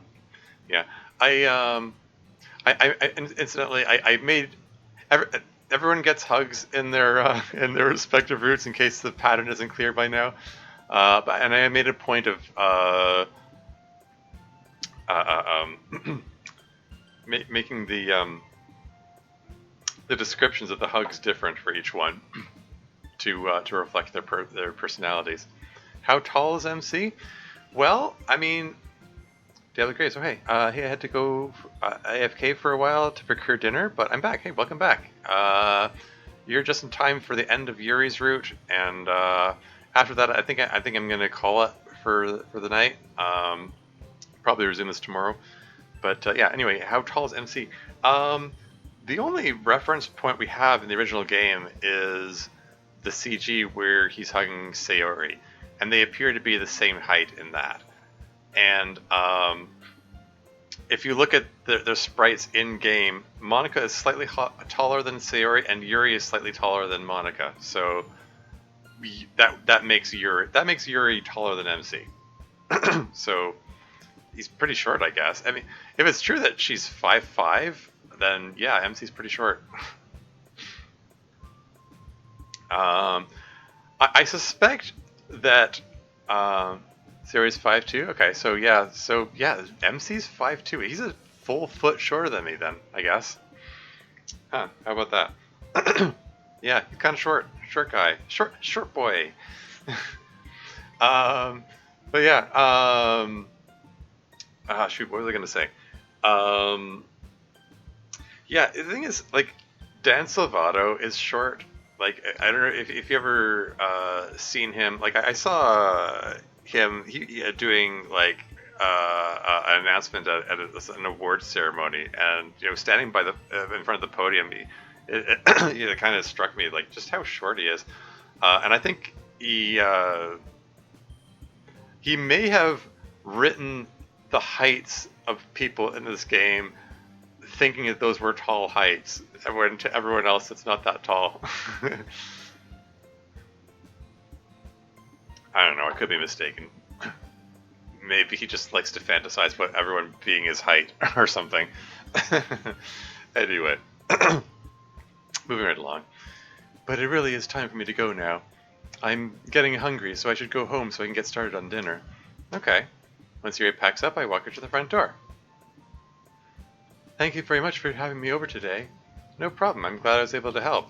Just let me know if there's anything else you need me to bring tomorrow. I will. And I meant what I said earlier.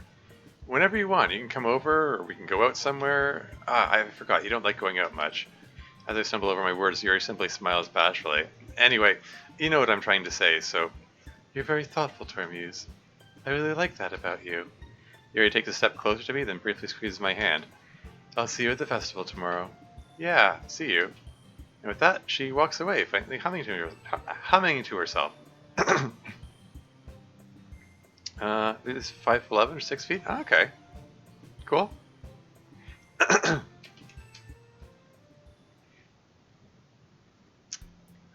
It's the day of the festival.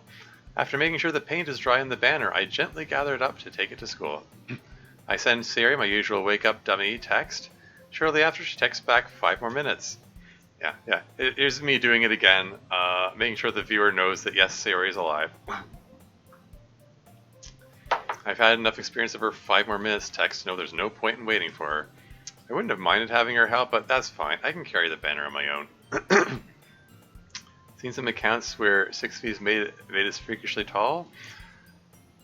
I know. I guess it depends on some communities. I guess everyone's different. Whatever. Anyway, text her back to let her know I'll meet her at the festival. As I walk through the school, I see all the various clubs setting up for the festival. Pass by the anime club where it looks like they've set up a marathon of my favorite anime. I'd love to stay and watch, but I really need to deliver this banner to our club room. As I enter the club room, I recognize the jasmine smell of Yuri's diffuser filling the air. Yeah, yeah. Notice the description is different from there's a flowery smell when I come in. Monica is laying out pamphlets on each of the desks. Natsuki is setting up cupcakes on platters for guests. They're laid out in a kaleidoscope of different colors, and Yuri is putting out black paper on the windows. Tormuse! Thank you for bringing this. I'll get started on it right away. There's something cute about that greeting with the big smile, calling my name. It's cute. Anyway, moving on. Heights are easily exaggerated or imaginations do one. Yeah, exactly. There you go. Here, you can help put up the curtain. She gestures toward the ribbons and origami paper that she has all lined up as she lays the banner across the floor at the front of the room. She gets to work painting her message as I hang the ribbons in the doorway. And before long, I have the origami curtain complete. The ribbons shimmer in the low light. It's a nice effect. I look over at Yuri where she's hanging up her finished message.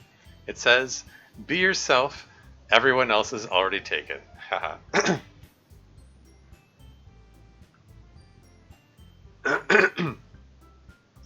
So yeah, that's different message for Yuri Root.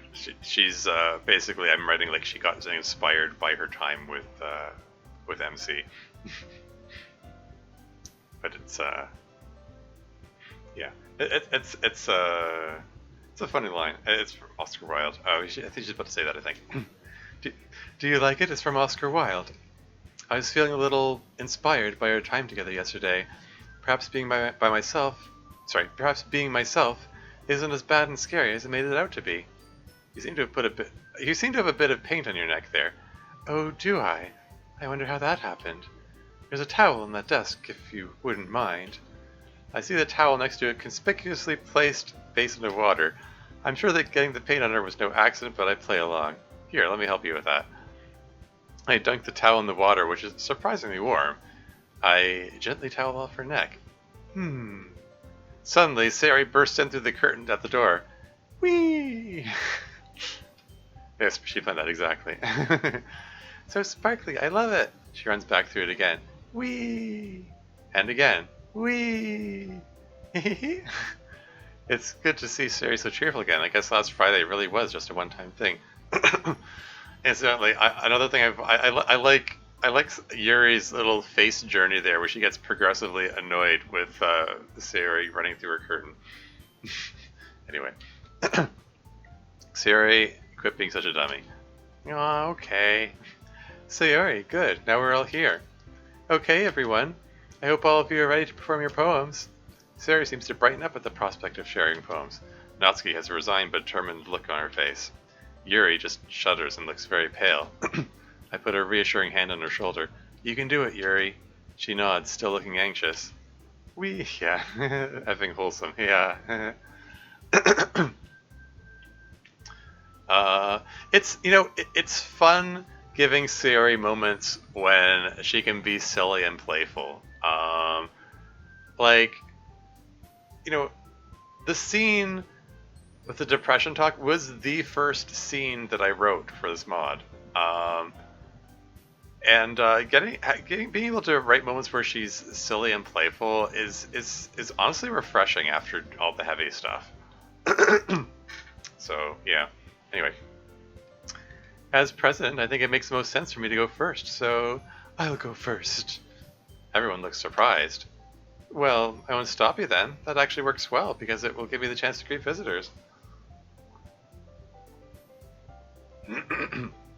My throat is being pretty sore. Speaking of which, looks like we have our first guest at the door. Monica goes to greet them. Hi there. Come in. Welcome to the Literature Club. Have a cupcake. Monica introduces herself and invites people to sit down for the performance. I guess that means it's time for Yuri to recite her poem. Good luck, Yuri. She gives me a very nervous smile as she moves to the podium at the front of the room. As she starts to recite her poem, she's visibly shaking from apprehension. But like before, she quickly regains her confidence. Her voice builds in intensity until a particularly dramatic moment, at which point she glances at me as she drums rhythmically on the podium with her hands. It could have been corny, but somehow she blends the movement in seamlessly with the climax of her poem. And as she finishes, I make sure to start the applause just in case people forget like last time. After awkwardly taking a bow, she rushes back into the audience to sit next to me. She's still shaking but flushed with excitement as she whispers to me, I did it! Monica carries on with introductions and moving the performance along, but my attention is occupied with Yuri as we carry on our whisper conversation. That was great, Yuri. I liked your little addition at the end. Yuri chuckles. It just felt right, so I went with it.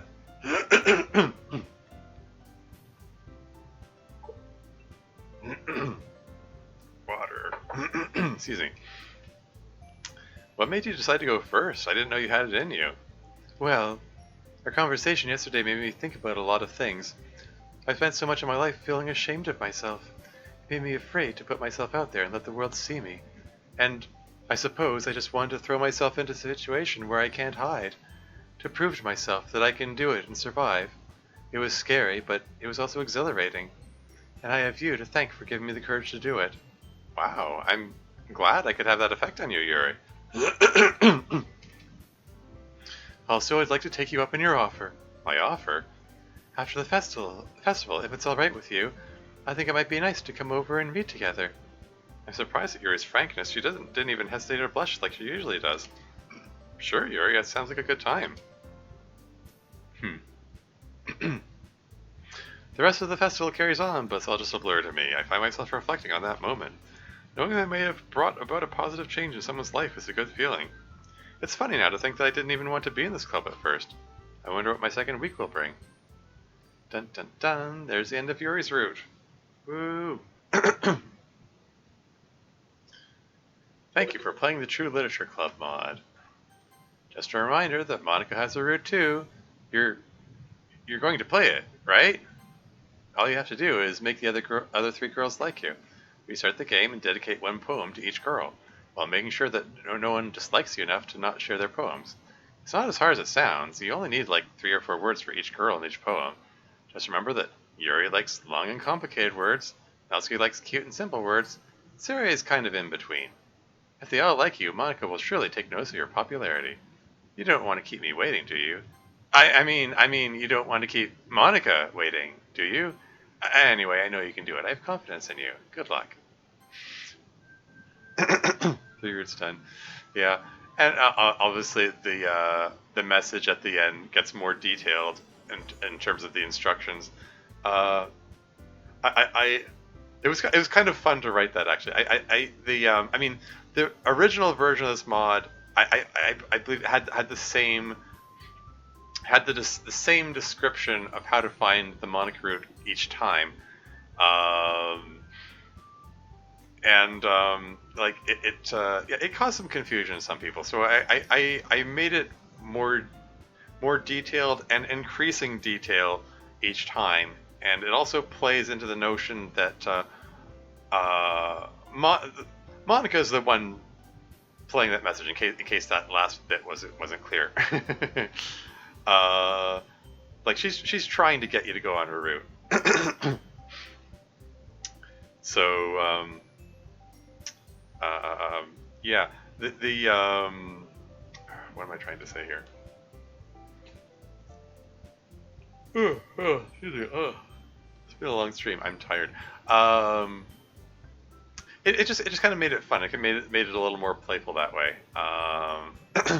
It makes it sort of make more sense in universe that it's getting more detailed because Monica's just getting a little more pushy each time.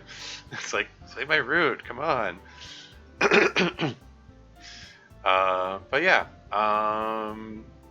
so that was Yuri's route. I don't know if there's anything more to add to it that I haven't already said. It's 3 routes down, as you say, or route 3 is done. Um, yeah. Like I said, there are a number of controversial choices. Like Natsuki being trans, it ruffled some feathers. Yuri being autistic, it ruffled some feathers. I still stand by those choices. Some people say, "Oh, you shouldn't have done that," because they're not like that in canon, and I'm like, of course it's not canon. It's a mod. It's supposed to be different. Not too long ago, I got into a rather frustrating argument with. I mean, I might as well say it's a very public argument because I mean the post is still up there. So being suicidal is so out of the place. SMH, leave your head cans out. Haha, yeah. But yeah, like Halle Babica had some choice things to say about my mod. I mean, I'm thankful to him for playing my mod and like streaming it and well, I don't think he streamed it, he put a recording of it, but it was cool they did that. So I felt obliged to humor him in when he gave his opinion about it. But his opinion was who's that? Halle Babica? He's the author of a couple of mods, Doki Doki Interview Club, and Take Two. Take Two has a demo out. I believe the full mod is not fully released yet. It's been in progress for a while. It's still a demo, right? Sorry, I'm just.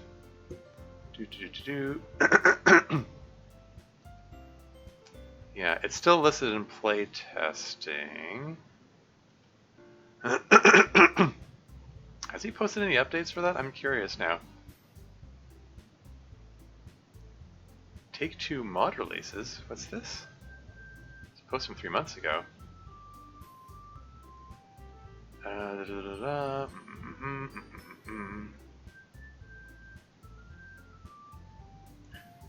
Okay, so it's a series of demos. Okay, so as of 3 months ago, there are various demos.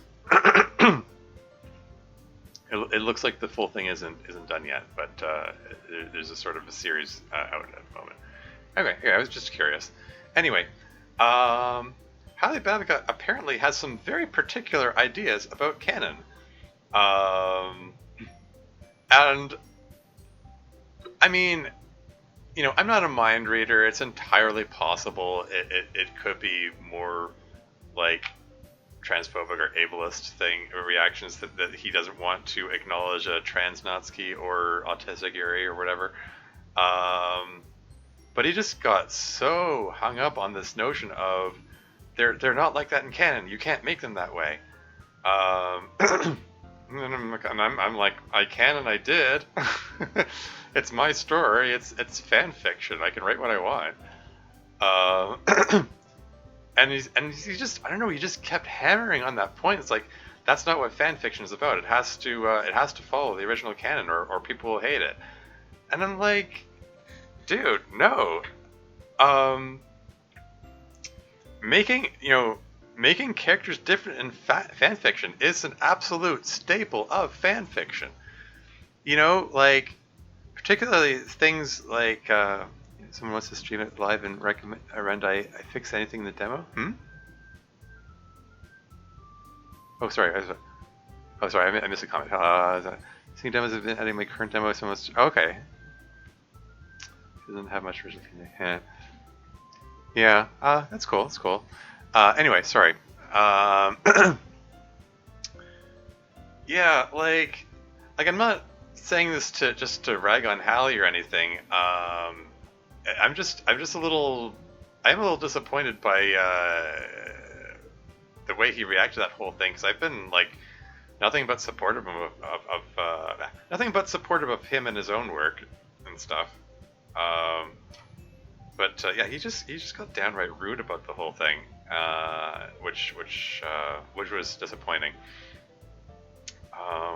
He's just, I don't know, he's just so weirdly pushy and adamant about saying, like, this is canon. It has to be this way. you know. But yeah, it's yeah. He has since allegedly released a more milder review of TLC. I haven't looked at it because after the frustrating experience with interacting with him after the first review and having exchanges that were long walls of text, I like kind of had enough of it. I don't know. Maybe I'll read his newer review sometime if I'm feeling a little masochistic. Just joking, or am I? Um, but seriously, like it's actually really common for fan fiction writers. Don't blame me. Thanks. Yeah. Other stuff like that is why I am spooked to release anything. I think I would crumple at the first sign of criticism. Well, I mean, I'm sorry to hear that, but you do have to have thick skin about some things. But ultimately, I feel like that's extra reason to write it. Because I mean, I'm sort of okay. I said I wasn't going to rag on Hallie, but I mean, there's no way to say it except to say it. I mean, his position is just stupid. Like that whole fan fiction. It must be written in one particular way, and it has to be this hyper specific perception of canon. Like no, that's dumb. No, write the story you want. Write a story that you can be happy with. Like it's like Yuri says, the truest form of writing is writing for yourself. You need to write something that you can be happy with. If you write something that because you think it's what other people expect and you think you're trying to please others instead of doing it for yourself, like you're doing it wrong. I mean, don't get me wrong. Like to some degree, you do want to you do want your audience to enjoy it too. But it's like I said before, whatever you write, you will find an audience for it. Like different people like different things. It is normal. Like no matter what you write, there are going to be some people who like it, some people who dislike it. So please, don't be discouraged by the notion that some people are going to dislike it. It's inevitable, but you just kind of have to shrug your shoulders and say, okay, well then my work is not for you, and that's okay. It's okay that certain people are going to dislike it. It's just natural. The world's a big place. There's an endlessly diverse population. I don't mean diverse like as in racially or ethnically or anything. Like I just diverse as in diverse opinions, diverse lifestyles, identities, whatever you want to call it. Everyone is different. Everyone has different opinions. It's impossible to please everyone. It is like literally and logically impossible to please everyone. Yeah. Sorry. My criticism is what helped me improve and push me to do better. Cool. Took notes from when you stream my demo, and I'm implementing the changes now. Awesome. Can't please everyone. Yeah, exactly. But yeah. Yeah, it's part of the creative process. Getting feedback from others I do believe it is an important part of the creative process. You do need to be open to criticism, but you also need to recognize what is good criticism, what is good faith and helpful criticism, and what is someone just being a jerk and just being insulting and like that criticism is useless. Ignore it, because you will get that too. Like be aware of what can be, like, you know what I mean? Like you don't want to surround yourself with yes people who just agree with everything and like everything and don't give you any helpful feedback. That's how we end up with mods like Weathered World.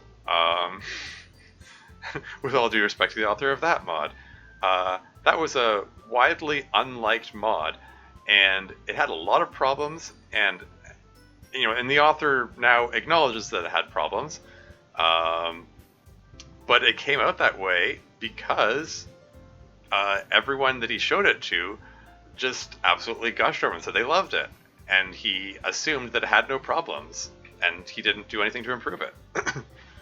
um, Unfortunately, um, it is what. And I'm not trying to condemn the author of that mod, who's I believe he goes by Shadow Bionics now. Um, I'm not looking to condemn him or criticize him or whatever. It's just it's things happen that cause other things to happen. Getting helpful feedback is an important step in the creative process, and that's why I really feel that playtesting is really important. And I have trusted friends that I know are going to give me good feedback if I ask them to play my stuff. um, you know, they aren't going to just give a flat yay or nay. Like they'll tell me if there are aspects that I feel need to be changed. It doesn't necessarily mean that I have to implement everything everybody suggests. But it is good to take it into consideration when people think of things that you don't think of. And it's like, oh yeah, that's a good idea. I should do that too. you know? I get you, I'm just an anxious person in general. Oh hey, join the club. Not the literature club, the anxiety club. I'm joking. But no, I'm pretty prone to anxiety myself. So I can relate. But it's just, at some point on some level, you just kind of have to charge it and do it anyway. Can recognize what will attract backlash I'm already prepared for. But playtesting, important part of the creative process.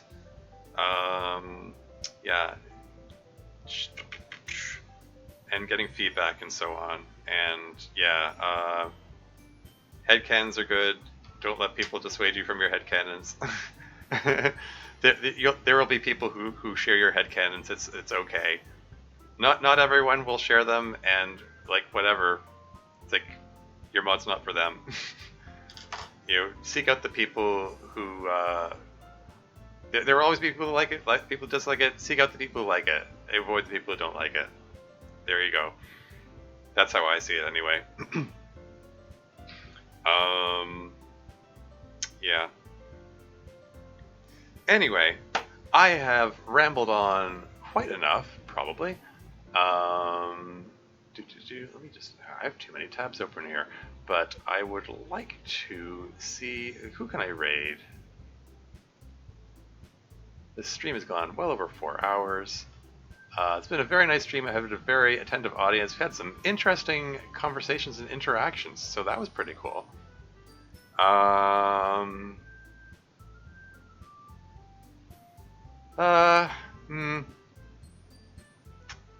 just looking. I mean, After Zero's streaming, so he's just chatting. After Zero is a fairly prominent Doki streamer. So yeah, what the hell? Give him a raid. The only reason I'm hesitating is I probably shouldn't say this publicly, but I get the impression he doesn't like me much. I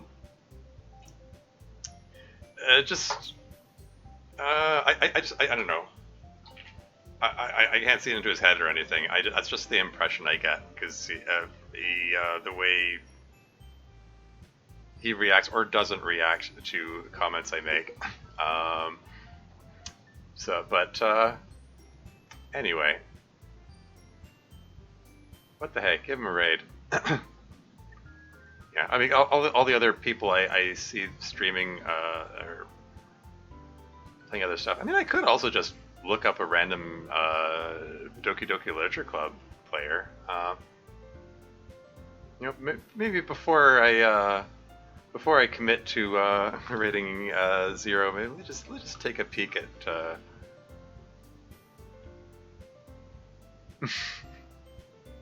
Who else is streaming? Yeah.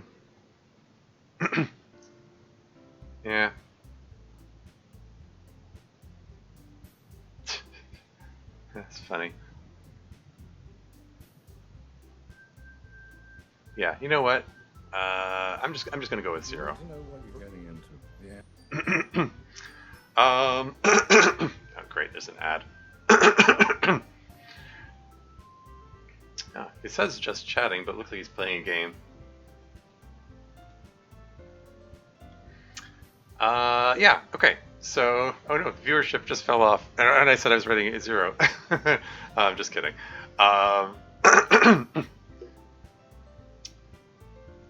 But, yeah.